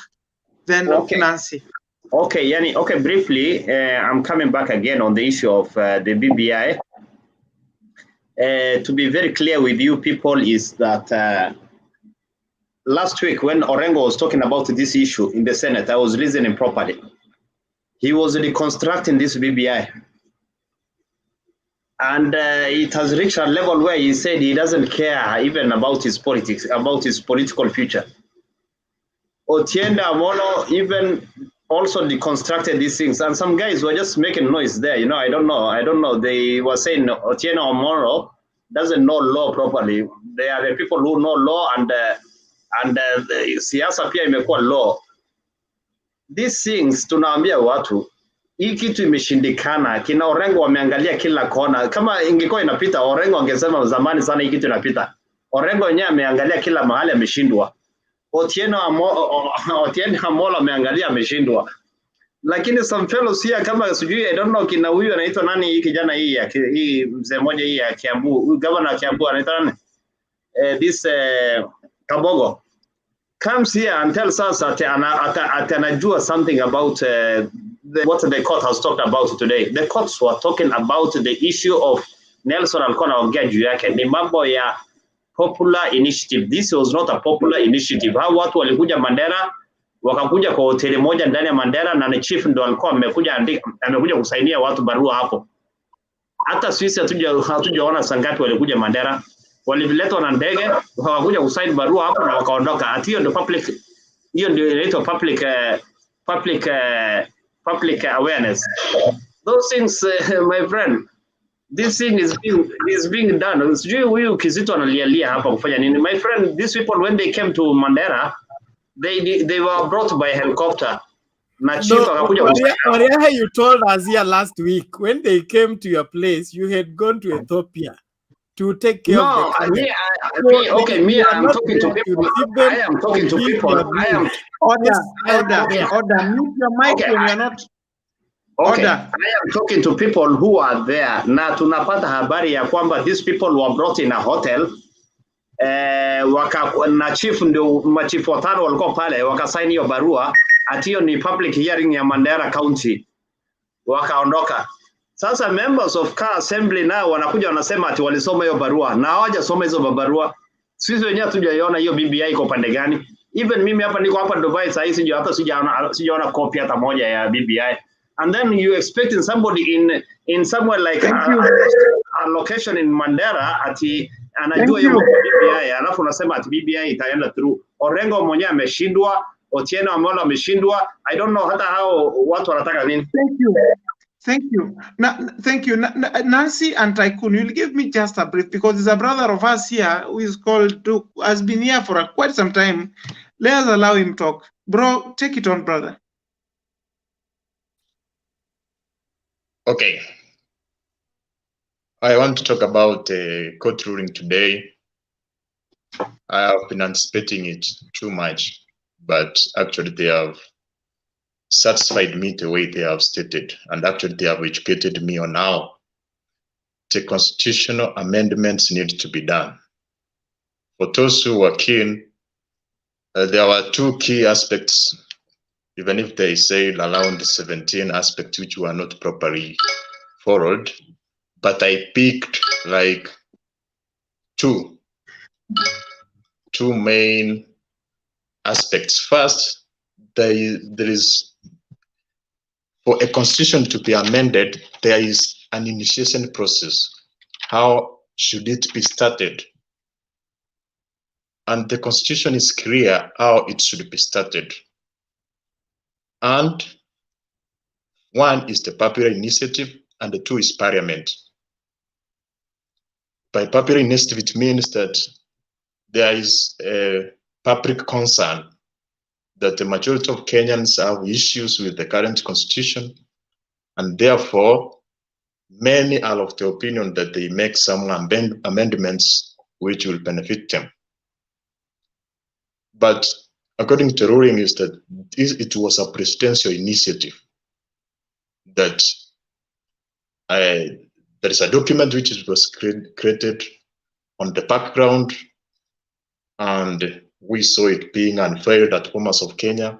There were no legal experts. So the proper process was to have a puppet. Also, there are the 5 steps which were followed. Therefore, the first one is the initiative. How should it be started? The president has no mandate to start a constitutional change. For instance, because actually, he may actually serve his interest. What if we find a president, a president have instruments of power? What if the president uses power and money and the manipulation and then says, maybe it becomes a king? That's what the constitution foresaw and said for a constitution to be, the initiation has to be done in a particular way. After that initiation, if it has been started by mandated individuals, then it has to follow 4 specific steps. The first step is civic education. Civic education means you are informing the public about their rights, about their duties and responsibilities as citizens. And that was not done. Number 2, we have what we call public participation. Public participation is actually, it should be done actually, it goes ahead and says it should be done at the constituency level. There have to be meetings, you educate people, you explain what are those changes, how are going to affect them. And after that, there is actually there is the parliament will assess and debate. Therefore, it found that all those three processes, actually literally everything was not done right, including the additional constituencies. The additional constituencies were to be added by the IPC. It has to be involved, and currently the IPC does not have quorum to do that. Therefore, factually, the constitution should not be added. It is illegal for the 7th constitution to be there because the IPC has a role, and currently the IPC does not have quorum. So as we can see, this is like a process which was done by a few individuals, and they were trying to serve their interests. But essentially, as somebody talked up from Saudi Arabia saying he has not even seen the document. Me, I'm in Kenya currently and I've not seen that document. I'm not even aware how to access that document and read it. Actually, I see some captions in the media. So there must be a protocol on how to access the document. Maybe several documents are in running institutions at institutional levels, like maybe the constituency, somewhere where a person can go and have a copy. So anybody who says that is public participation is a lie. There is no public participation. For example, the 2010 constitution, we were able to see several meetings at Bomas of Kenya. We have constitutional lawyers represented from all over the world, even the international community, human rights institutions. All those who are not there. Actually, we were the Bomas occasion was actually unveiling a document which we are not aware how it was started, and we were not aware of its contents. Therefore, the court was very right, and it is certain that the Supreme Court and all it has to be upheld. Thank you. Okay. Thank you. Wrap up. 30 seconds. A second. Then what I was saying about, I want also to comment about the diaspora voting, because some of you have mentioned about that. According to me, it's actually right for every diaspora person to vote because he's a Kenyan, and now we have dual citizenship. But the government has to have the infrastructure and logistics to make that possible. For example, how can the votes maybe in the US before for example, we have just one embassy in the US. There were some who were proposing that people vote at the embassy, but just we have one embassy.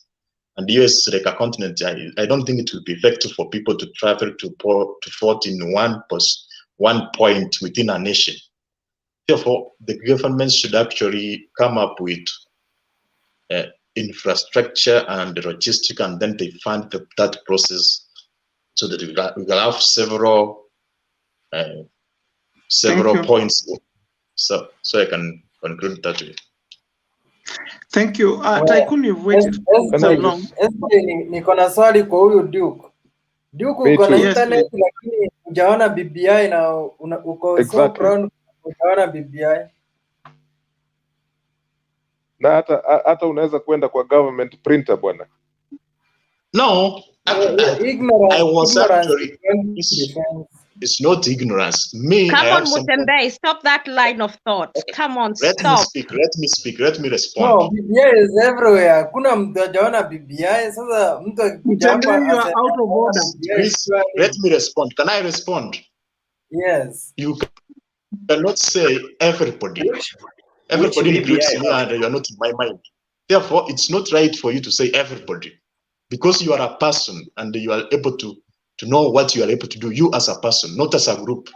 So when you say everybody, that's a mistake from the start. Me, what I was trying to say in a Kenyan context. Yes, of course, some people are not interested. Of course, I know most of the contents of it. Even I've gone ahead to educate you about some of the outcomes of today's court proceedings. Therefore, it means I know much about it. What I was trying to say, it's a fact. Most people have not. Actually, one guy approached me and wanted me to sign, there were signatures which were being corrected. And when I asked that person, He was not able to explain what is that which I'm signing. There were just unqualified individuals who are given booklets. They were passing to Mama Mboga, telling them put a signature. They'll pay 1,000 that is duty in the town now. Imagine the people in the bush that's now. Not how the constitution should be changed. But excuse me, Duke. And Mtoto, 1 minute. Duke, kama Duke is one of the youth wenye Kenya tuko nao, then sijui tunaelekea wapi. I can also say the same of you, Mutembe. No. As a youth tunafaa kupitia BBI kuna information kwa nini? Mutembe, Yes. a bench of five judges have found whatever thing you did was not proper and it was illegal. So I don't know what you are defending. And then you don't know which draft you are reading. Nile county government ama nile ingine. No, ngoja next week tunaenda appeal court. Hapa mkuu mnalia. Let me respond because you're actually trying to attack me. Let me respond. Just 1 minute. One more second. I respond. Please, I want to respond. Mtembe, Kenyans should be worried if you are the kind of the youths which Kenyans have, not me. Because if we are a youth and you are able to read that document, and you have to know the constitution, and you have to know the procedures and the process which should be done for it to be changed, you should have not been supported it. I've been watching this show and you have been supporting it. Meaning, you are ignorant. You have not read it. You don't know the steps and the protocols and the minimum requirements. Duke, before you reach there, first thing uliza yeye kitu moja. Kama wewe ni mtu umekuwa town na hujaona hiyo, imagine mtu huko ataonaje? Mtembe, unanipata? Unanipata? Go ahead. Now, Mtembe, this is now the thing. As you sit in that seat where you are seated, we need you to lift the document of PPI, original PPI document, right from where you sit. You have told us you already have the document. No. Don't speak of online and what have you. Lift your document from where you are. Myself.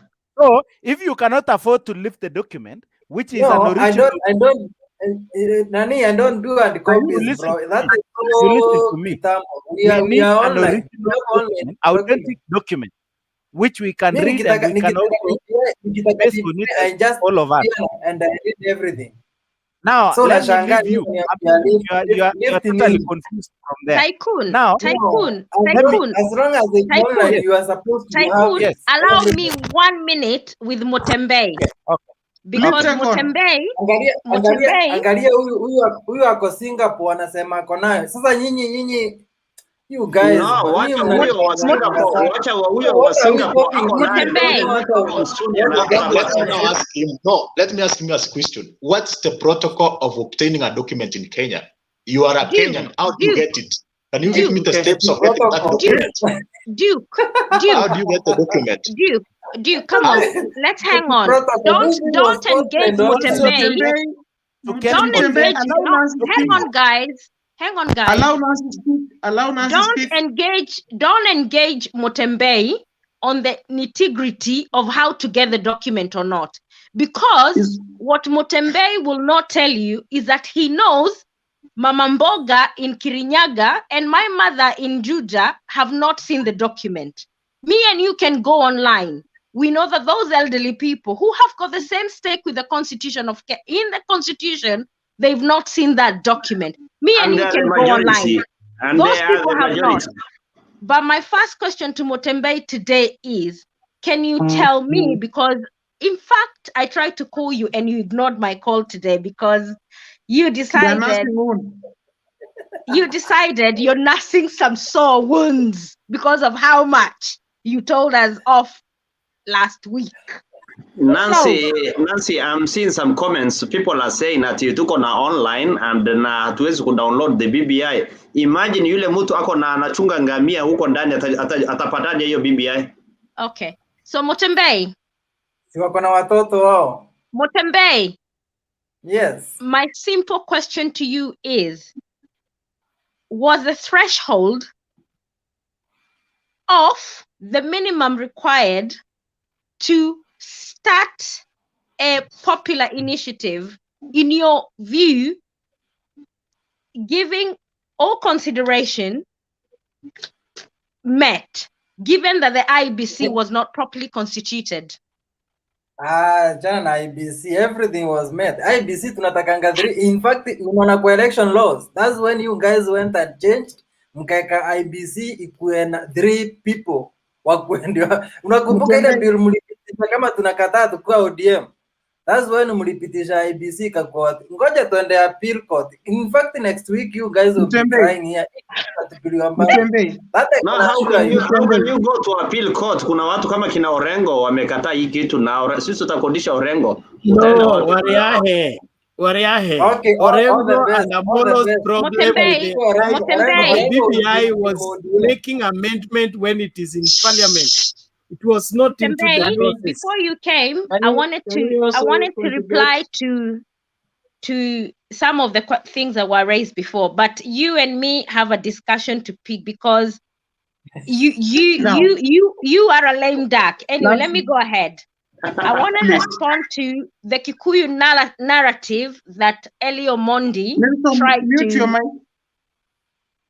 Elio Mondi made a statement that took me back, because to me, I'm first Kenyan and I'm a Kikuyu second. It's not the other way around for me. The Kikuyu people or the Mount Kenya people have not realized that we are liberated. It is because we keep our promises. And for me, I would believe if you did me good today, I want to do good to you tomorrow. It's a basic human principle. So it's not about Mount Kenya being liberated. And I can assure you, if Mount Kenya came up with a good presidential candidate, you will not see the same liberation that Eli is talking about. And I would ask the same question of him in regards to Nyanza, whether they'll ever be liberated from the Raila and whoever else identity politics.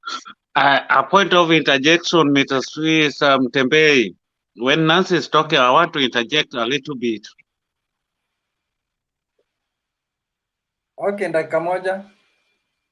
Okay, Nancy, for first you have to know you are my sister-in-law. Me, I'm married in Kikuyu, and I have a father-in-law in Kiambu. What Kikuyu people they think of is not what all of them they think of. So you cannot say what Omondi said is what all the people say. Omondi talked the reality. What you are saying, me, I'm married to a Kikuyu woman from Kiambu. That is my second wife. And we are married legally. So don't lie to us. My Kikuyus, friend, they have the Kikuyu part, and they are people who understand that we are all human beings. Like Nyanza. Yes, Nancy, that's why I said I'm Kenyan first and I'm Kikuyu second. I do not see, to me, I know Kenya is very tribal, but for me, I thank God that I'm liberated from the tribal politics, because for me, whatever tribe you can be from, you can lead Kenya and you can make Kenya a better place.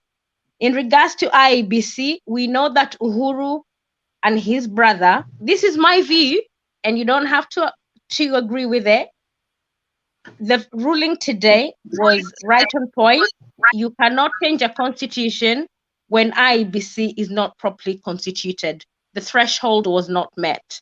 In regards to the president, and I said this yesterday, or the other time we said, Article 6 says, and this is to answer Nelson's question, because Nelson said he would like to know how Uhuru could not, or Obama or Raila could not have started the initiative. And what the article says, it says it vests the state officer the responsibility to serve people rather than the power to rule them. So Uhuru has the responsibility to govern and administer the constitution, but he does not give him the power to rule us. What he was doing with the BBI, he was trying to rule us, and one of the classic example was the constitution. If the BBI had said we are giving 70 constitution in this BBI, and then say the 70 constitution, we give it to the IEBC to delimit those constitution, then he would not have been in breach of Article 73. But he went ahead and his secretariat telling us it will go to Mombasa 3, Kiambu, I don't know how many, Central. That was a breach of constitution because he was exercising his power as the executive. The other point that I wanted to make tonight was in regards to, let me get my notes. The media in Kenya. No, hang on. The media, including Mutembei. You need to stop sensationalization news to help Kenyans to make informed decisions and look at substance rather than sensational, because that's what you've been doing, and that's why Kenyans have been misled when it comes to BBI. Use of public funds. We know that Uhuru and his mate are in breach of the constitution for using public funds. If they should have gone the Ekuru Ekot way of bringing a constitution change for Kenyans to deny, he used his own resources. Uhuru used our funds. Conflict of interest. He's the president of Kenya. We've put him in power to safeguard our constitution. Then he's trying to change it by telling us what's wrong with him. He needs to wait until his 16 months are over. He becomes a Kenyan and not a president of Kenya, and then he can try and change our constitution. We saw the speaker of our bunge, both Senate and House of Parliament, the Augustine House, disregarding our constitution. All I can say to you, Mutembei, we're gonna go to Court of Appeal and we go to Supreme Court. You guys have got yourself Martha Koome. She's a woman. I want to support her, but I want to see whether she'll uphold the rule of law. And Mutembei, please do the civil duty as a media person and let Kenyan decide. Don't try and perpetrate one-sided view. Okay, Nancy, can I contribute to Nancy there? Allow me to wacha nimwambie Nancy kitu hapo. Please, Nancy. 2 seconds. Okay. Sorry, Mutembei. Nancy, I totally agree with what you said in your first speech about 45 minutes ago about the Deputy President's position on BBI in relation to his analogy about 35% of the document is okay for him, and he should be allowed to think the way he wants to, and that the multiple choice route would have been the best. I totally agree with that, because for me, this document is going to be a costly affair to implement. Okay, that's just my original claim.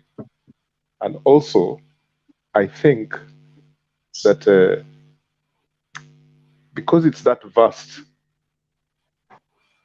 they should have allowed people to at least, understand which parts do we want, which parts do we not want. Because otherwise, in 5 years' time, you'll be in the same place. Okay? So to that extent, I watched Ruto speaking that day when people were shouting at him at Bomas, and also another person I don't have time for is Ruto. But that day, he articulated himself in the same way a lot of Kenyans would love to, okay, in relation to, is this document perfect or not? I mean, how can you have an election, for example, yeah, and you say that because someone has been rigged or not, let's just say the election thing and how they have decided that they will have extra positions in order to solve the elections crisis. How can multiple positions like deputy prime minister, I don't know how many vice presidents or deputy presidents. How would that then, cover the 5-year every 5 years we have a crisis? You see, so someone talked about goodwill, and we don't know how. We don't want to implement things because we have no goodwill, right? To do that. Instead of, I was actually, I wanted to tap Ruto's shoulder when he was talking about that particular issue of someone has been defeated or alleged defeated, those two things. Then how do you solve the problem? Because and also, Ellie, the question about how do you when you're playing a football, there is no way you can come up with a referee. He raised that question. And today that question was raised. How you are an umpire and you're a referee at the same time? Thank you. And I wish that people listened. So thank you. So my point, Mutembei, wacha nimalize. My point is very simple. What I'm saying is, wako unasema eti constitution haiko poa juu haina multiple choice. Kwani multiple choice ni nini? You don't get what I'm saying, man. Come on, you know what I mean. No. You know exactly what I mean. So you know exactly what I mean. Next week this ruling ikikuwa stay na itupiliwe mbali na the court of appeal. Will she agree ama atakuja kusema court of appeal judges wapewa pesa? Okay, let me add to what I haven't finished with Nancy. I haven't finished what I was. Wewe hujasoma the constitution kwanza. I haven't finished what I was telling Nancy. Can I just finish what I was telling Nancy? My last line. Yes. My last line to Nancy is this, right? Okay. And then I should leave the discussion. I'll just watch. What I said earlier on, Nancy, about the Mount Kenya region. And I mean this, internet never forgets. So I'm happy to say this, and it's archived. What I meant was this. There is a new paradigm in Mount Kenya politics. There's a shift. And you know it, I know it, everyone knows it. Okay? No. It has never happened before in the way it is happening. I disagree. Well, then why are the Mount Kenya people are against Uhuru Kenyatta at this point? Is it because of what? I respect your opinion, but respectfully disagree. Okay, Ellie. We'll leave it there. Okay. Ellie, I agree to disagree. Mtembei, wacha niongezee kitu moja tu. Mtembei, wacha niongezee kitu moja tu ndogo kabisa, na tafadhali tunataka tuongee hiyo maneno. What I want Rudy, Ethiopia. You are talking, but you are in Dubai. And you are in Ethiopia. You have never been in Kenya. Only swali moja tu. Kisito. Tulia baba. Only swali moja tu. Nataka niwaambie watu wako kwa hii room, tafadhali. Watu wajue ya kwamba the constitution ya 2010 has not been implemented. How can we guarantee that hata ikipitishwa BBI itakuwa implemented? Ile ya 2010 yenyewe haijakuwa implemented. Taikuna toa earphone. Doniko. Unanipata? Now, so Motembei, do you want me to answer your question? Yes. No, why can't I speak? Then maybe anybody can answer anything. Because I'm responding to someone who had already spoken around 5 people have spoken. Mbona mbaki Nancy ajibu swali langu then tuende kwenu? Si Nancy ajibu tu hiyo tu kama tu anasema jaji wameomba. Allow me to speak. Motembei, yes. Tycoon, please wait. Motembei, because I'm a pragmatic person, I will never say the judges have been bribed because I'm a very pragmatic person. Thank you. And I only I only go with fact rather than you who propagate the narrative that you want. If the judges, I can tell you the Court of Appeal will uphold might differ with some of the issues that were raised, especially where they went over and above what was raised in the petition. but most of the points that were about IEBC, the president, him breaching our constitution, I can tell you, and take this to the bank tonight, it will be upheld. But in regards to impeaching the president, they went over and board. That might be the bone of contention here. But trust me, I will not say people were bribed because I'm a pragmatic person and I go by facts. Thank you. Hiyo ndio nilikuwa nataka tu, next week yote tunatupilia mbali and continues. Okay, Tycoon. Can you allow me to speak? No, but it's good to see you humbled tonight. So I'll have a glass of wine on you. Nancy. Tycoon ni wewe, ongea bana.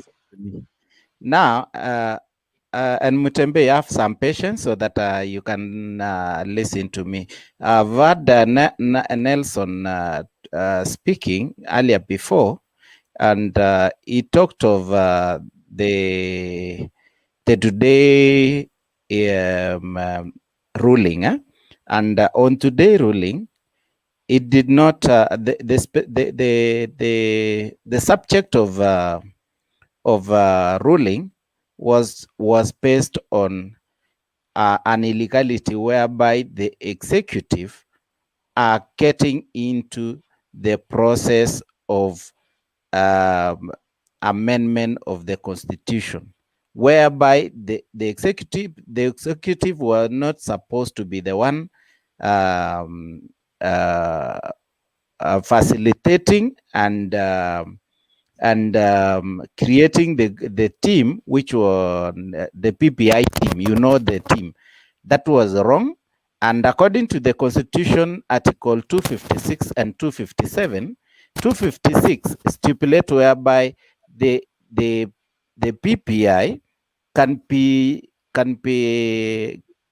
can start from the National Assembly, then it can be a parliamentary constitutional amendment. Then at the same time, on 257, it stipulates that on it can be the popular initiative, which means if it was a Raila initiative, that could be admitted.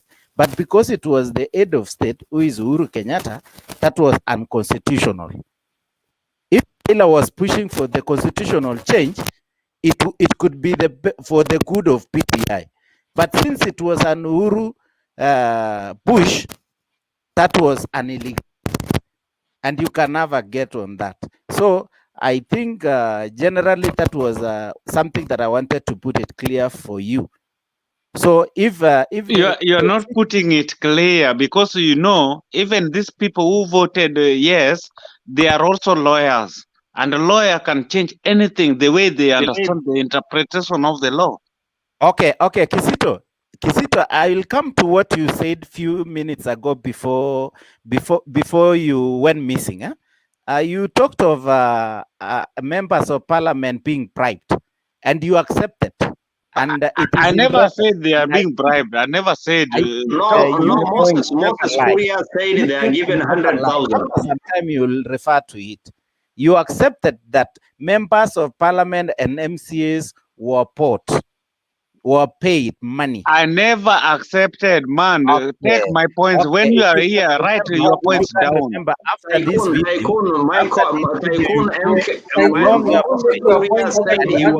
was given 100,000. That is the accurate thing. The passing of the PPI was more political than the legality. That is why Orengo was differing with Baba. It doesn't mean Orengo doesn't support Baba. But he was supporting Papa, but he knew this is an illegality. And that was the point of contention amongst the ODM guys. So it is a responsibility, and it's also it is an illegality towards Uhuru Kenyatta, not Raila Odinga. That is what you need to know from point A to B. So it is an illegality to the president, who is the head of state and who is the head of government, and at the same time who swore to defend the Constitution of Kenya. Is the one who wants the changes in the Constitution, and that is where an illegality comes in, as per the ruling of today. Thank you, and have a bye-bye. Taikuwa nakuulizaje pia kama Nancy next week tuki appeal this decision na itupiliwe mbali, utakubali ama utasema judges wamenunuliwa? Tycoon, please allow me 1 minute. Mutembei, please. We are please. busy. You please give everybody a chance.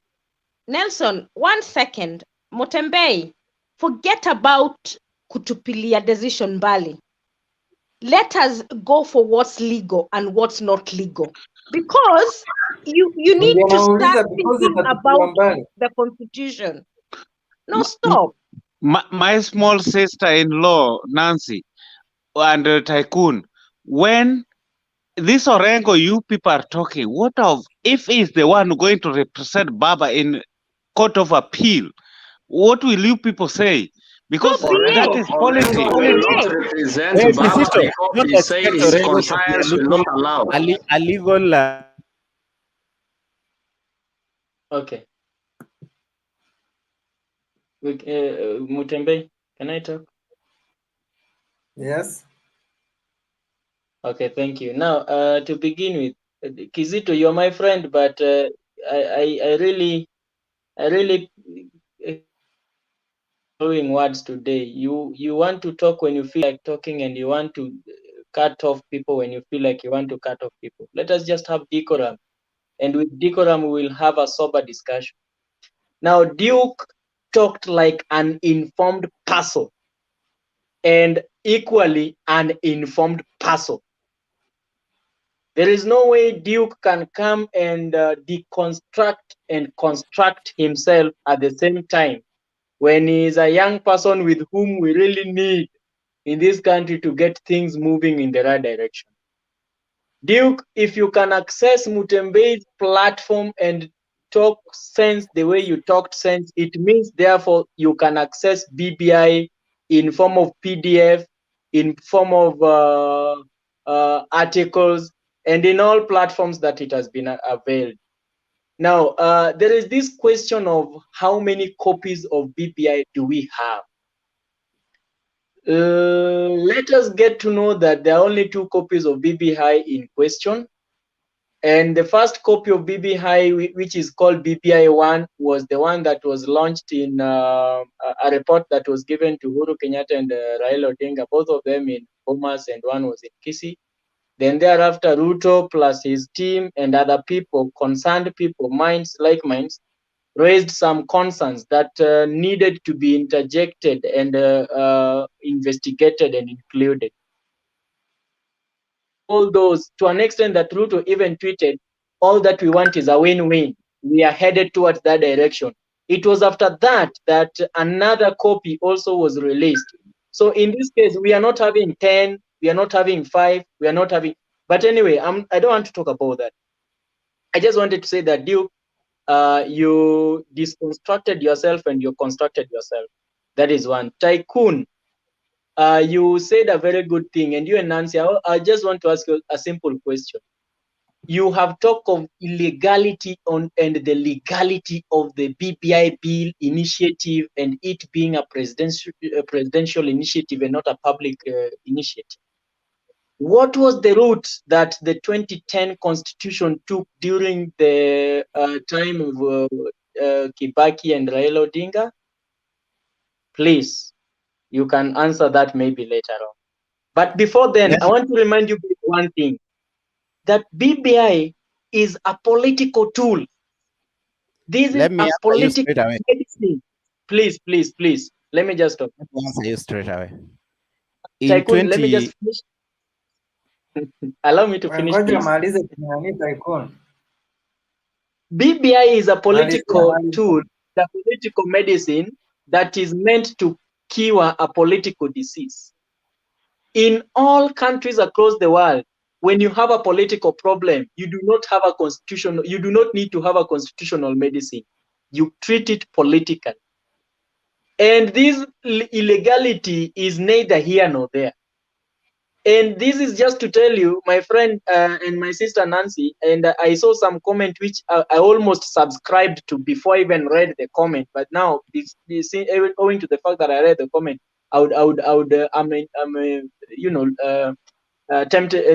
tempted to say that all of you who are today talking about Uhuru being bad because of the BBI, I want to be persuaded that if tomorrow Uhuru comes out and says, you know, I've stopped working with Raila, I'm now working with Pluto, Uhuru will be good.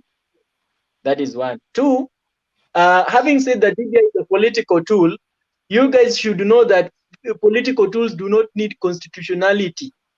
And another thing, you're being misled when you're saying that Orengo, Orengo rebuked BBI, Otindamolo rebuked BBI. These people were just raising concerns with which they thought and subscribed were supposed to be amended or included in the document. At no given point of time did they ever say that we are no for it. Please get your facts right.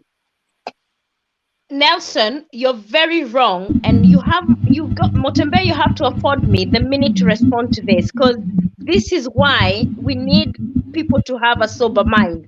One, I have not said Otiende Amolo and Orengo were wrong. They raised valid concerns, which even the court of law raised the same issue. Whatever the issue that Otiende Amolo had in regards to the errors in the and participation of public were raised by the court of law today by judges who've been practicing law in Kenya for many years. In regards to you telling us, what was the other point? Can you remind me the other point you raised? Well, if he cannot remind you, no, hang on, Kizito. Kizito, you need to be quiet. We diaspora people, look, somebody like Wariae is in diaspora. The last time he was in Somali, he was in Ethiopia. He has never stayed in Kenya, and he's coming to tell us that he knows Kenya. He doesn't know Kenya. That's why I'm saying people, let us not take Kenyan people for granted. Duke and Nelson, mute your mics. Your mics are bringing feedback. Kizito hatukusikii. Acha Nancy amalizie ni yake. Hiyo kureply to Nelson. Nelson, my brother, I hold you to such high. Let us look at the facts. Let's stop going round and round. Whatever is legal is legal. I would want you, and I've said today, I will not go back to what I said today because I believe in what I'm saying today. Whatever I've stood by today, and this is why I never joined the debate that you guys were talking about, the senators and the MPs, because I knew that debate was going to be decided by the court of law. In regard to Raila and Uhuru, if this initiative was brought about by just Raila on his own, I think the court would have made a different judgment. You cannot be the custodian of our constitution and be the person who tells us what's wrong with that constitution. That is a conflict of interest. And my final point before I go to bed, Motembe, and I will don't go to bed. I have to respond. Nancy, there is a question Nelson asked that you have not answered. What was the procedure that the 2010 Constitution followed before it was enacted during Kibaki and Raila's procedure? Yes. So in regards to the 2010 Constitution, remember we had proper participation, regardless of how it started. The process is as good as the outcome. So the process of the 2010 Constitution took a long time.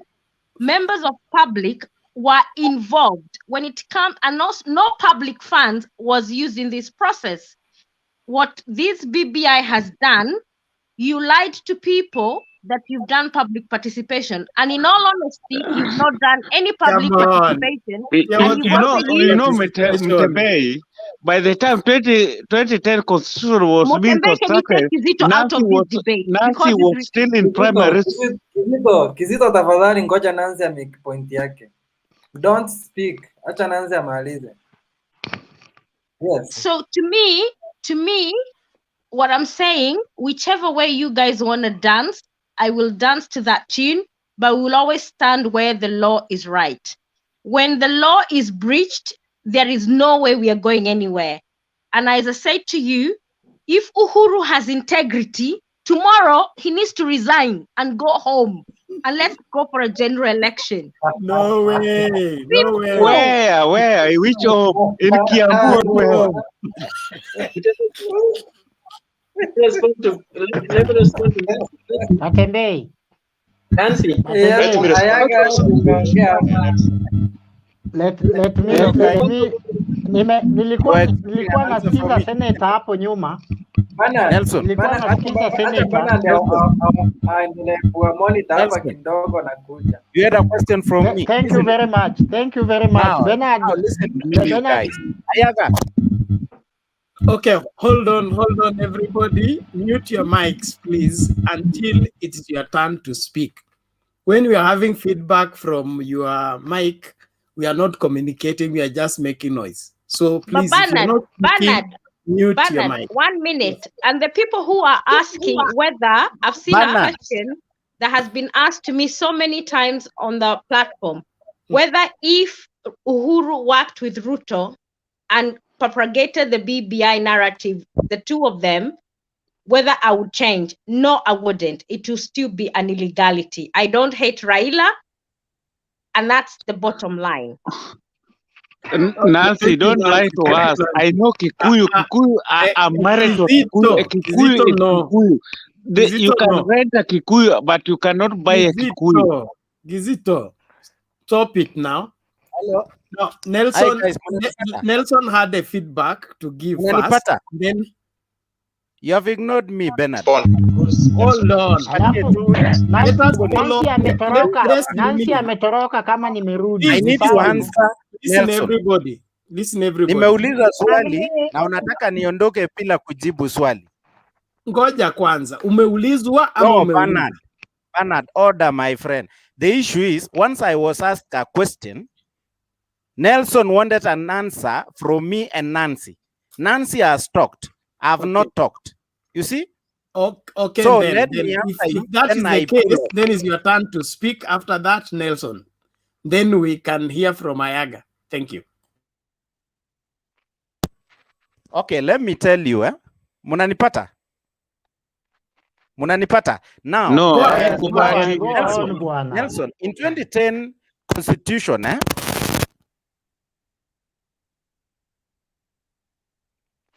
You have problem with your mic. Una sauti yako ikuji?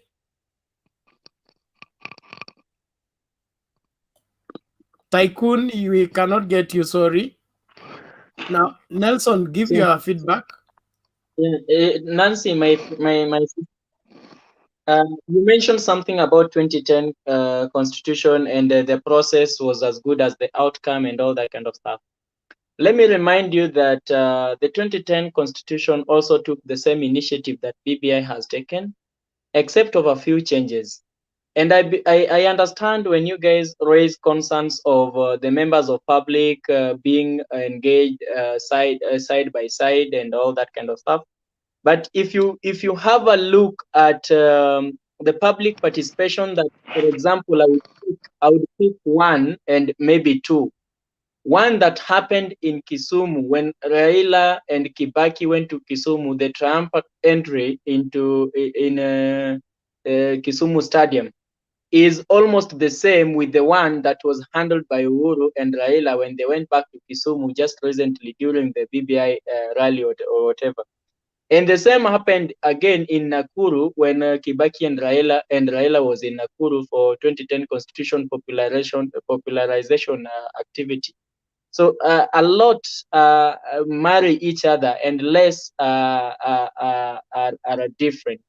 The only reason as to why, which I think I would subscribe to, the only reason as to why you guys think that some members of public were not involved and some members of public were involved, it's because some people thought that they are not part and parcel of BBI, and they have always subscribed to that thought, and they still believe in that thought up to now. And that is the same way, even the voting of 2017, some people also felt like they were not part and parcel of it, they never voted, and they still subscribe to that up to now. But Nelson, if Raila became the president of Kenya today, let's say we go to a general election tomorrow, Raila is declared the president of Kenya. Have all our issues been resolved? No. Yes. No. No. Nancy, you just have a personal problem with Raila. So I don't know what Raila did to you. You have problems with Raila. This man is my in-law. I have to interject now. Go back to Raila. Raila is my brother. And that's why I'm back here, Bernard. Please. Hold on. Okay. Nelson, are you through with your submission? Let me finish. Ayagan Kizito, what is it that you guys are smoking that we can't get? Tafadhali mtusambazie. Sisi pia. Big cigar. On finishing, on winding up, there is one thing, my dear sister Nancy and Tycoon. Tycoon, as you're going to respond to me, I can see your back. Please remember what I said. One simple thing. That BBI is a political medicine meant to cure a political problem. You do not need a legality and illegality to a political solution. Thank you. Okay, Tycoon, respond in 1 minute. You have not sorted out your sound problem. Is this platform for only Tycoon? Why don't you give even me say or the Eli Moja there?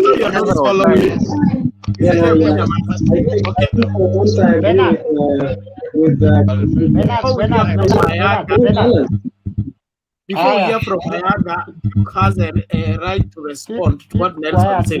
Then we go straight to Ayaga. After you, it's Ayaga. Thank you. No, Bernard. No, I've been here for some time now, and I was watching. No, I think you lose the point that you needed to No, Bernard, even Eli Omondi has been here. How can he wait for 2 hours? Been here, my brother. People. In fact, I have a question for Duke. It's not. Hold on, Ayaga and Kizito. Bernard bana. Hapana, subirini kwanza. Hebu mwache hiyo game. Nelson mentioned Duke diversely, so he needs to respond so that the information we're giving out is coherent, not to be jumping from one thing to another. Please, no, you have sound problem. You know, Bernard, you are making this platform like BPI that was nullified with the court. Why don't you give Eli Omondi has been here? Eli Omondi has been here throughout the time. He has not talked anything. Hello. Unanipata? Okay, yes, Tycoon, go ahead. Lakini musinitoe this time round. Nimetoka mara mingi nikiingia. Anyway, now this is the thing. As you speak, Nelson, don't divert the attention. You asked me which procedure was used in 2010 change of constitution. This is now the thing. It was parliamentary. It was parliamentary amendment. And the members of parliament by then, the constitutional, constitutional and justice minister was Martha Karua, and the chairman in parliament was Abdikadir Mohammed, and vice chair in parliament was Ababu Namwamba. The committee appointed what we call committee of experts to collect views and also to do analysis on where to be changed in the constitution. So in short, it was not an executive. It was not the president and the prime minister which came with the constitutional amendment. So not that one. And please, Mr. Bernard, Mr. Tycoon doesn't know what he's talking about. Give Eli Omondi to talk, then we follow the channel. As compared to 2010 constitution. I've told you, it is either through the popular initiative, whereby the executive is not seen to be the one sponsoring for the change of constitution, and it should be, apart from the 256 and 257 of the constitution, there is no any other alternative. There is no executive sponsoring the change of constitution, of which that is what we have termed as the... Okay, thank you, Tycoon. You have made your point. That is it. Thank you. Duke, respond in 1 or 2 minutes, and then we have Ayaga. Thank you. I want to respond to Nelson. Nelson said that he misquoted or did not understand what I was trying to put across. I was trying to say that most of Kenyans are able to access the constitution. Yes, I'm here. I know even how to, some people don't know even how to download a document from the internet. So what I was trying to say, I was talking in the Kenyan context, covering every person. We represent many people. So there are other people who does not even know how to read. The government was even to all the task force was to actually make Look, sure even if you don't know, you can ask. If you are interested, you can ask. Is it on mute your mic and listen?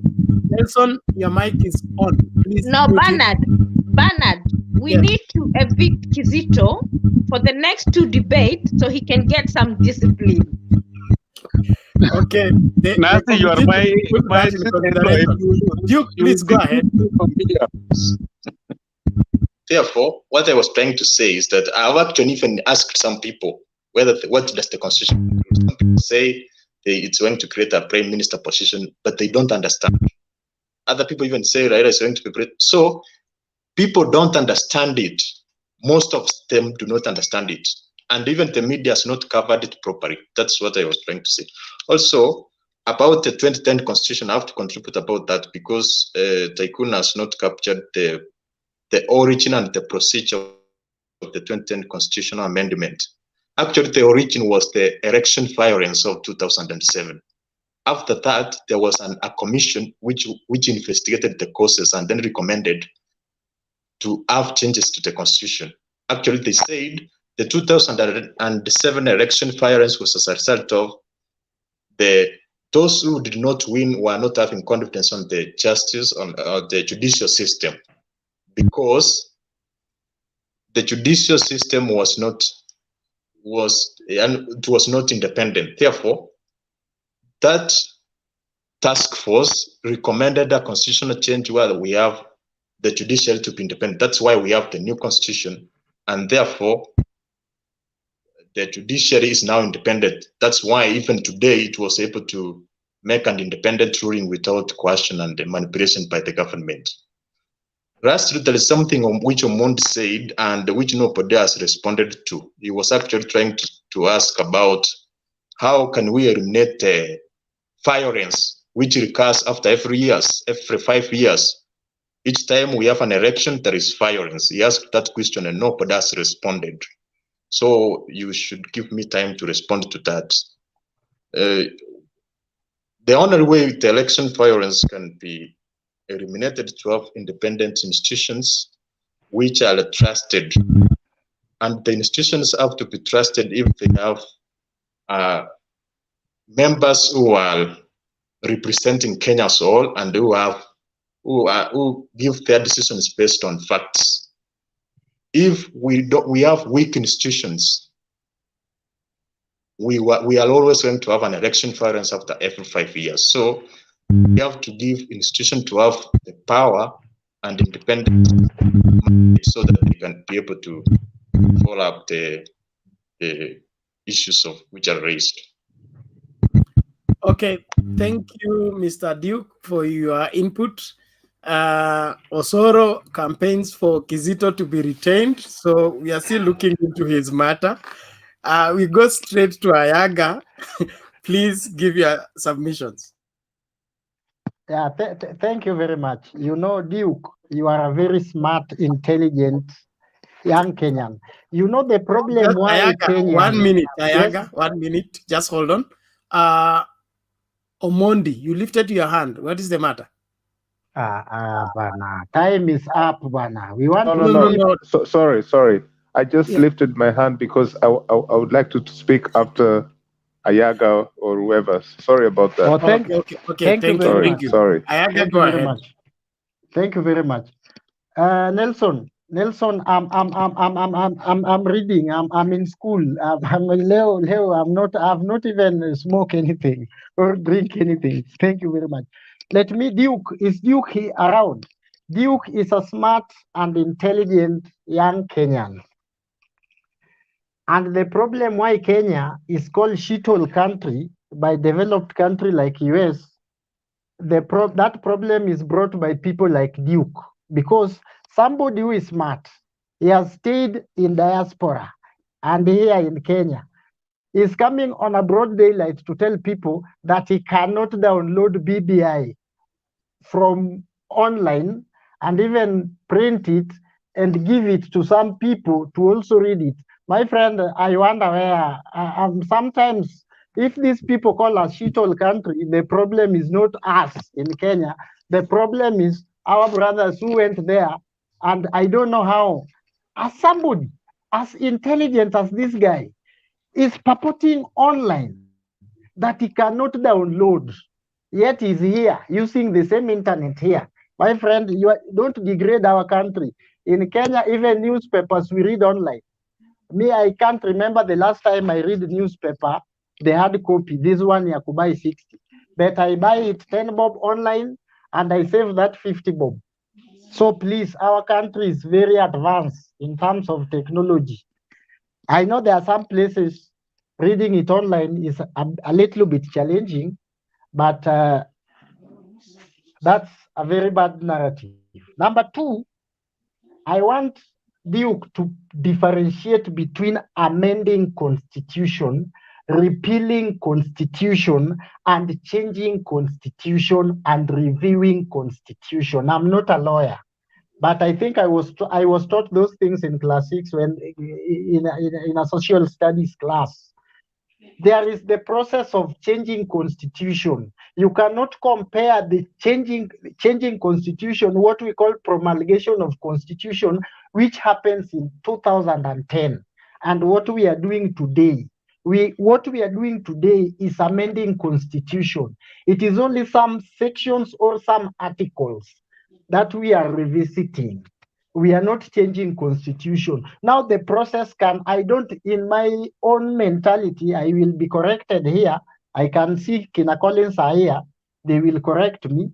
If changing the constitution, if the same process is as the same as actually amending or repealing something like that. Number two, Nancy, I had a friend of mine called James Gashagwa. James Gashagwa collapsed when the ruling of Supreme Court nullified Uhuru Kenyatta's election, and he dies. And we buried my good friend in Nyeri.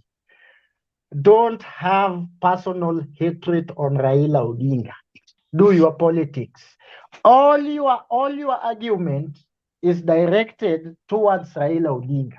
It seems this process was unconstitutional because Uhuru Kenyatta was working with Raila Odinga. If maybe he chooses to do it with somebody else, that fixed mentality is from our brothers. I think even my grandfather married a Sophia, which we used to call Nyagijenga, a Kikuyu from Muranga. Ayaga. And I have my cousins from there. So by telling us, by bringing Nancy, hold on. You will respond. No. You will respond.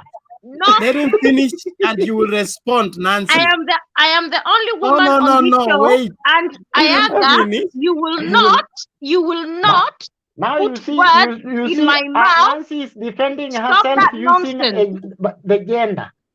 No, stop that nonsense of saying I hate Raila. I don't hate Raila. Give me one evidence of what I've said tonight that touches on Raila. Stop that nonsense. Nance, and good night.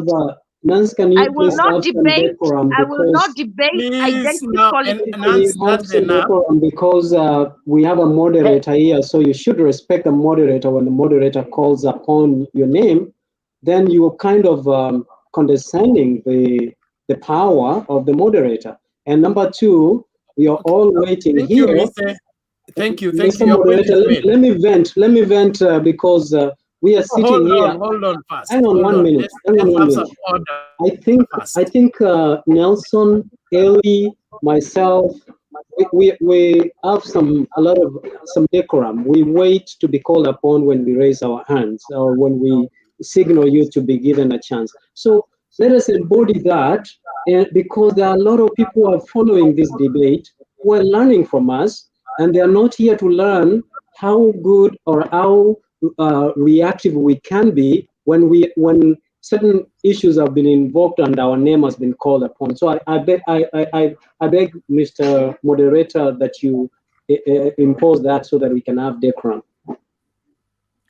Okay. Thank you, Mise. Now back to Ayaga, and please thank you very much. mute your Even mic Felix, if you're not speaking until even, it's your even, turn to speak. Even Felix can see that today are very fresh. So Ellie, actually, Nancy has left. She has left. Actually, Ellie brought a very solid question to give to Nancy. Instead of Nancy answering that question, that them from maybe central region of Kenya, they are deliberated or something like that.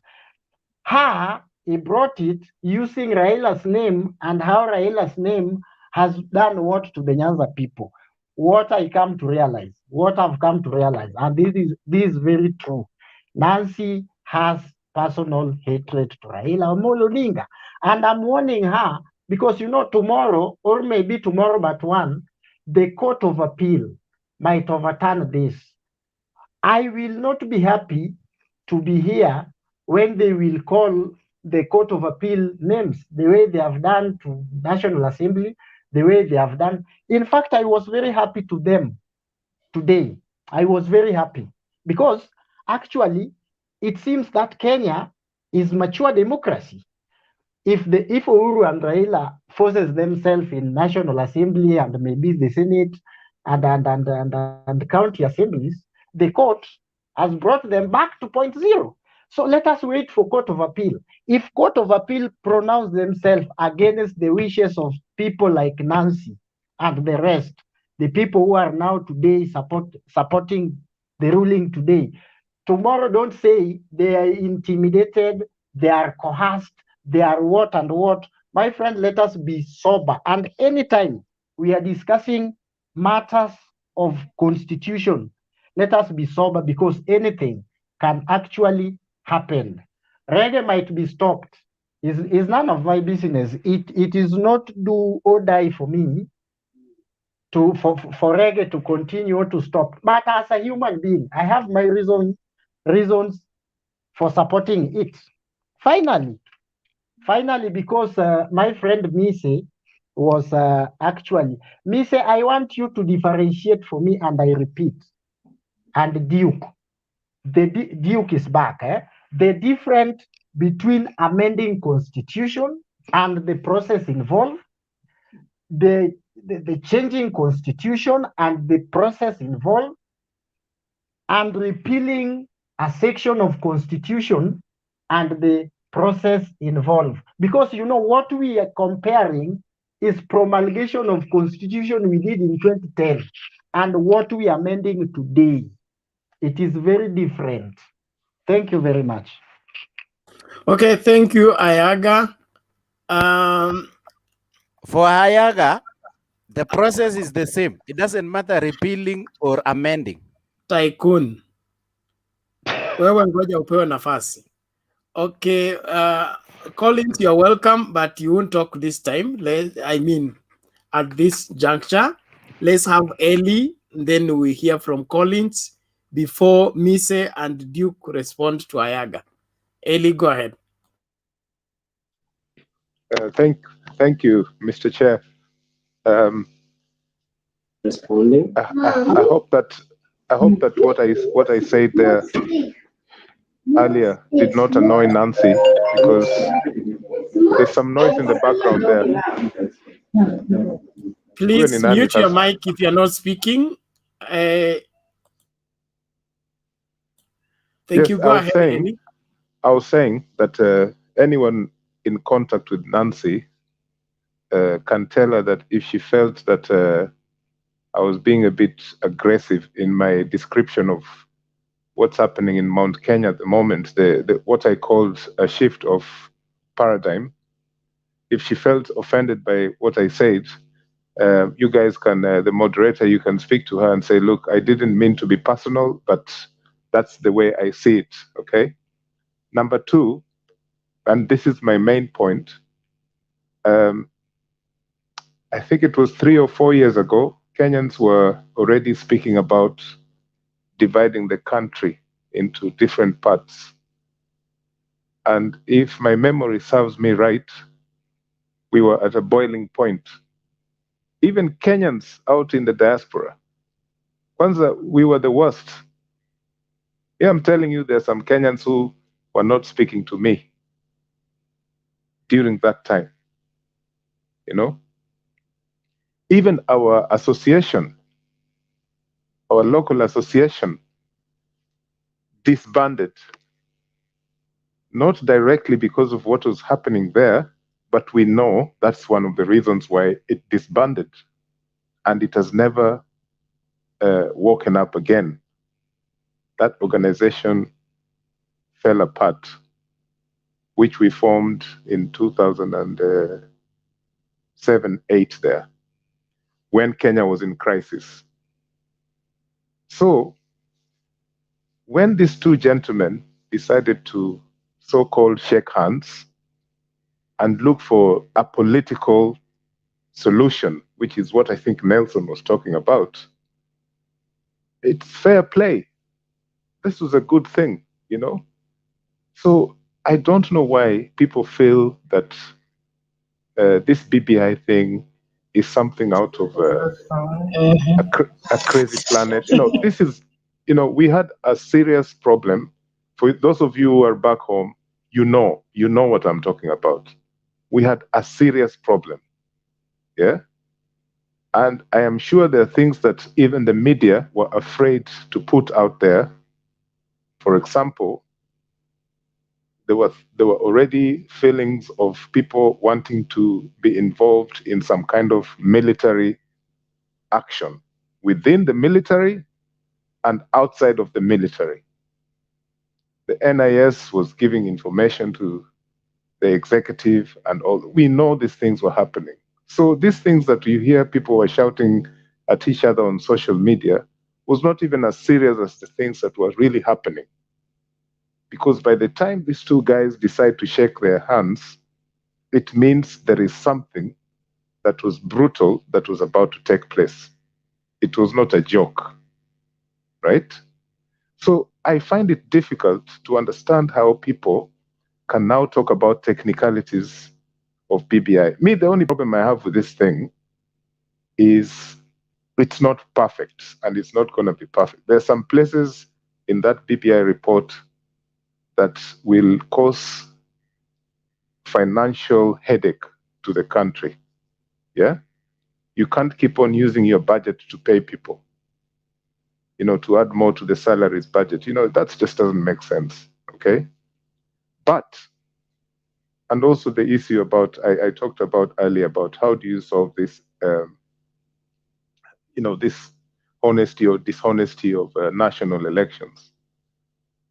But the original idea of this BBI was to solve long-term problems in a short-term way, because we will be back here again in the next few years looking for another solution. That will happen. So why can't people just let this thing take place? You know, not everyone wanted the 2010 constitution. In fact, many prominent people were against it.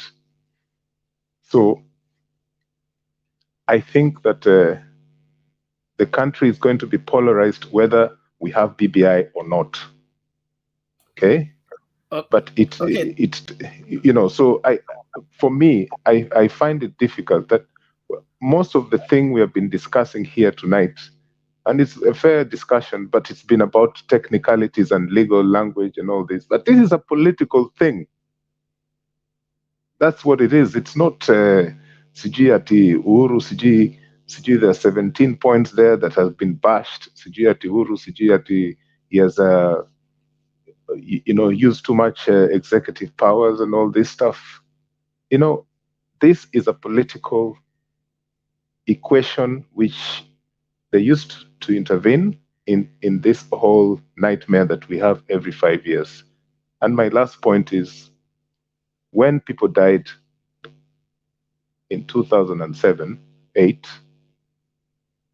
I think we all have our stories. Me, I know what story I can tell right here about my sister who is married to a man from Central Province and what happened to her, how she was trying to escape from Nakuru on a border in 2008, right?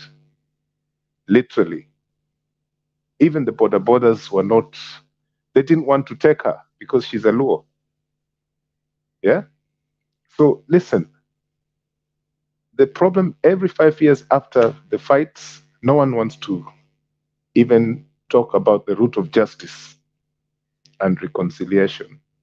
So this was a step, and it's a big step, which we cannot just, because we dislike Ruto, Uhuru, I don't know who, Raila and all this, and then we say, no, this is nonsense.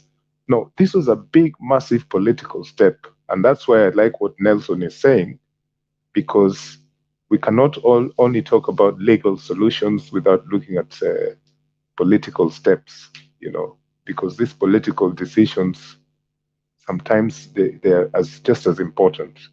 And that's what I would like to say, that we'll be here every day discussing technicalities, plus and minuses, but that will not help. Because what I know is that this BBI is going to pass. You know that. Even those guys who are saying they're going to drink some wine tonight, it's going to pass. It's going to pass. Yeah? And in fact, even the recommendations will be implemented.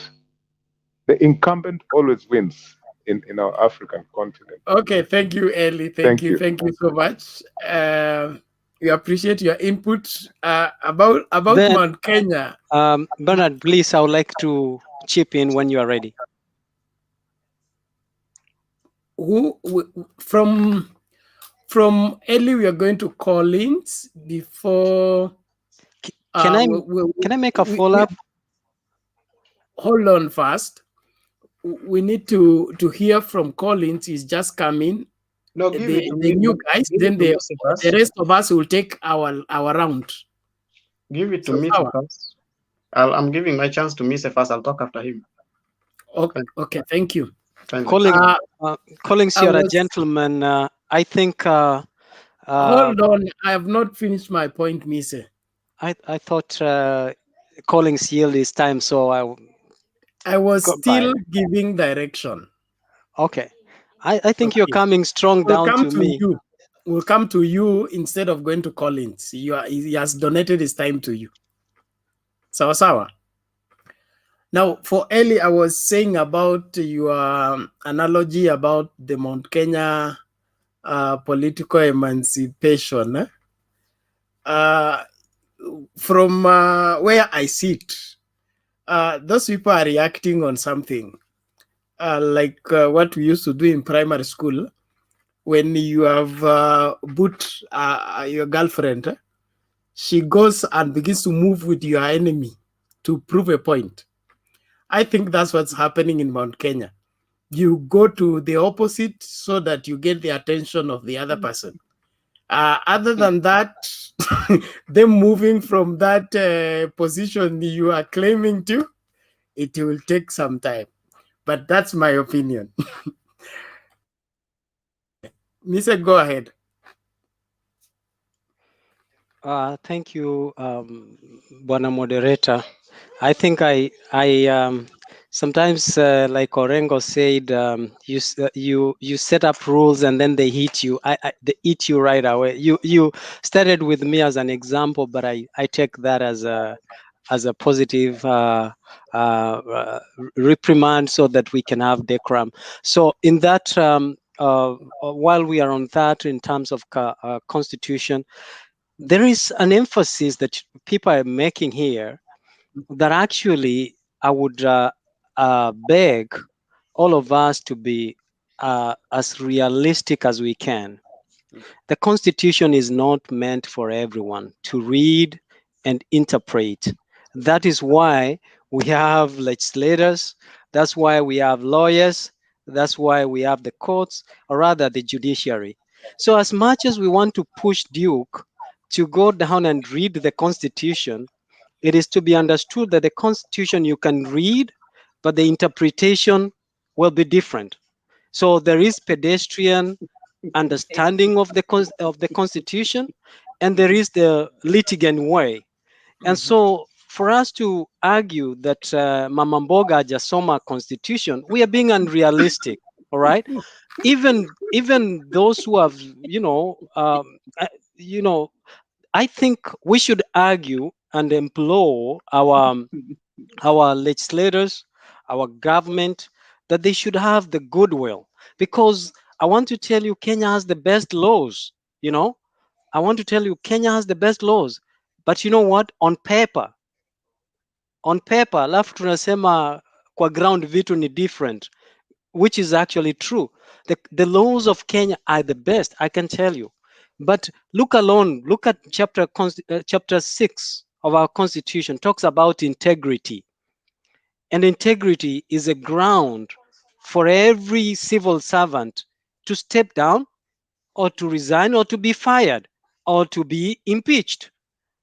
Lakini, how many have we impeached on those grounds, other than those who are standing on the way of certain agendas of political giants? So I want to tell you that even the lawyers themselves, even in court of laws, that's why you say, oh, we got constitutional lawyers, and well, we have immigration lawyers, and those who specialize in immigration lawyers, even though they are general practitioners, might not be very good in interpreting the constitutional law. Those who are good in criminal or family law might not be very good in property or intellectual property law. So let us not argue blanketly that we have not considered Mama Mboga. I think we should be arguing why and what is really wrong with our leaders to have a good motive, the goodwill of helping our people from the poverty levels that they are in, so that they can grow and be elevated.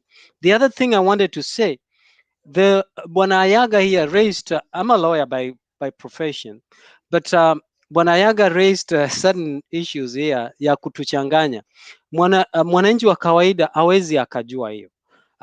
So you asked about the changing of a constitution. You asked about the amendment and the repealing of some sections, or repealing as a whole. But again, these are non-issues. What are the issues right now? If they were looking, look at the article 1 or chapter the preamble of the Constitution of Kenya. It says the power is vested in the people. So if the people have the power, how can they, those who elect the people, the leaders who are supposed to be the custodian of their power, then are the most oppressed? Think about it. We are in a COVID environment, and I agree with most of your sentiments, all of you, that the timing is not right. I don't see anything for us to have a constitutional amendment or even change the whole constitution, but the timing is not right. We are in the middle of a pandemic. Our priority, the most urgent and important issue right now is how do we address this issue of COVID-19, which they have actually forgotten, and a lot of Kenyans have died.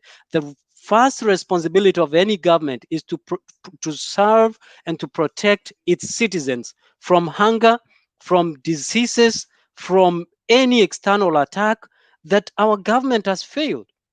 So having failed that, our constitution that is actually, we usually refer to 2010, 2011, 2010, 2011 is 10 years old. There is nothing wrong to make some changes and tweak it and so that it can fit us.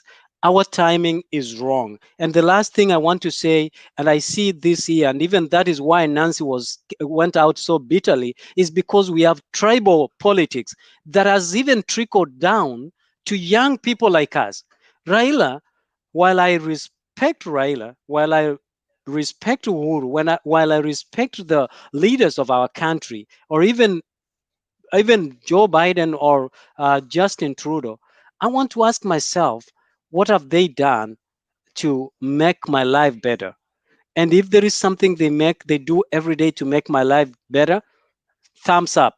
But if there is something that they are standing on the way that is supposed to make my life better, but they are standing on my way, you know what? I say thumbs down. So the politics of tribal politics, the politics of worshiping some individuals, that even when they are wrong, that's why you see young and brilliant leaders like Junet. They come in and say whatever Baba said. Even when Baba is wrong, Junet will say Baba is right because it's Baba who has said. So we will need to move away. Kenyans are known to be very, and I want to tell you, Kenya is a very respected country. Eli will tell you, those who are abroad here will tell you, those, when you read even in immigration, when you read the national document, when you look at Kenya, Kenya is one of the countries that is recognized to have very good laws. Not only laws, but look at the organization. I'm finishing. This is actually my last thing. Look Just at the. hold on. Yeah. There is a question for you, I think, from Nelson. Yeah. Yes. Okay. This was burning. Mise, you sound like Piolo Lumumba.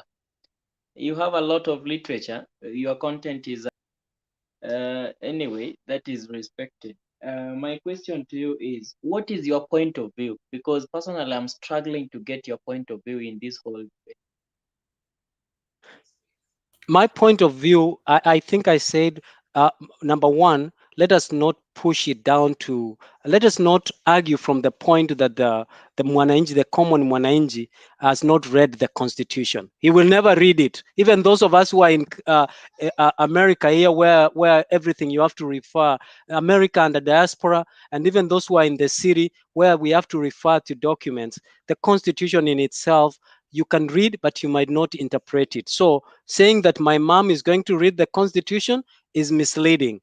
But let us implore our leaders to have the goodwill. So that was my point number one.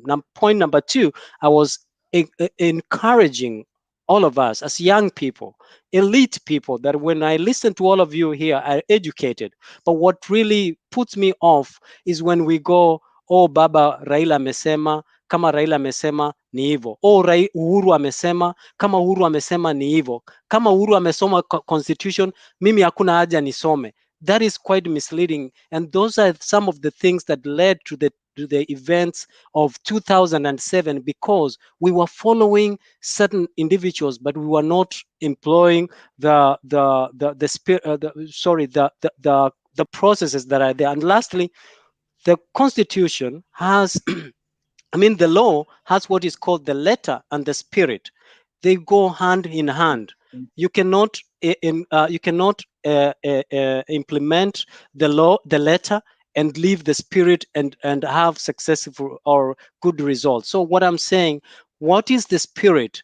What is that in the spirit of the issue at hand? The BBI that was termed as unconstitutional. What is the letter?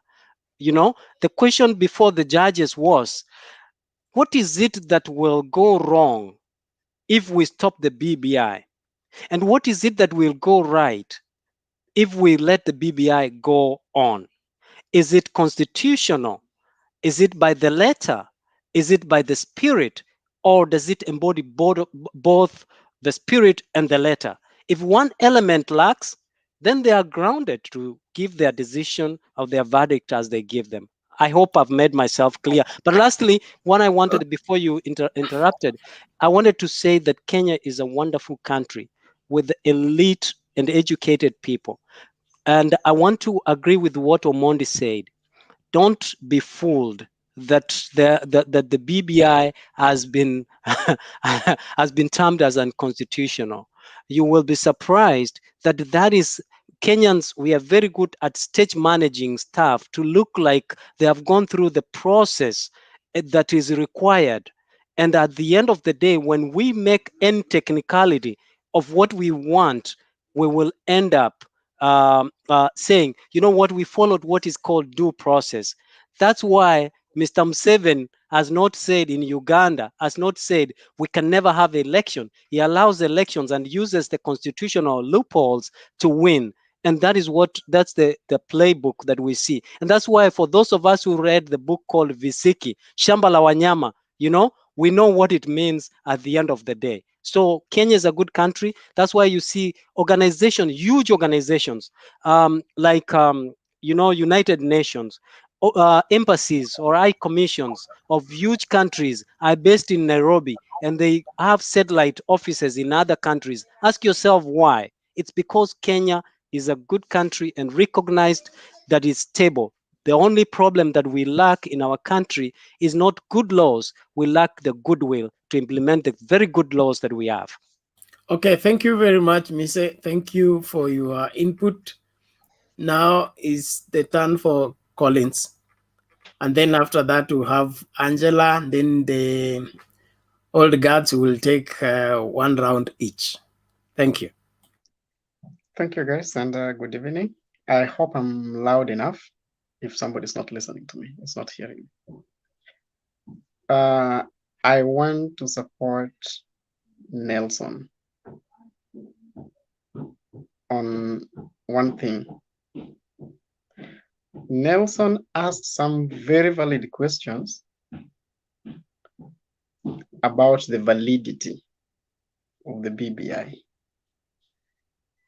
We have legality and we have validity. And whatever Nelson was speaking to is right. And if things can go the way they should go, then I think Nelson, you should be next senator somewhere. I'm not telling you to be a politician. Now, here's the thing. Ayaga asked about amending a constitution, repealing of a constitution, and reviewing of a constitution. When you're repealing a constitution, there is nothing called repealing a constitution. You repeal a section in the constitution where you purge out a section. For example, when the IPPG met and they repealed the section 2 of the constitution so that the sovereignty of the power and the power remained with the political parties. So like the political parties could now make the IEBC.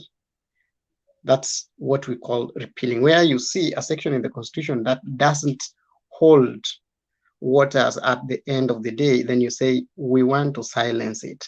That is where we do repealing.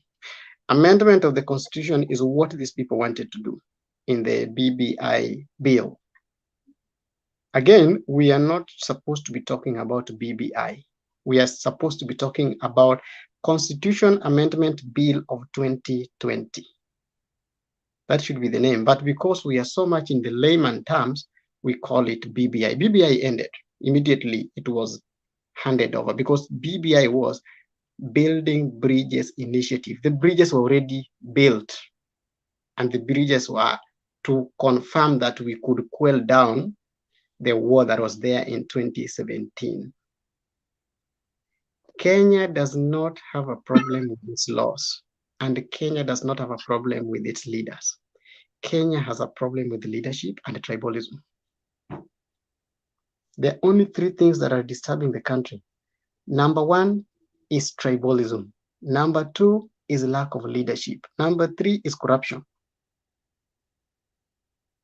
If we can get out these three things, then it's okay. We are going to have a great country. Ayaga asked about amendment. Amendment is where you see one part of the Constitution, we are not removing it, but we are changing it. To amend is to change. To mend is to bridge the gap. To amend is to change. For example, everything that is in that Constitutional Amendment Bill in 2010, almost half of the things could be done with the articles of the parliament. We call them Parliament Acts. But there is only one thing that must have faced the referendum. That is changing the structure of governance. That's the only thing that requires a referendum. Why did I say that I was supporting BBI and I was not supporting the Constitution Amendment Bill? I supported the BBI up to the time it was presented. Immediately, when they brought up the document, it was still right.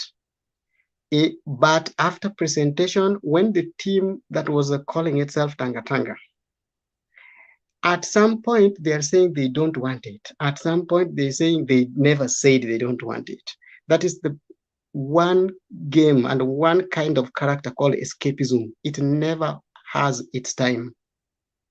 The escapism in Tanga Tanga has never held any dues in its time, because it is something that in the dark they're saying this, in the light they're saying this. It's the same thing. Somebody anakuambia leo tuko na nyinyi, mimi niko na wewe, and when it comes in the night, I think Collins, you're having problem with the net. Oh, somebody's not getting you? Okay. No, we can hear him right. He's pretty clear. Oh, okay, maybe somebody's getting weak somewhere. Collins. Mm-hmm.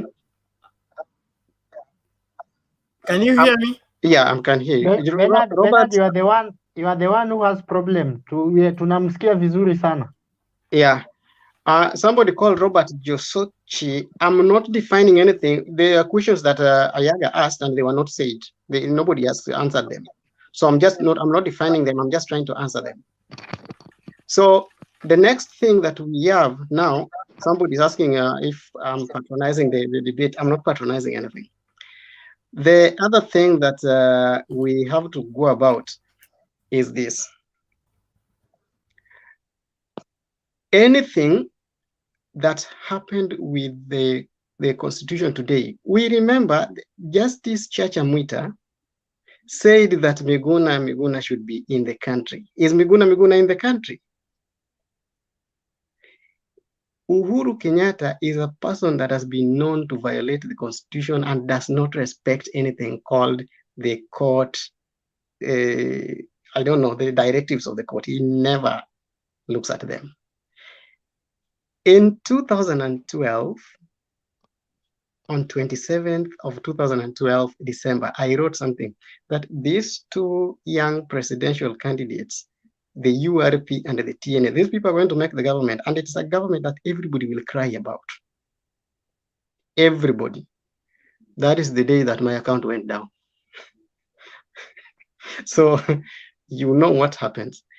The Constitution and the amendment bill that has happened today, it's never too late to apologize, but it is too early to celebrate. It's never too late to apologize, but it's too early to celebrate. Why?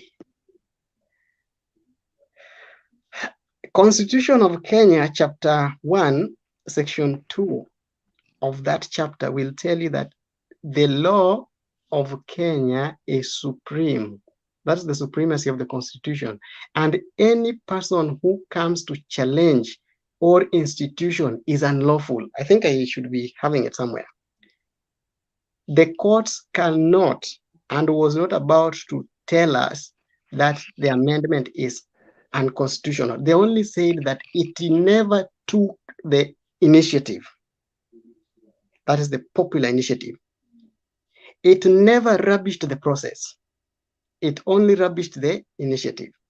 So if that initiative, somebody else can come out, like Uhuru Court came out with the right one, and go through it, it will go.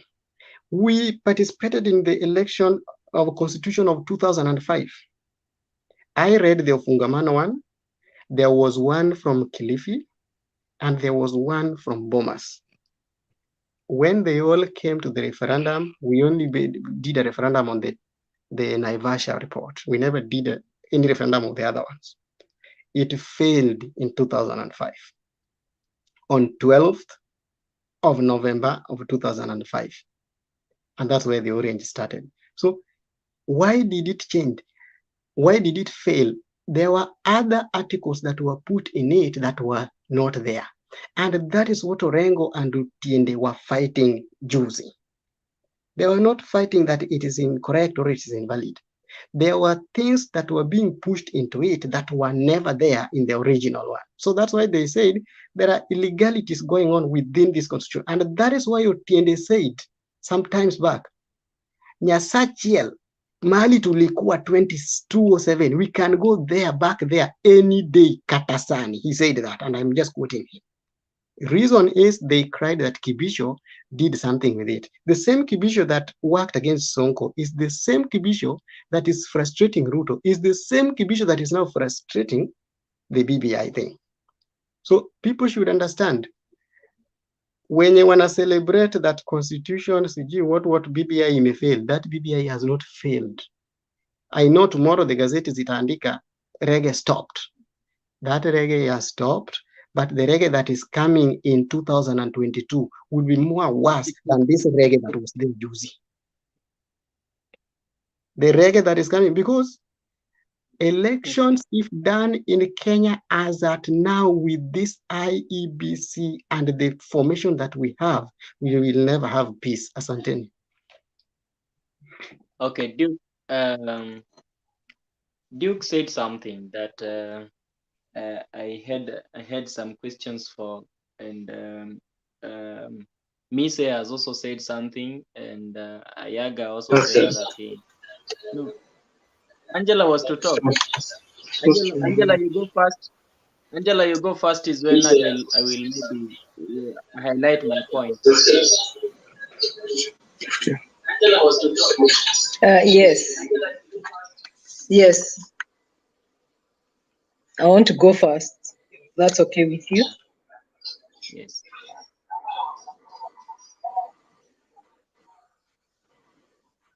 There's a delay. Can you hear me?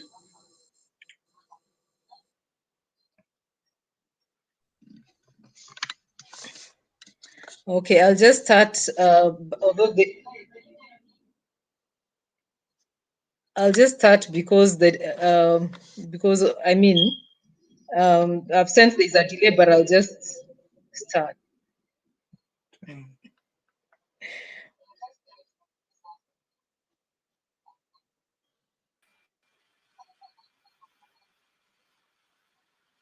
All right. The first thing I wanted to say was the fact that the BBI process is being politicized in order for one.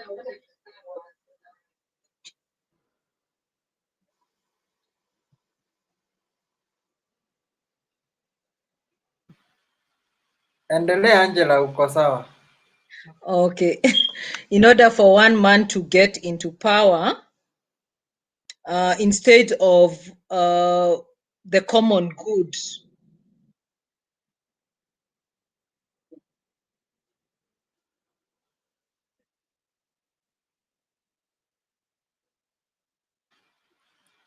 Of the Angela, people being Continue to the end. What people can hear you. Okay, instead of the common good of the people being taken into consideration,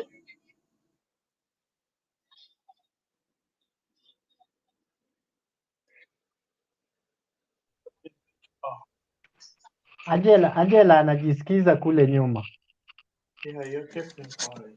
What do I There need is to an do? echo, Do so I need to anaongea mute alafu some? anajisikiza. Okay. That's the problem. It will be easier if Angela reduces the volume of her gadgets na aongee, because anaongea kwanza ndiye ajisikize ndiye aongee tena. Nama atumie earphone.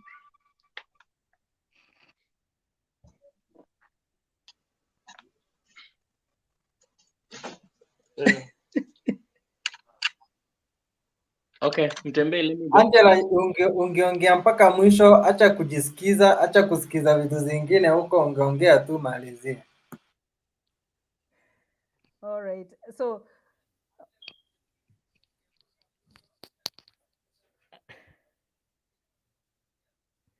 okay, sawa sawa, nimekusikia. So the whole idea is people considering the common good of the people, which is unity, peace, and equal distribution of resources.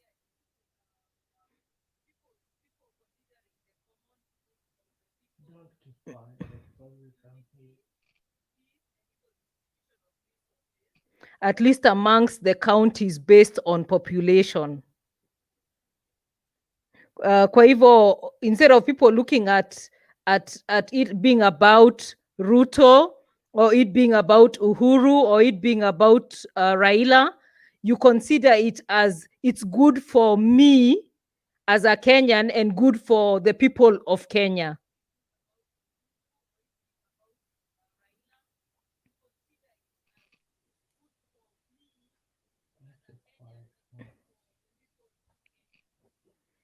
So for me, that's the main thing, is that people need to stop politicizing the BBI process. As soon as we look at it as being for the common good, and looking at it as a way that Kenyans can be united, and a way that that there'll be peace, and Okay, sorry, Angela. Angela, hold on. Mhm. You have two feeds at the same time. Close the YouTube feed so that we.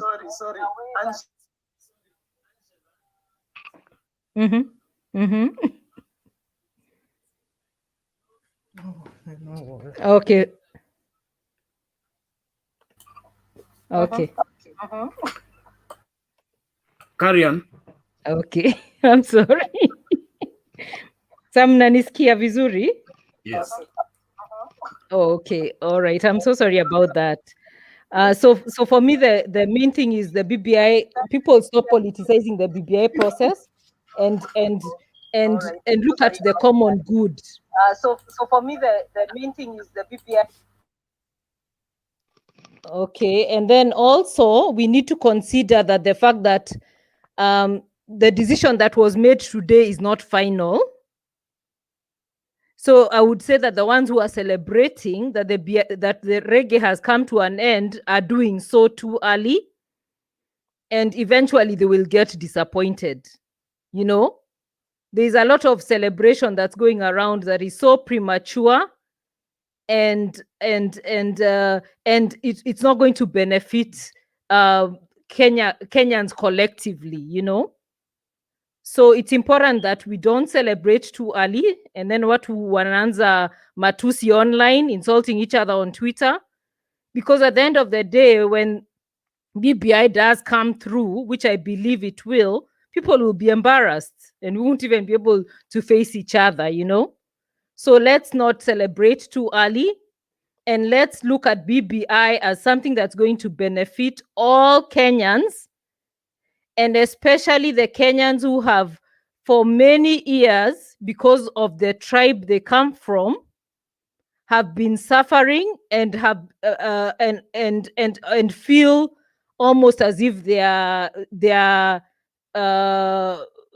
you know, semi-citizens, like they're not Kenyans, you know. So let's second-class citizens. say, yeah, second-class citizens. Let's consider everybody, you know. Let's think about my fellow man, because it's not all about me and my tribe, you know. So let's this tribal thing, me, I thought it would end with our parents, but we have found ourselves in it because of maybe the things we've been hearing from our parents. Maybe all our cousins are from the same tribe as ourselves. So we need to look at things not necessarily because I'm from the same tribe as a certain leader, regardless whether he's a thief, regardless whether he's a man of good character, regardless whether my values match his values. You just support him because you're from the same tribe. That needs to end, because otherwise we'll never move forward as a country, and we'll never move forward as people who see their fellow man as a fellow man rather than a tribesman or someone from a different tribe. So that's one thing that's really messing us up. And Collins was right when he said our biggest issue in Kenya is tribalism. We need to stop it. Even in this panel, you can tell who is supporting who based on their last names, and that is very, very wrong. Okay, my last point is the High Court judges today. I read this on Twitter, so it's not my own point or something that I have known about before today, but I saw it on Twitter, and there was an attachment to it, which was sent by Samuel Michira in this forum. I hope you guys were able to see it. The fact that the High Court judges Angela, nataka kuuliza kitu before uendelee. Umesema in this channel you can tell nani ana support nani based on the last name. Mimi naitwa Mutembei the last. Na support nani? I mean, yani nasema in general, wacha tunacheza point at Mtembei. I'm the only one with the last name here. Anyway, it doesn't even matter. It's not that important. Yes. Lakini kuna venye nilikuwa nasikia accents na jo huyu ana support Raila. Angela, wacha kuwasha moto. Wacha kuwasha moto wewe. Apologize and withdraw that, because some of us do not know any political gods. We don't. Exactly. Okay, then I withdraw that. Yeah. Sorry, I said that. Angela, you can say those who are listening, those who are watching us are the ones that you are referring to, not necessarily those on the panel. Okay, let me then, I withdraw my statement in regards to this forum. Everybody is non-tribal here. And everybody supports whoever they support based on values, based on ethics, and based on how you see this person is going to help me and the country, you know? All right, so I don't know if that statement fits me. Anyway, carry on with your point, Angela. Finish. Okay. You are quoting something. Okay, so my last point was I read this on Twitter, so this is not me, and I haven't researched it, so I'll just say it. Somebody wrote on Twitter that the High Court judges who made today's ruling have personal issues with the president, since he never appointed them to the Court of Appeal. They were among the 41 judges that the head of state declined to appoint. However, last year, Justice Mativo, who was one of the judges today, said BBI was okay. So if this statement is true, it means that somebody or some people have been compromised, and therefore they are making decisions based not on their conviction or what they believe, but rather based on maybe they were bribed. Who knows? I don't know. I'm just saying it's a possibility. Maybe it's what this person has stated, that they were not appointed to the Court of Appeal, and so now they have a vendetta against the president. I don't know. But one thing I know, and I'm not also someone who worships people or presidents or leaders or whatever, but one thing I know is that Raila and Uhuru, when they got together and made a decision to shake hands, it was at a time when the country was in a lot of trouble. Like it was, you remember Monday, what was it called? Tear gas Mondays and Fridays. It was a very bad situation. And these two men put down their, let's say their, you know, they humbled themselves and shook hands and decided to bring Kenya together. For me, that really said a lot about what these two men are about and how their hearts are and their character. And the fact that they brought BBI is not to damage Kenya, is not to hurt any Kenyan. it is for the better of the country, and it's for the best of, for the country to get better in terms of unity, in terms of peace, and in terms of the people in Kenya who have felt like second-class citizens all their lives because of their tribe, now feel they are part of something bigger. So if we start looking at things that way, we are going to move forward. If we start looking at individuals and so must be president because I don't even know why, we are going to be talking this same talk in 20 years, and Kenya, and who knows, Kenya may have burnt to the ground by then. So let's stop this. Let's stop the drama. Let's stop the story ya kufurahia vitu hata ziko final, just so that you feel good that when you're writing your Twitter comment anyway, I rest my case. I hope things will get better for the sake of the country. Leonard, that's a good one. Yeah, thank you very much, Angela. Collins, who was going next? I think was to go Duke. No, it was me. It's Nelson, then Duke. Okay. Thank you. Getting back here, I like getting back when I've made at least some points.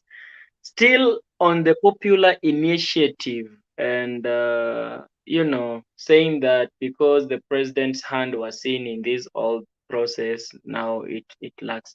Now, my simple question is this. First, Tycoon and Duke gave us the background of 2010 Constitution. And they said that 2010 Constitution was as a result of 2007 election violence, whichever way. And this one really reflects a lot on the background of BBI, because it was after 2017 election that we had the Monday, Friday tear gas and the violence and the rest.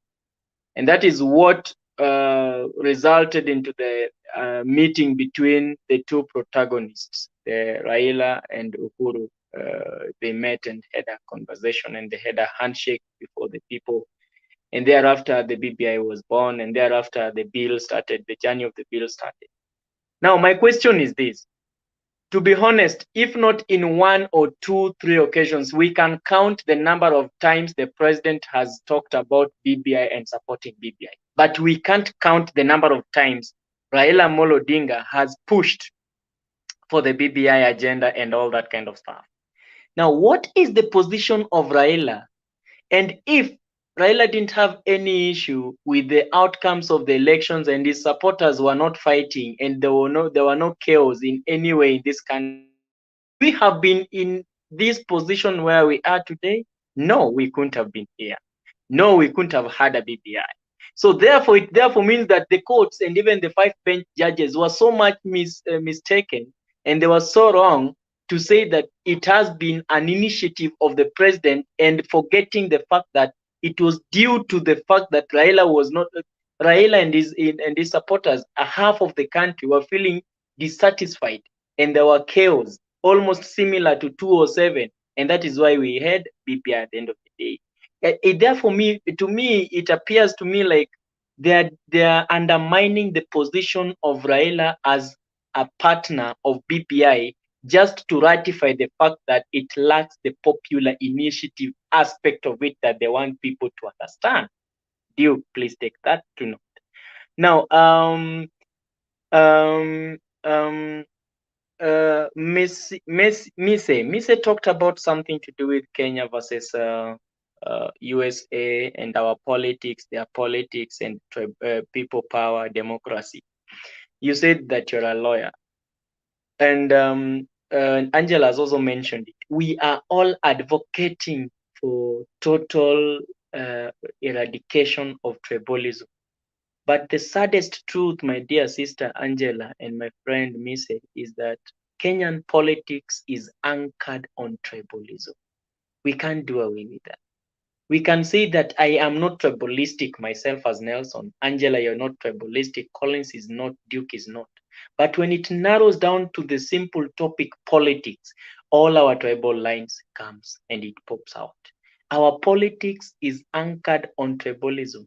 And until when we get to the state where South Africa is, maybe Singapore is, we will not stop talking about politics in tribalism, because it is our tribalism that get our men in politics into power. And that, takes me to the people power and democracy. You say that the Constitution of Kenya gives the people absolute power, which is true. And it is the same Constitution of Kenya that talks about democracy and the styles of democracy and leadership and representation in democracy. So democracy provides that we are represented by the leaders who have been elected by us. So we as electorates, we elect Collins to go and represent us. And therefore, we expect Collins to make decisions on our behalf, okay?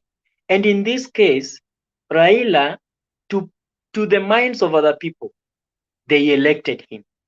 He is their president, okay? Somebody's telling me to go and sleep. I don't know what he's still doing if he wants me to sleep. Why can't we just go sleep together?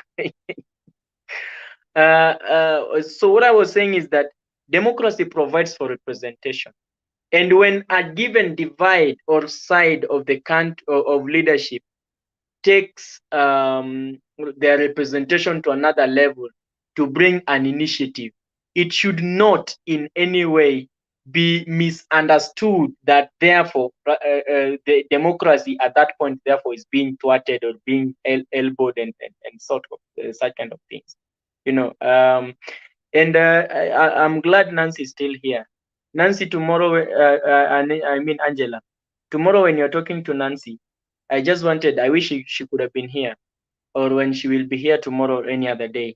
I just wanted to put this across when she's here, that anytime, at any point of time that we're having a discussion, whether there is one lady in the house or two ladies in the house or 10, even if there are 30, I really demystify this tendency of somebody coming to defend herself by the quote, "I am a woman." I think it is that quote that makes you guys think that you should be given things on a silver platter. But even if you step on my toe, I don't complain that I am a man and you've stepped on me. And I step on your toe, you're human, I'm a human. I've also felt pain. So when you're like, "I'm a woman, why are you looking at me like that?" Please let us, sober up. I'm finishing, and then I'm going to sleep the way the other guy wanted. Bernard, sorry. So Mise also talked about something which I really loved. In fact, I wanted to start with this, but I slightly forgotten, and Mise didn't bring it out clearly. The letter and the spirit or of a law. In this judgment, what was in case? What was in practice? What was in consideration? What does the letter of a constitution says or law says? And what does the spirit says? The letter simply implies to the dictates of the law. What the law says and nothing else. Like, you don't even need to interpret what the law says. The law says that Collins, because you are black, you are black. That is the letter. The spirit of the law now looks into Collins as a human being and not really necessarily just a black. Okay? Now, the spirit brings in the social aspect of the law. The social aspect of the law in this question is in favor of BBI, having considered the background under which it was formed and given birth. And this is what these people decided to turn their eyes and their back against. And this is the only reason, this is the only pedigree that is going to validate and invalidate their ruling, but validate the wish of people who are proposing for BBI. They closed their eyes to the appendix of the spirit of the law, which talks about the social aspect of the constitution with regards to the BBI bill and the journey that it has followed. I hope I made myself clear on that. Now, the last bit that I want to talk about is the Tanga stand that Collins has just hinted on. And this one will be, I will link this to Ruto's tweet. You know, Ruto says he has never said that he doesn't want BBI and he doesn't oppose BBI. He has never said that. And in his tweet today, if we all read it, Ruto said, God, I can't quote it word by word, but in my understanding, perfect understanding, he was like, he felt a sigh of relief that God has rescued him, or maybe God has rescued Kenya from the hands of, you know, from the shark or from some crocodile or something, you know.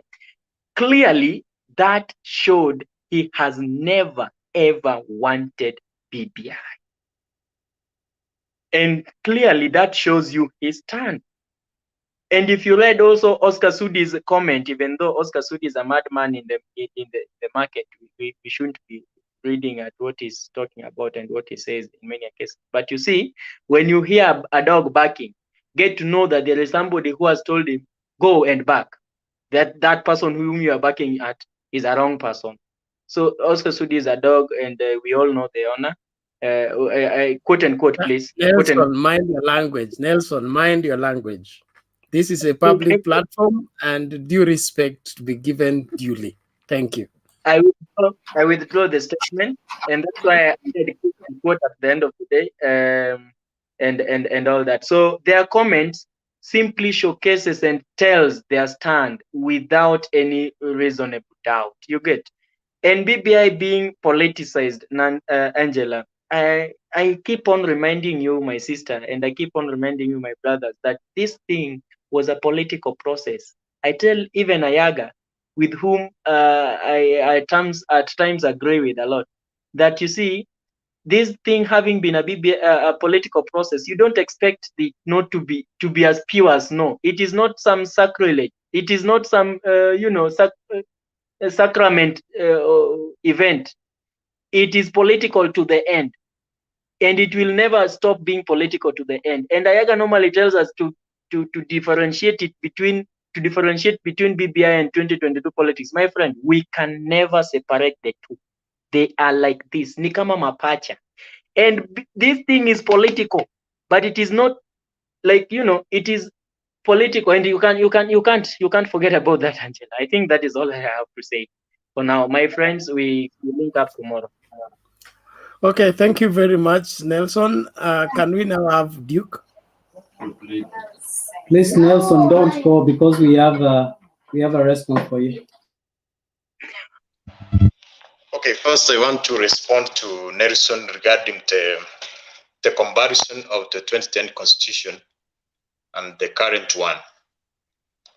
Yes, the intention of both was good. They wanted to bring peace and to make Kenya more stable.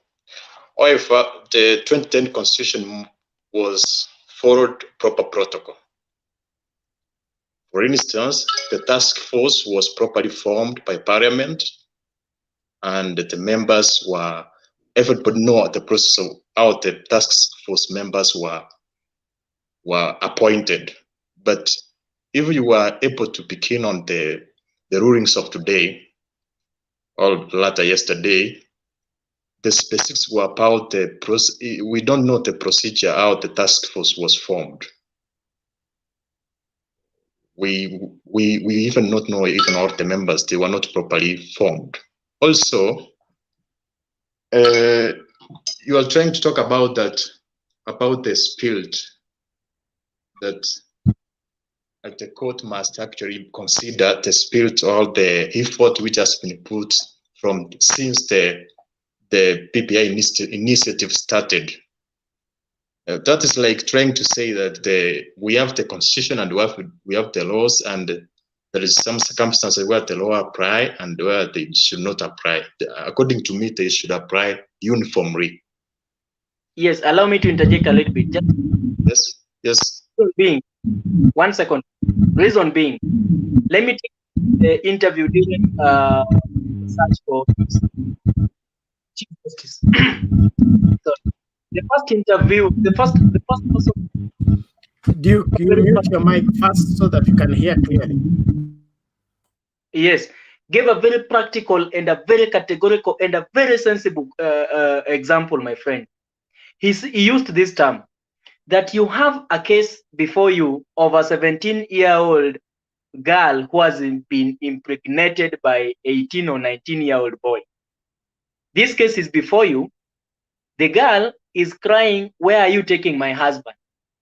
The boy, according to the law, it's being said he has defiled the girl because the girl is underage, because in Kenya, consent to sex is 18. Now you want to take this boy into jail for 20 years and leaving this lady outside here who is going to be ready for marriage in the next maybe months or so, because you never know when she's turning 18. And she can even decide immediately after court, she can even decide to go get married to another boda guy. And she's actually literally crying, "Why are you taking my husband?" So this judge was asking, in this case, what do you look at? The social aspect of the law, or you look at the letter, the dictates of the law? If you're going to look at the dictates of the law, you're going to jail the boy. If you're going to look at the social aspect of the law, which is the spirit of the law, you're not going to jail the boy, because you're going to argue that in this case, the lady couldn't have been crying of, "Where are you taking my husband?" if she could have been defiled in real sense. And again, already there is a young boy here involved, or a young girl here involved, who has been given birth to. So where is the fate of this young kid who has been given birth to if I'm going to jail the father for the next 20 years? That is a good example that I can give you there. Okay, Duke, you respond? No, my response is what I'm trying to say is this. You are trying to compare two things which cannot be compared. First of all, you are trying to say as if every person supports the amendment. From your perspective, you are trying to say that some protocols must be ignored for something to be done, which is not right, because the Constitution is there to limit individuals who have power or popularity, who can sway many people to make decisions which may be even wrong. So that's why we have the arms of the government. You cannot even say, for example, what if, for example, we say, assume several tribes in Kenya says, "Let us kill one tribe." Can you say the spirit of many Kenyans are saying we do away with one tribe because majority are saying that? Also, I can argue that. Mr. Duke, let me come in here. Let me finish my point. Just a minute, I feel. Hold on. There's something you have said. Let's sort that. You will still have time. Nelson, your mic is on. Okay, this is what I'm saying. You are referring to the 2010 Constitution and what happened for it to be the process for which it came into effect. And there is one very important part that you are leaving out. After the crisis of the 2007-2008 elections, there was turmoil, there was mediation. And through the mediation, in the old constitution, there was no office called Prime Minister. So the parliament had to sit special sittings, enact law that created the Prime Minister's office so that Raila Odinga can be given that office. Then from there, that's what brought about the process that generated the commission that started to look out for the constitution, the constitution review process. So you notice there one thing that stands out, that when the law did not have what was required to end the crisis, the parliamentarians had to meet and create a law that will help resolve the crisis. Then out of the crisis, then the process of mending the constitution can begin. That is what it means by the spirit of the law, whereby when the crisis is there and the law cannot allow that crisis to be solved, there is adjustment of the law to secure the solution to the crisis. I think I want to add to something, Duke. Duke, I think you are a very brilliant young man, just like us. I think what Nelson said is just totally doesn't. If I understood you correctly, Nelson, on explaining, he gave one scenario. That one scenario cannot apply in every aspect on how you want to approach things. Not every example or precedence can be applied in every every time you want to consider something. That's why in other countries you have the jury who will not look at the spirit and interpretation of the law. Sorry, the letter and the interpretation of the law, but they will look at the aspect of the spirit, and they will be guided by the letter of the law. So when South Africa sat down, they sat down and they talked about truth, justice, and reconciliation. So they had to meet the three elements in order to agree. So what you're right, it depends, and I think your argument is right. It doesn't give Uhuru or the Kikuyus, let's say, for example, where Uhuru comes from, the mandate to go out there and stamp it on the face of other Kenyans that they are in the government. You know, they can't make other Kenyans less Kenyan than them. But again, the truth is, the fact that Uhuru is in power, there are favors that come to that country, to that tribe, by default. Think about Mwai Kibaki. When Mwai Kibaki was in power, we all know, if you have lived in Nairobi, we all know that Thika was not a place anyone, number 44, was not a place anyone desired to live. When Kibaki came in power, he, by the fact that he was someone who comes from there, then the Thika superhighway was born, and the economical influence. Nowadays, you can't afford an apartment maybe in Thika Road, because there's Thika superhighway, So there is an aspect that comes with a certain power or certain people being in power because they create an influence.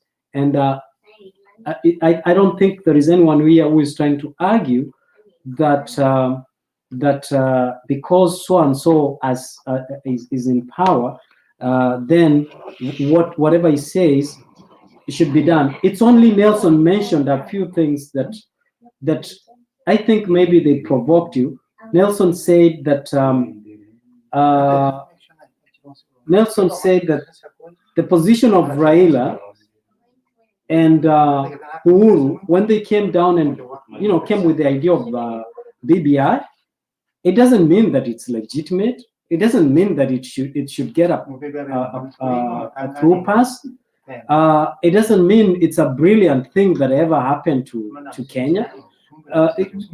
Just because it became from the two, or just because they are considered to have been elected. It could also mean it is a tool that they are trying to use to keep them in power and in control. So that's one thing I wanted to add to what you're saying. But in totality, the spirit of the law completely looks from a different interpretation of the law. Okay, thank you, Mr. You can go ahead. Okay. So from what I've gathered is that, according to me, is that the judicial arm of the government should be neutral and should use evidence and facts. You cannot do statistics or take effort to know who are in which side, who are in which side to make decisions based on the spirit of Kenyans also. But also, regardless of the procedure which the amendment took, what concerns me is about the contents of the PPI. Because even if the procedure was not good, if the contents is actually not non-biased and of good impact to Kenyans, I do not have any issue with that. But currently, we are talking about the election violence which occurs after 5 years. And most of you are trying to say that this amendment is going to bring an end to that, which I'm actually strongly opposed, because from my observation, we have two very opposing forces in 2022, which is Raila and Ruto. Actually, maybe if one is defeated, he can actually bring a political violence or election violence. Therefore, this amendment has not convinced me that, of course, it's bringing Kenyans together, but it has not convinced me that after 2022, after elections, there will be a peaceful transfer of power, and those who are aggrieved or who have lost will be comfortable and they will be contented about the outcome. Therefore, somebody should, later, when I will finish, I will require somebody to explain to me how, according to me, the handshake has actually made Kenya better from now up to 2022, because the antagonistic between Raila and Uhuru reduced, and we have a good environment. But past 2022, I don't see it yielding much fruits about peaceful coexistence of Kenyans, because even the amendment itself has brought a lot of opposition within the Kenyans. Also, I want to respond to Mice, who talked about that the Mamambogas does not have the right to read the amendments. I totally disagree with that. He actually implied that those who are poor. He never said they don't have a right to read. He said even if they read, they will not get the interpretation right. Why? What I'm trying to say, there are educated Kenyans in every sector, whether they are mamambogas, whether they are unemployed. Don't say that those who are less fortunate, those who are poor, those who does not make a decent income, cannot interpret it. They are educated Kenyans in every level. Some of them, they have been marginalized. They don't have opportunity to explore their potential. Therefore, you can find a graduate, even a lawyer, who is unable to start his own farm and is selling mboga. So he can also interpret the constitution. So don't. Allow me to interject a little bit, just to give. Hold on, My mom. Hold on, Mise. Now, Duke.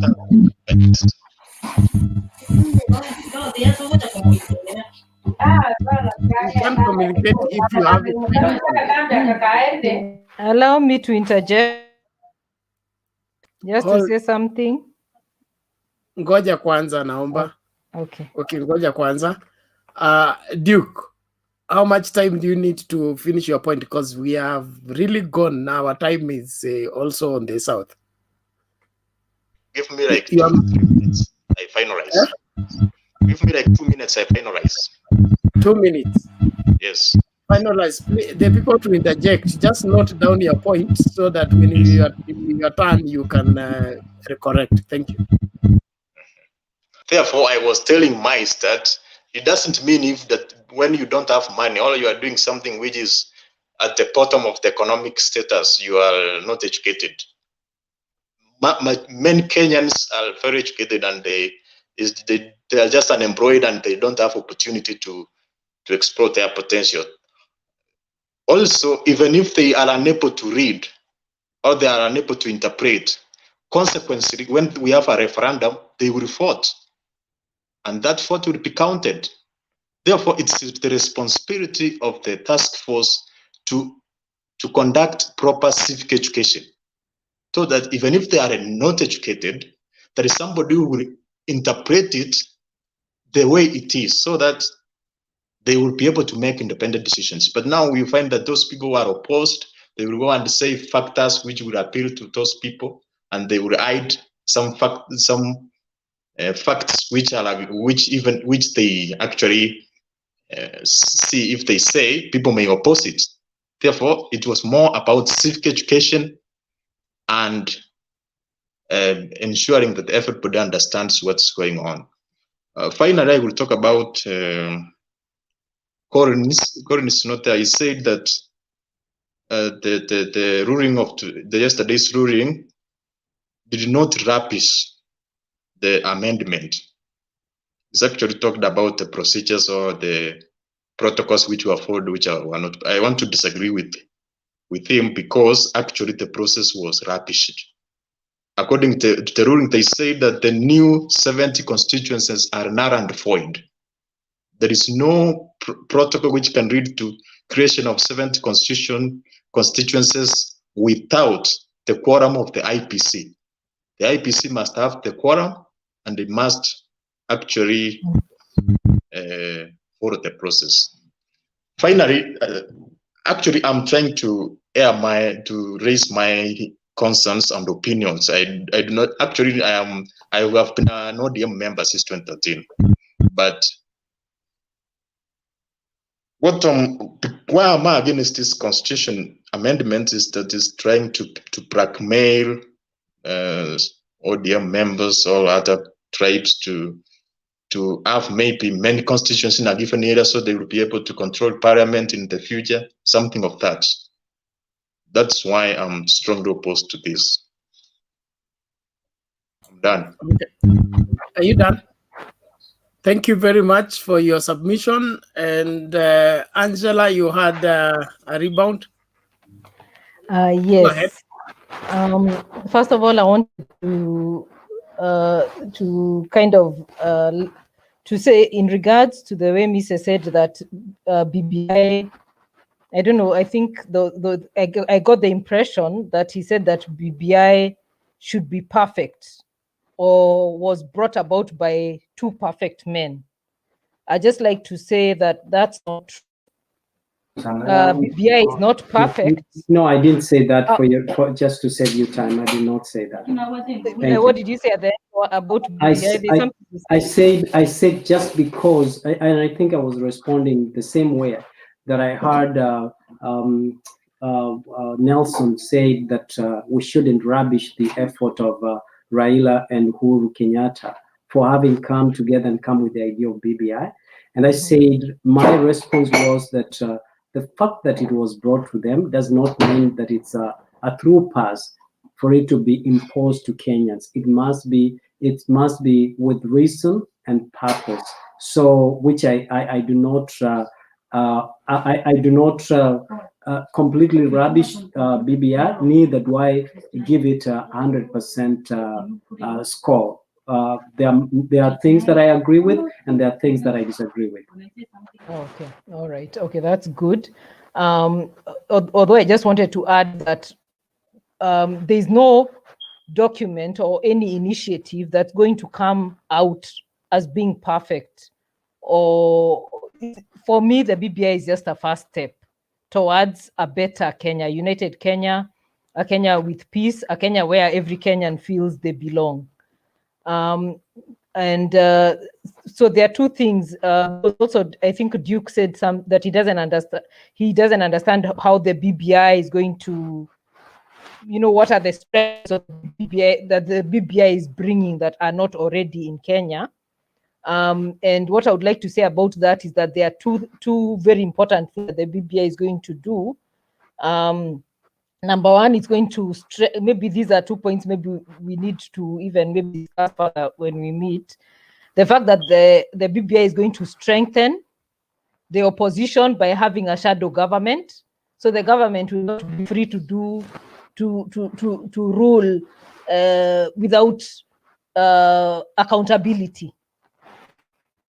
So that's one of the strengths of the BBI, which I think every Kenyan would agree to. Also, the BBI is going to also lead to corruption being dealt with faster than the way they currently deal with corruption, which is, I mean, someone might steal in 2000 and we are dealing with it in 2020. Even the person who did what they did, they no longer even remember what they did, So the fact that corruption will be dealt with faster, and the fact that the BBI will strengthen the opposition are two very good points. I think every Kenyan who has the good of the country at heart would agree with. Also, the High Court judgment today did not rubbish the BBI, the document. What they rubbished was who initiated it, which is the president. So they said the president has no business initiating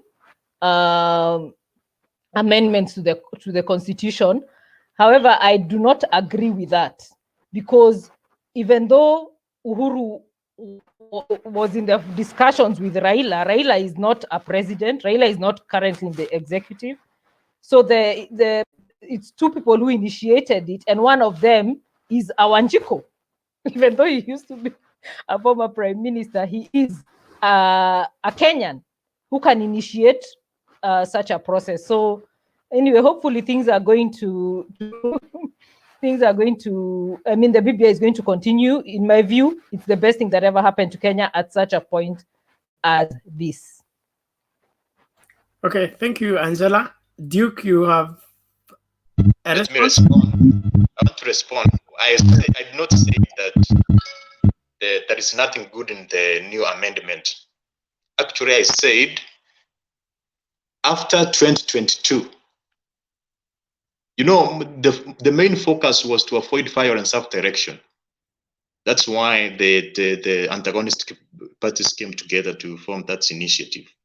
I said after 2022, from my opinion and observation, I'm saying we are going to have even a more severe competition and maybe some firings. Also, I agree with some aspects of the new constitution. For example, the corruption to be dealt with 6 days, that's perfect. Also, having the shadow government, that's perfect. But there are some aspects which I disagree.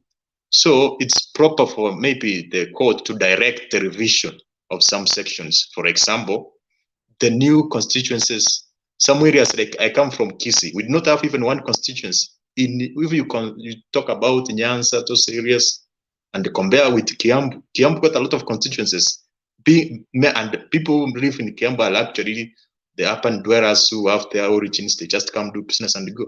Therefore, that's my issue. And also I have the ombudsman, where the executive is trying to create a ring between the judiciary and that ring. You know, the judiciary should be independent, but there is an ombudsman who's coming in, who's like trying to, elected by the president and concerned with the undertakings of the judiciary. So it's like trying to cut that independence of the arms of the government. So I'm not supposed and that is your interpretation. But I have issues with the constitution. Then I think he mentioned me, and I needed to respond something here. I think Duke, I like you, man. I think you're very ambitious. And David, welcome back. While you are away, we did tell Kizito that he took you out of context, and so we spoke on your behalf. That being said, you're very welcome. So that being said, Duke, if every villager would interpret read and understand the Constitution, we would not have lawyers going to school. Okay, so the reason why there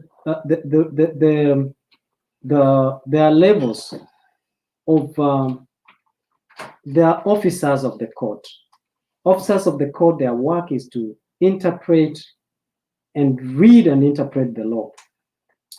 Now, my mom was a very brilliant woman, very copy typist, I think, in our prime age. But today, when I speak to her, and even when she writes, I can see her. She was very good in grammar, but I can see her now making grammatical mistakes, and even when you read the sentence, sometimes you feel like there is something that is missing because she's aging, you know, and she's not even actively engaged in that. Is she stupid? She's not. Can she speak and communicate in English? Yes. Is she street smart? She is. Now, can she interpret the law? No. She relies probably on a lawyer to help her understand the law. Now, what I'm trying to say is that it is true that the law is supposed to be simplified in a way that is not to be so complicated when it comes, especially when it comes to amendment, for everybody to understand. But that is not always the case. In fact, a country led by lawyers is a confused country, especially where there is no traces where someone can be brought to book 30, 40 years later. And that's why countries like, like North America, Europe, they do very well. In Kenya, we know people who have made mistakes, and as soon as they get out of power, they have immunity. You cannot bring them back to hold them accountable. So what I'm trying to say, it is true that the law, one of the role and function of the government is civic education, but they have not done that because they thrive in people who do not understand that which they purpose to benefit themselves. So I'm not saying that Mama Mboga should not be in a position to read. Neither am I purporting to say that Mama Mboga is stupid, but I'm saying that jargon sometimes jargon sometimes can be very confusing for Mama Mboga to understand. For example, I read for you chapter 1, article 1 of the Kenyan Constitution, article 2 that Collins quoted here about the supremacy of this constitution, the Constitution of Kenya. If you look at section 1, article 1, it says that the Constitution is the supreme law of the Republic and binds all persons and all the state organs at both levels of government. Now, Article 2 says no person may claim or exercise state authority except as authorized and under this constitution. Now, 3, which is what I want you to pay attention, says that the validity or legality of this constitution is not subject to challenge by or before any court at or other state organ. Now think about it. The preamble of Article 2 says that the power belongs to the people, right? Actually, the Article 1, the preamble of this constitution says the power is vested to the people. But the same constitution actually says that you cannot challenge it. But again, if you combine some articles or some chapters with the Constitution, you can still challenge some issues that have been raised in the Constitution. So it requires someone who has a greater understanding and interpretation of the Constitution to be able to challenge. That is why people like us, young people who have gone to school, that we can be very good activists and we can bring what is called legal activism at the level where we feel that there are issues that our parents might not understand and interpret, and then we can speak on their behalf. So I'm not saying that this should not go down, but again, I'm saying that even when you look at BBI, it's not a bad document. It's a good document. For me, the problem I have with it is the timing. The timing is wrong. And lastly, there are certain things that we must allow. And we must learn from the disciples of Jesus. Jesus had 12 disciples. But again, they walked together, ate together. They saw one-on-one Jesus performing miracles. But at the day when Jesus was crucified, some of them betrayed him, some of them ran, some of them acted. And so what I'm trying to tell you, Duke, is be selfish. Learn to be selfish. Because the more you learn to be selfish, you learn to take care of yourself. And those who are selfish, think about like the Kenyatta family. They are selfish. They are gaining more and more. And they are getting immunity. I'm finishing. I've just finished. Order. Order. I'm just saying it's a reality. How can you invoke Jesus and his disciples, then recommend selfishness at the same time? I mean, think about I it. am a Bible teacher. Let me ask you, Jesus. Let us take Judas.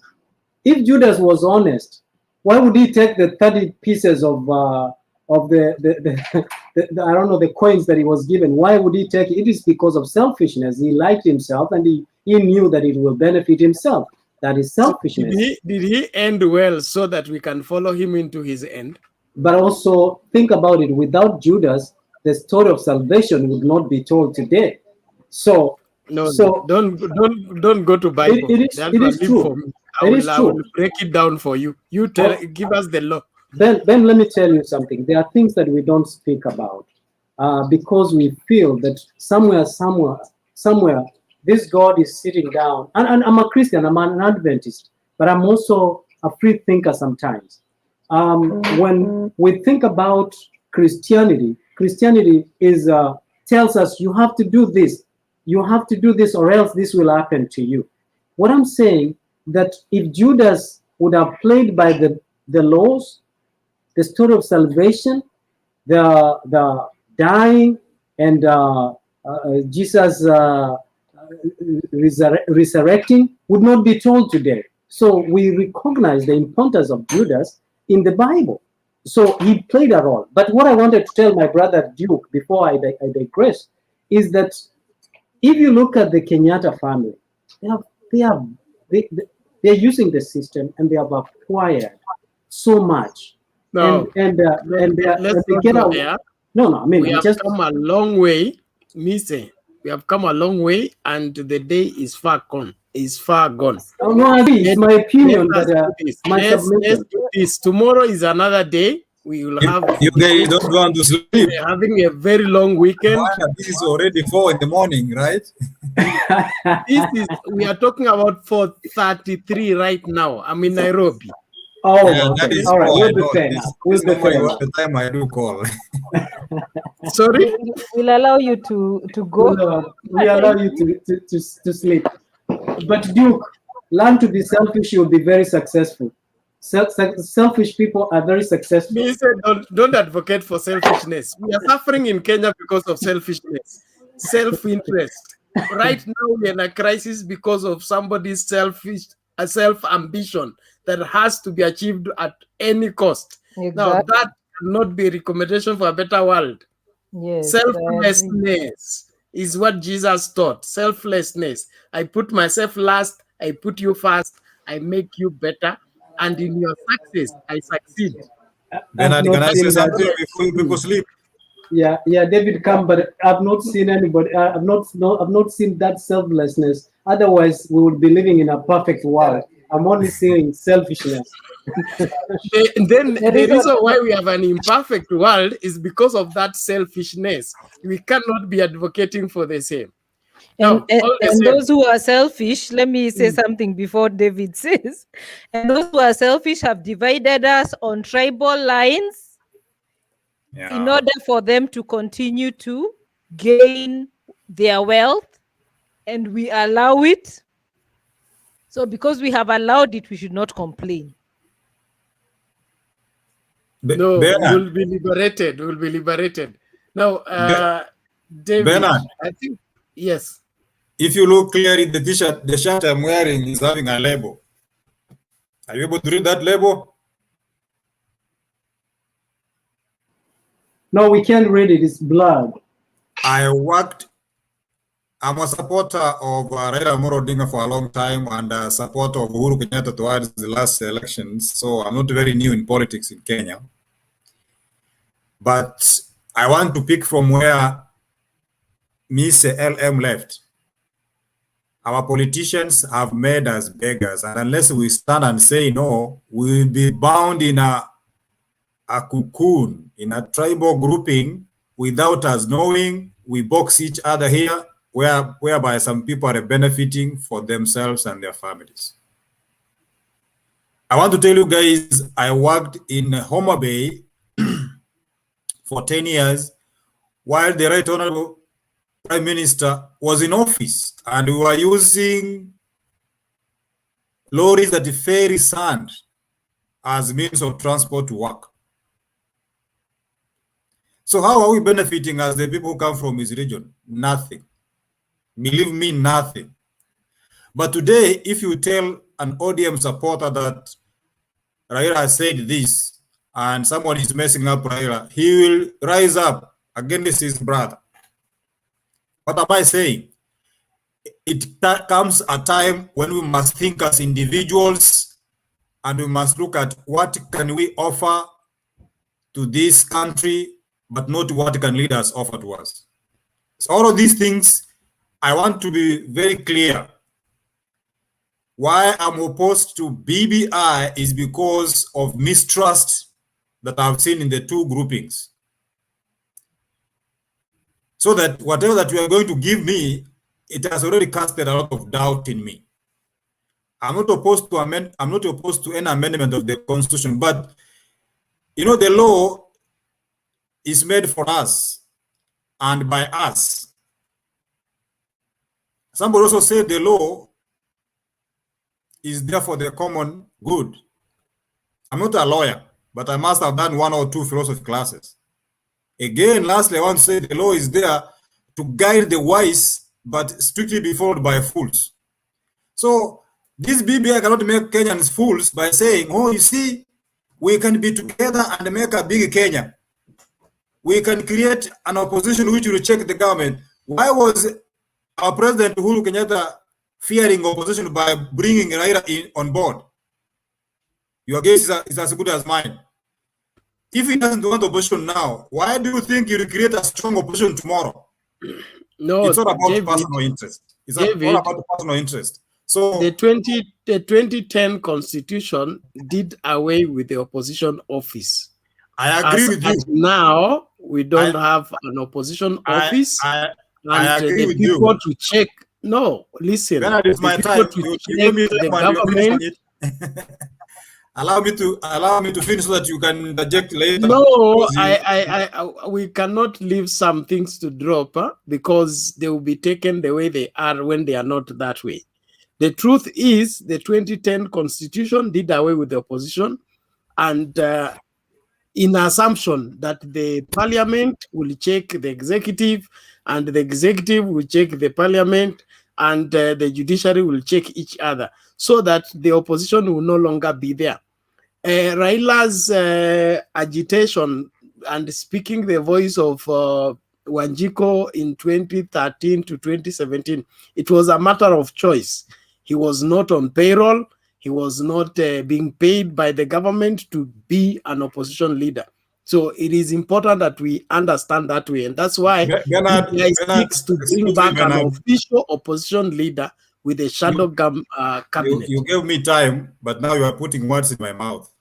I understand the Kenyan politics very well. We understand we have leader minority in parliament. So what you are really telling me, I don't understand where we're getting it from. Because you adopted a system which you felt was good. We have leader majority and minority in parliament in both chambers of the house. That one must also sink. Secondly, I want to say that as I finish, it's about us and what we get out of this dispensation. But if it's about somebody, some group, and some people, then we need to say no. Like now, Duke raised the issue there. Why do you think in one region you can be given 70 constituencies in the name of amendment of the Constitution, whereas other regions which that have equal number of people get almost none or very few? Personal interests. Personal interests. So honestly, we want to give the process time because there is other avenues they can explore. We have the Court of Appeal. We have the Supreme Court. We can't deny them that chance. But I want to tell you, things on the ground is not the same as some of the media proponents put it. People don't want that thing. I can tell you for free. People don't want it, That and if wasn't. it goes, That was if it not comes to so referendum, evident with what happened in Parliament. do you know why I'm saying people are not for that? You know, those guys. Let's start from the. If you can give me 1 minute because my time is up. Let's go to the county assemblies. Do you know what happened there? To be honest, people were bribed. They were promised 2 million car grants, isn't it? Who doesn't want a car grant, including myself? Let's go to parliament. Those parliamentarians are aligned to political groupings. They don't want to go against the leader of their party. If you can remember what happened to Mwaura today, that's not the news. Everybody knows that, isn't it? Why? Because Mwaura maybe stood and said, "This is my mind." Look at what happened to another member of parliament. I think the name has gone. That young man who said, "I've gone to the ground. People don't want BBI." He was ejected. He was ejected out of his office. So, David, thank you for your account. But it's let me tell you, things like using your own words. Hold on, David. Using your own words. Kwa ground, mambo ni tofauti. What happened to the Naivasha MP? The Naivasha MP voted no. When she reached home, she was evicted by the Kenyans who are pro-BBI. So we cannot rule out and say that all Kenyans are against BBI.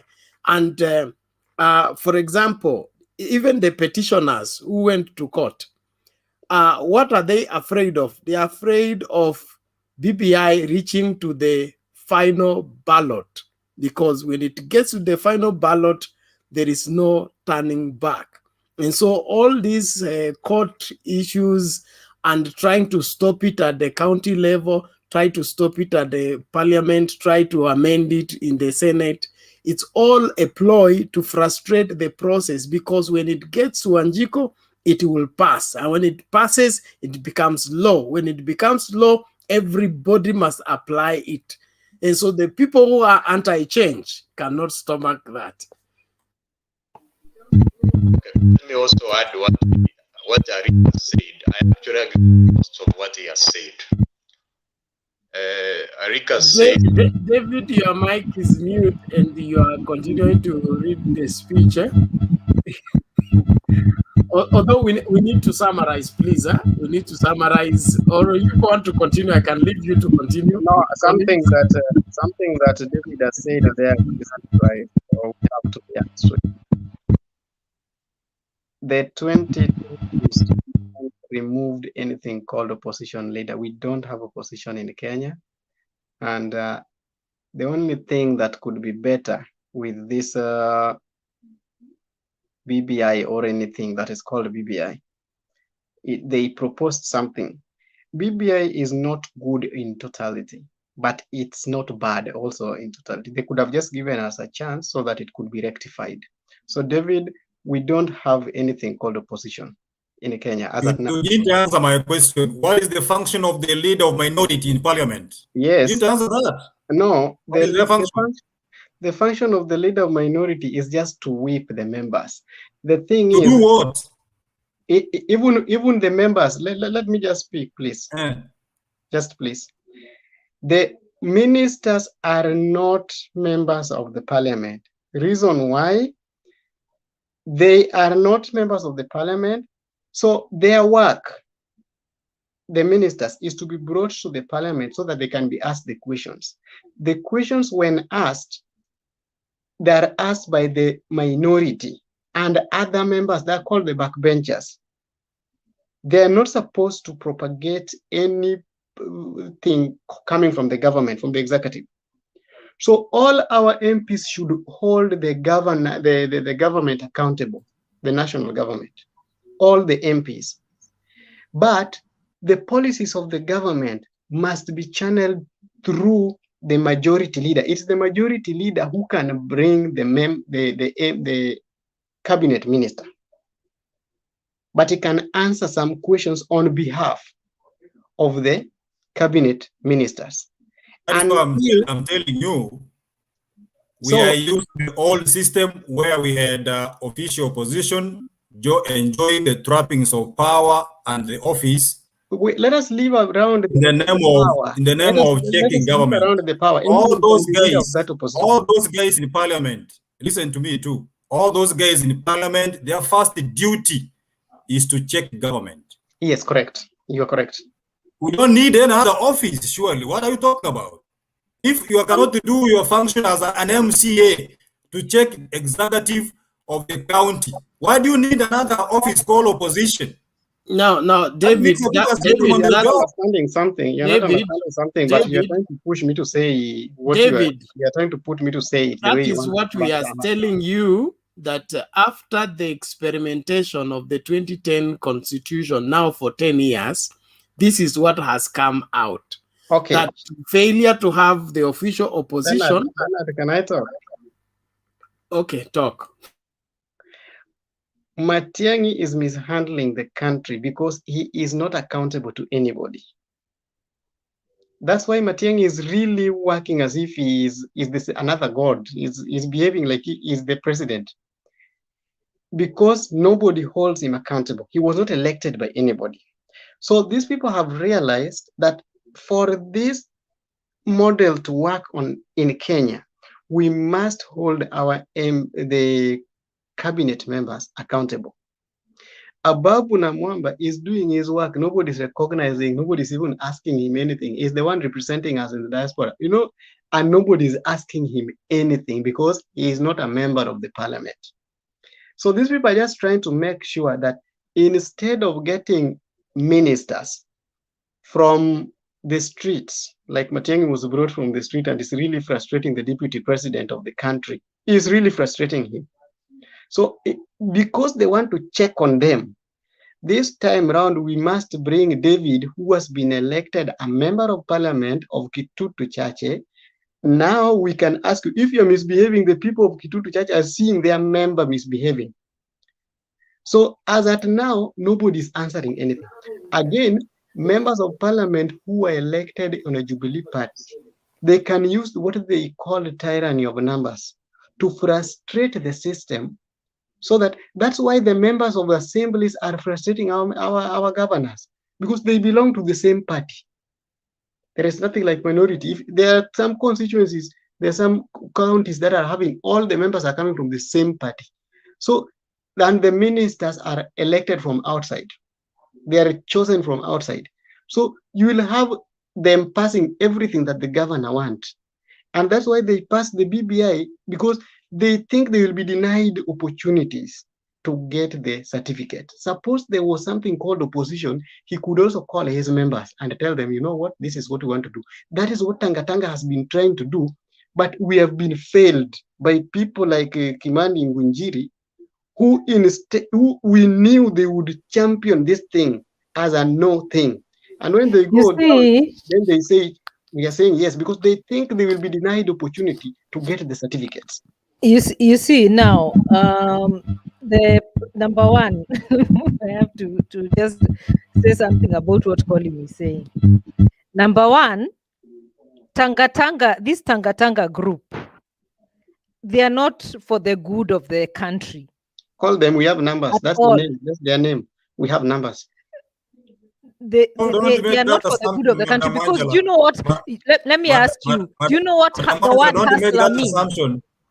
Don't make that assumption, because we are let Angela speak first. Let Angela speak first. Mute your mic. Do you know what the word hustler means? The word hustler, if you go to the dictionary, it means fraudster. It means con man. That's what it means. So when somebody comes and tells me, when somebody, no, it's the dictionary meaning of that word.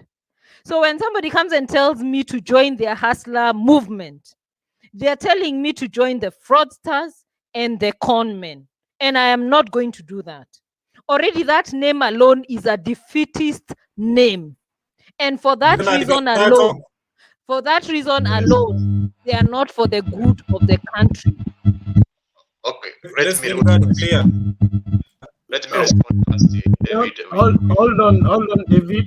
Let you speak and then you can speak up. I'm upset by some of you trying to be partisan. The problem we have in Kenya is that people take sides, and if you ask them, why do you take that side? What are the ideologies you are taking side with? That is the problem we have in Kenya. We have where you find one person can sway a very large group of people, including professors and the learned individuals, without thinking for themselves. Yeah, people need to choose sides based on values and based on who is your leader. No, but if your leader tells you that this group is a con man group, why would you join that group? Are you a con? That is offending the people of Tanga group. Bernard, we can't allow that to continue to be offended. I mean, why do you want to put things in our mouth? I'm just telling you the meaning of the word. And then you can respond later. Can I proceed? What I'm trying to say, Angela, I'm not trying to tell you to support a given faction. What I'm trying to say, don't support a faction without understanding what are the policies are going to benefit you as a person or Kenya as a nation. Also, when you are reading a constitution and using terms, you should not use terms selectively in a way that fits you. Because if you go to Google, you Google the word hustler, it has like several meanings. So you cannot pick just one meaning and say it means that. And also, even your reader tells you somebody's a thief, what if your readers accuse that person falsely? You should be able to use your mind, think properly, and make a decision, independent decision as a person, as an individual, as somebody who's trying. That's the only problem we have in Kenya, is that we have just very few members where you find that you have an individual can sway many people. Even if it tells that a group of people, let us kill some people, let us do ABCD. That's the problem we have in Kenya. Are you saying? Yeah. Are you saying that the Tanga group is made up of very good men who have never stolen from the public? We are very good, Angela. Allow me to interject. I'm a Tanga member, and I get agitated when you put Okay. Ladies and gentlemen, let's finish this thing quietly. I hit a nerve. You can't the campaign. Angela Ngoja, you will respond. Let Duke finish his. We can't allow that, Bernard, please. Bernard, we can't allow Angela to call the Tanga. For example, what I'm trying to say. You can't allow Angela to do what, Collins? We can't allow Angela to blackmail. Speak the truth. So I think Duke is right. Angela is asking very valid question. Let me ask you, Bernard. When you look around, okay, it says, show me your friends, and I'll show you who you are. Everybody's people. They are very much. Bernard, let me ask you a question. Duke, continue. You are good. You are right. Can I finish? What I'm trying to say is, somebody like me, I'm not yet decided. So I want to know who will be the presidential aspirants. Someone may die even in 2022. So those who will come, I want them to explain to me why I should vote for them. How will I benefit? Therefore, you should not try to make your mind now. If you have made already your mind now, it's just already pious. Also, Angela, I want to say that the way you are trying to say that you are not going to support Ruto, or you are trying to define the word hustler, you are picking one section which favors you. There is a lot of synonyms. Actually, the meanings of that word are many. There are actually 6. Go and read them. Therefore, it's not good to use the meaning of the word selectively to favor you. Also, you said the Tanga members are bad. Yes, they are bad. What I say, thieves are on both sides. Actually, all governors, all MPs are thieves. So you would not say that the Tanga all are thieves and thieves. And so, Duke, I agree with you. All of them are thieves. Yes. I agree with you that all, I mean, let's say majority of the politicians are thieves. Why don't we, as a forum, see how can we as a forum grow as a group of people who have a different values. Yes, different visions for the country. Rather than talk about these thieves, this forum, we are going to see this forum grow into people who are talking about how can Ghana become the president. Colin, so that we can hear what Angela is saying. Okay. Yeah. So can you hear me? Collins, please mute your mic, and Duke, please. Why don't we, as people who have realized that our leaders are thieves, you know, why don't we in this forum think about how we can lead a movement where Bernard, where Duke, where Collins, where David becomes the president? Why are we talking about these thieves? You know, why are we okay? I'm still for BBI. I won't deny it, because that's the issue at hand right now. But me, I believe that what we need to do as young people and as people who do not share the same values as our leaders is think about how can we change Kenya, you know, and even maybe it can start with this forum. Who knows? Okay, let me respond because you have asked me directly. What I am going to say, that's what I've told you. First of all, you have to think independently. Don't follow somebody blindly because he has not told you what he's going to do for you. For example, in 2017, I have to witness I actually voted ODM. I voted Nairobi, except that I voted for Miguna. I'm a strong follower of Miguna. However, there were some people who voted for Uhuru Kenyatta, and we are here the same. And I'm asking, what have you benefited? We are the same. I even made more progress than them because of my hard work, because I have connection. So that thinking as a group, trying to follow a person blindly, even if the PPI passes, I'm not going to die and you are not going to go to heaven, it's going to affect all of us. Actually, I may oppose it and it passes and I benefit more than you. The same way it happened, for example, the new constitution, where you see actually Raila was the one who actually brought the new constitution, the 2010 one. But you see, deputy president, he was able to become deputy president with a lot of power. He benefited. So what I'm trying to say, let us think as independent people. Don't try to, what I hate is that a lot of people are following, they are grouped together and they can follow a person without interpreting what they are saying by themselves. So Angela, how we can change Kenya is to start to think independent to us. For example, the way you have used the word Asla, you have actually picked a small section which favors you, which means you are against Tanga. That's not fair because you cannot. Ben, you see now, Duke, you're contradicting yourself. Ben, can you give me a chance? Don't give me a chance, Ben. Because no, Duke is contradicting himself because he's saying we need to think independently, and then someone names you, gives you a name, and tells you you're a hustler, and you accept it. Yet this word means something contrary to who you are. No, okay. Enough of that.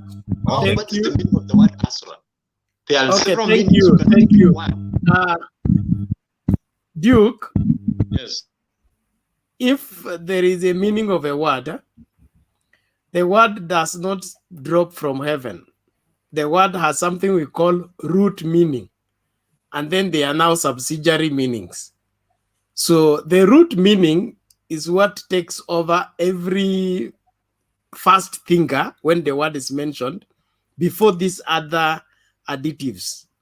So when you hear the word hustler, you as an individual, do you look for the number 6 definition or the number 1 definition? Bernard, give me a chance to interject before Duke talks about that, because I'm also an interested party in that. Okay, go ahead. Thank you for the chance. I want to declare my stand that me, I'm a hustler. Therefore, don't miss to say I'm this part, to this part. I belong to the Tanga group. I belong to the Hustler Nation. Until I've been an ODM member for long, until last year when I switched board. When you use the term hustler, it may have several meanings, but sometimes you can pick it depending on what you want to hear or what fits you. It is really unfair to call a big group like the Tangatanga group as thieves, hustlers, and conmen, when you know very well we have used this term even before the advent of this political grouping in the streets. What are you doing? I'm hustling. We have used this term, and I want to tell my sister Angela, English or language evolves. Currently, as we speak, in the United States, we have a new term we call Trumpolists. Trumpolists are people who are loyal to Trump. And it is accepted in the general population. It has never been there. In our understanding of the word hustler, we are the people who fight for ourselves from the smallest level that you can afford without depending on anyone. If it means thuggery or theft, that is not what we are. We are not described by that. We believe in thrift, working hard to acquire what you can take care of your family with and what you can develop yourself. Secondly, I want to say that it is not fair to call Tangatanga thieves when the same Tangatanga enabled to bring the current government in office. So we were there, helpful, garnered a lot of support, and people are in office. Once they step the second term, they turn against you. That in itself is so bad because it shows mistrust, it shows betrayal. And that is why you see what is happening, that the president is bringing in Raila Amolo Odinga, not because he loves him. You are old enough to understand the campaigns that took place. The president himself is the one who was calling him Mogoroki the other day. Now he has turned to the brother, right? Okay, David. So finally, Bernard, you know, when you are building a point, you need to bring in background information. That you have 1 minute to finish, where and that will also be your closing remarks. We are I want to say, here. Yes, this guy has been so helpful. Ameitwa Mtongoria, but now unajua ukishakula miwa ganda likibaki ambao halina utamu, you throw it away. That is why we are saying, please let us be objective. Let us look at our leaders, regardless where we come from. I cannot start praising Matiang simply because I come from his community. No, let me stand as David and look at what the leadership can provide me. But don't look at the leadership simply because you are Omolo, are sharing the same name and the region with Raila Amolo Odinga, even when we are doing wrong things. We can't save our country. We need to be focused. We need to say this is wrong and this is right. We need to say this is the way to go and this is not the way to go. But if we take everything from our leaders as gospel truth, we will sink this generation and they will be blamed by our children. That's why I'm saying I'm in Tangatanga to stay, and the reason why I'm staying there is because of the betrayal I saw from the leader that we voted 3 times into office. Thank you. Okay, thank you very much, David. David, you said you were in ODM before? Now, hold on. I was in ODM before. Yes. We are closing the show. Collins, you give your submission and your closing remarks. Okay, Angela, then Mise, then we are out of here. Okay. Thank you. Okay, and I'm closing with this.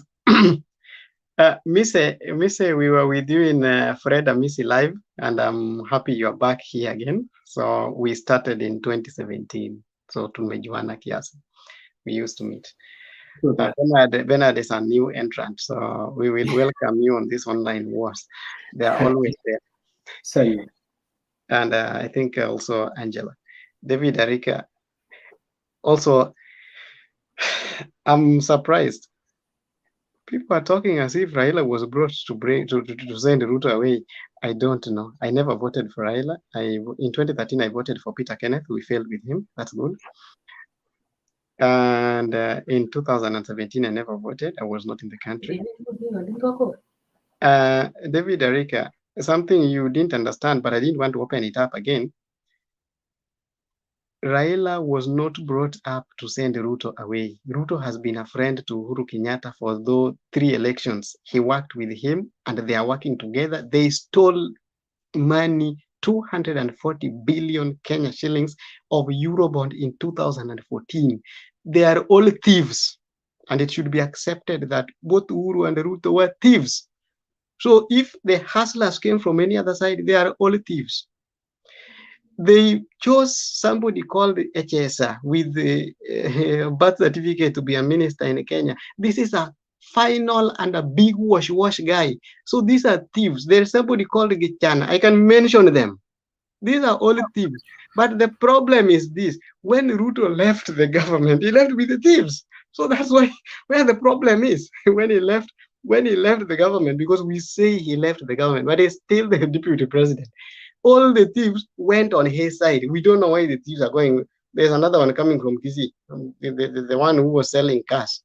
Apart from, there's another one, Don Bosco. So all these thieves went to the Ruto side. So even if he calls himself a hustler, hustlers are people who started Kitambo. Yes, the name started Kitambo. But all these thieves are circulating around him. That's where the problem. If I was wise enough, if I could advise Ruto to do away with these thieves from his circle, then he will remain a clean one. Remember, Waiguru stole 791 million. 791 million. Is she clean now? Wait, just wait. She stole 791 million and she was given the certificate by Jubilee. She is a thief. There is no question about it. Did she go to the Ruto because said, oh, thieves went to the Ruto? I know you are somebody who understands English and you know that generalization is not part of the research. So, please summarize your last minute, please. Most of the thieves went with him. Waiguru was given by Jubilee. Waititu is another one. Obado is also another one. They are all coalescing around one person. All said and done. The problem we have in Kenya is still corruption, tribalism, and lack of leadership. To solve here, we have 300 parties. 300 parties. Why are we having those 300 parties? We should have only 3 or 2 parties. Alafu, everybody will conform. Kama sio hivyo, kila mtu anaangalia. Thank you, God bless. We don't need a BBI, we need integrity and leadership. Thank you. I don't need that BBI thing. I hate it. Okay, I'll give you closing remarks, please. Oh, me? Okay, I agree with Collins that all our leaders are thieves, and but the thief of thieves is in the DP's office. When people go there for employment, which I have a friend who went there, the first thing they were told is, if you come out of this place a poor man, if you come out of this place a poor man, wewe ni mjinga, you're the fool of fools. So just to finalize and say this, all our leaders are thieves. We agree they are thieves. We have their stories. We know how many billions they have stolen.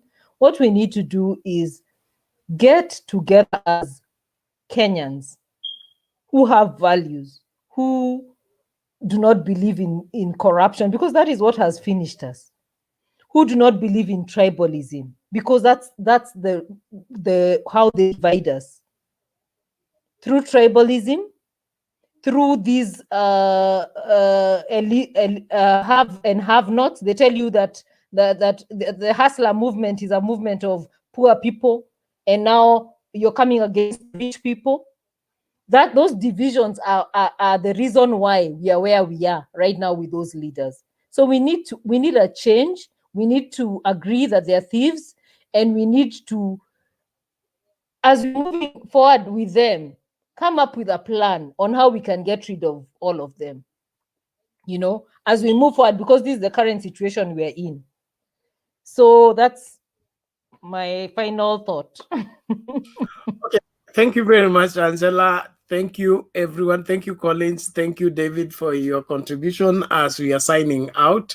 Mise, your closing remarks, please. Thank you very much, Bernard, and thank you for being so patient and spending all this time. As they say, time is money. I mean, I want to acknowledge your free contribution to the society by giving us this opportunity so that we can share.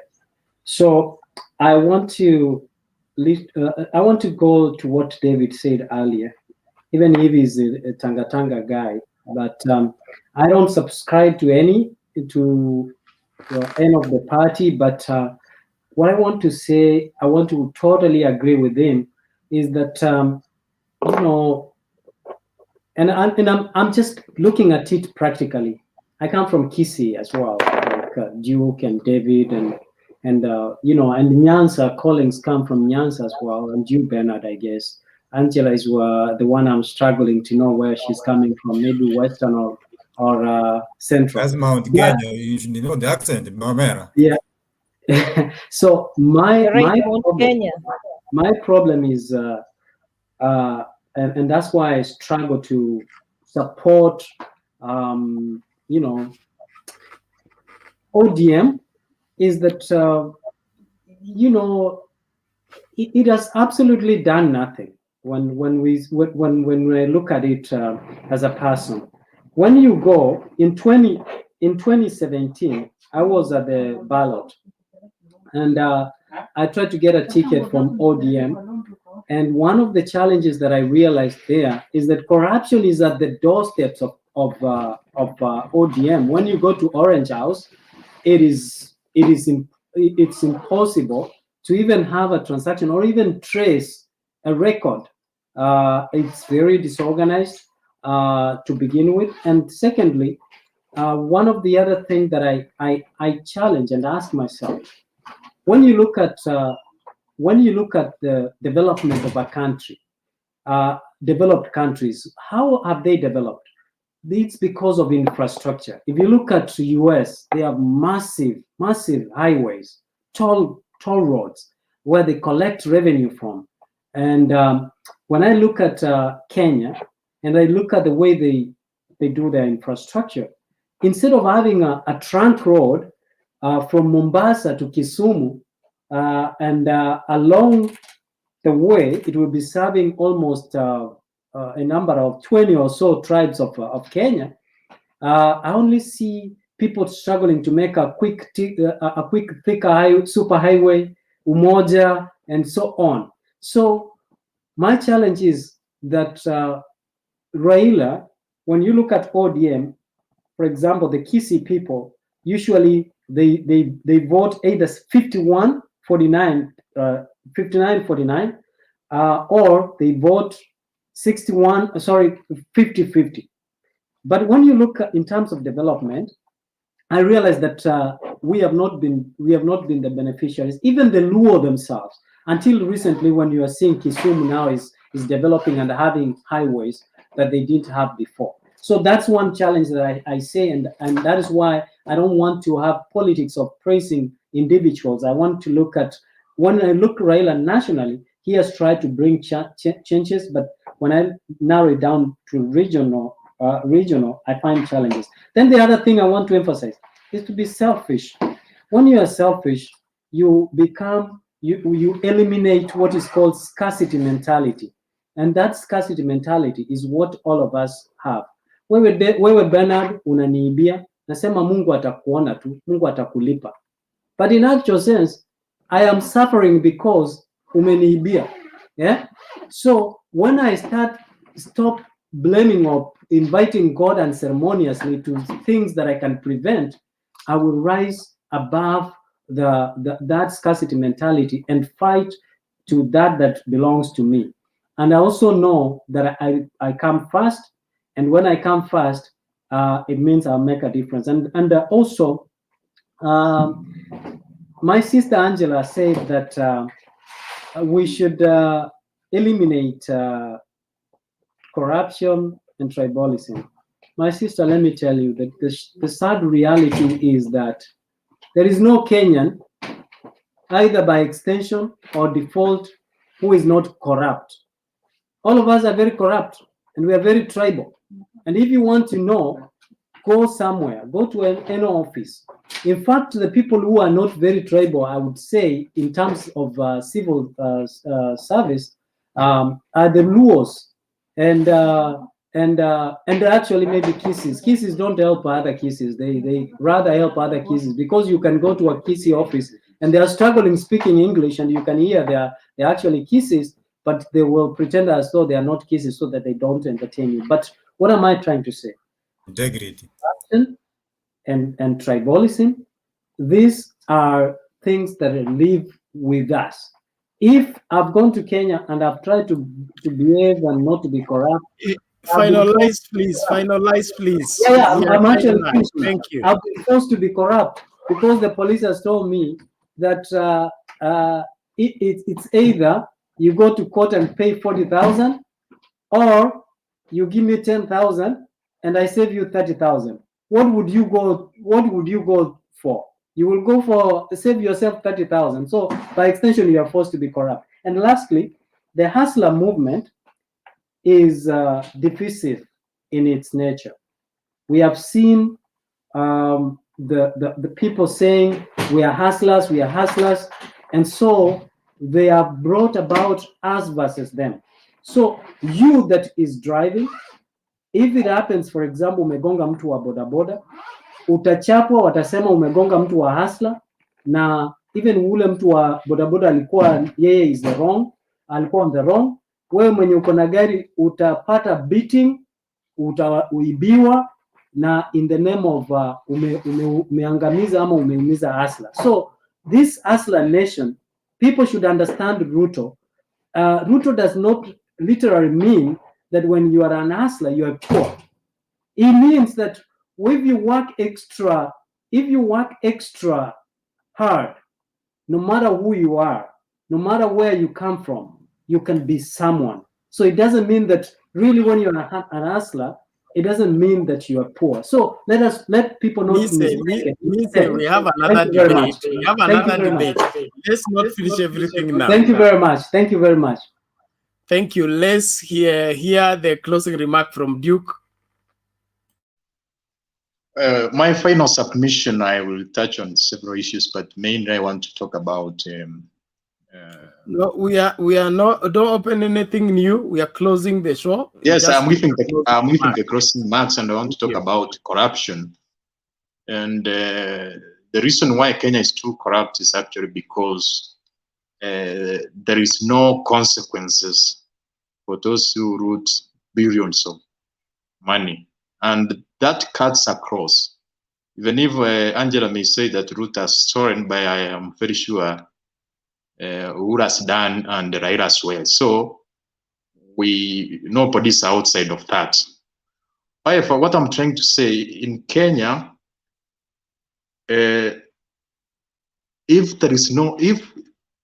what happens in Kenya is that you find people are rooting public money and there is no consequences.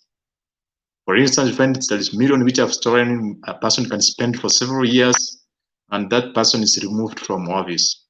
And they can even spend that amount for the rest of his or her life. Therefore, that is the issue we have in Kenya. Also, about tribalism in Kenya, actually, most Kenyans are not tribalists. What makes them to vote along the tribal lines is because there is stereotypes which are referred to those individuals. For instance, in 2017, I was in ODM, but I interacted with some people from Mount Kenya, and one of the propaganda which was fed to those people is that if Raila becomes the president, they may be unable to do business. You see, you find their leaders go and galvanize them and intoxicate them and scare them. They say if that person becomes a president, it would be too dangerous. Actually, that propaganda from the top leadership is what makes most of Kenyans to vote around tribal lines. Therefore, actually, that's my final submission. Thank you very much, Duke. Thank you, Mtembei, and the rest of the people that contributed for tonight's debate. Let us look forward for another one. God bless you. Have a blessed day and night wherever you are.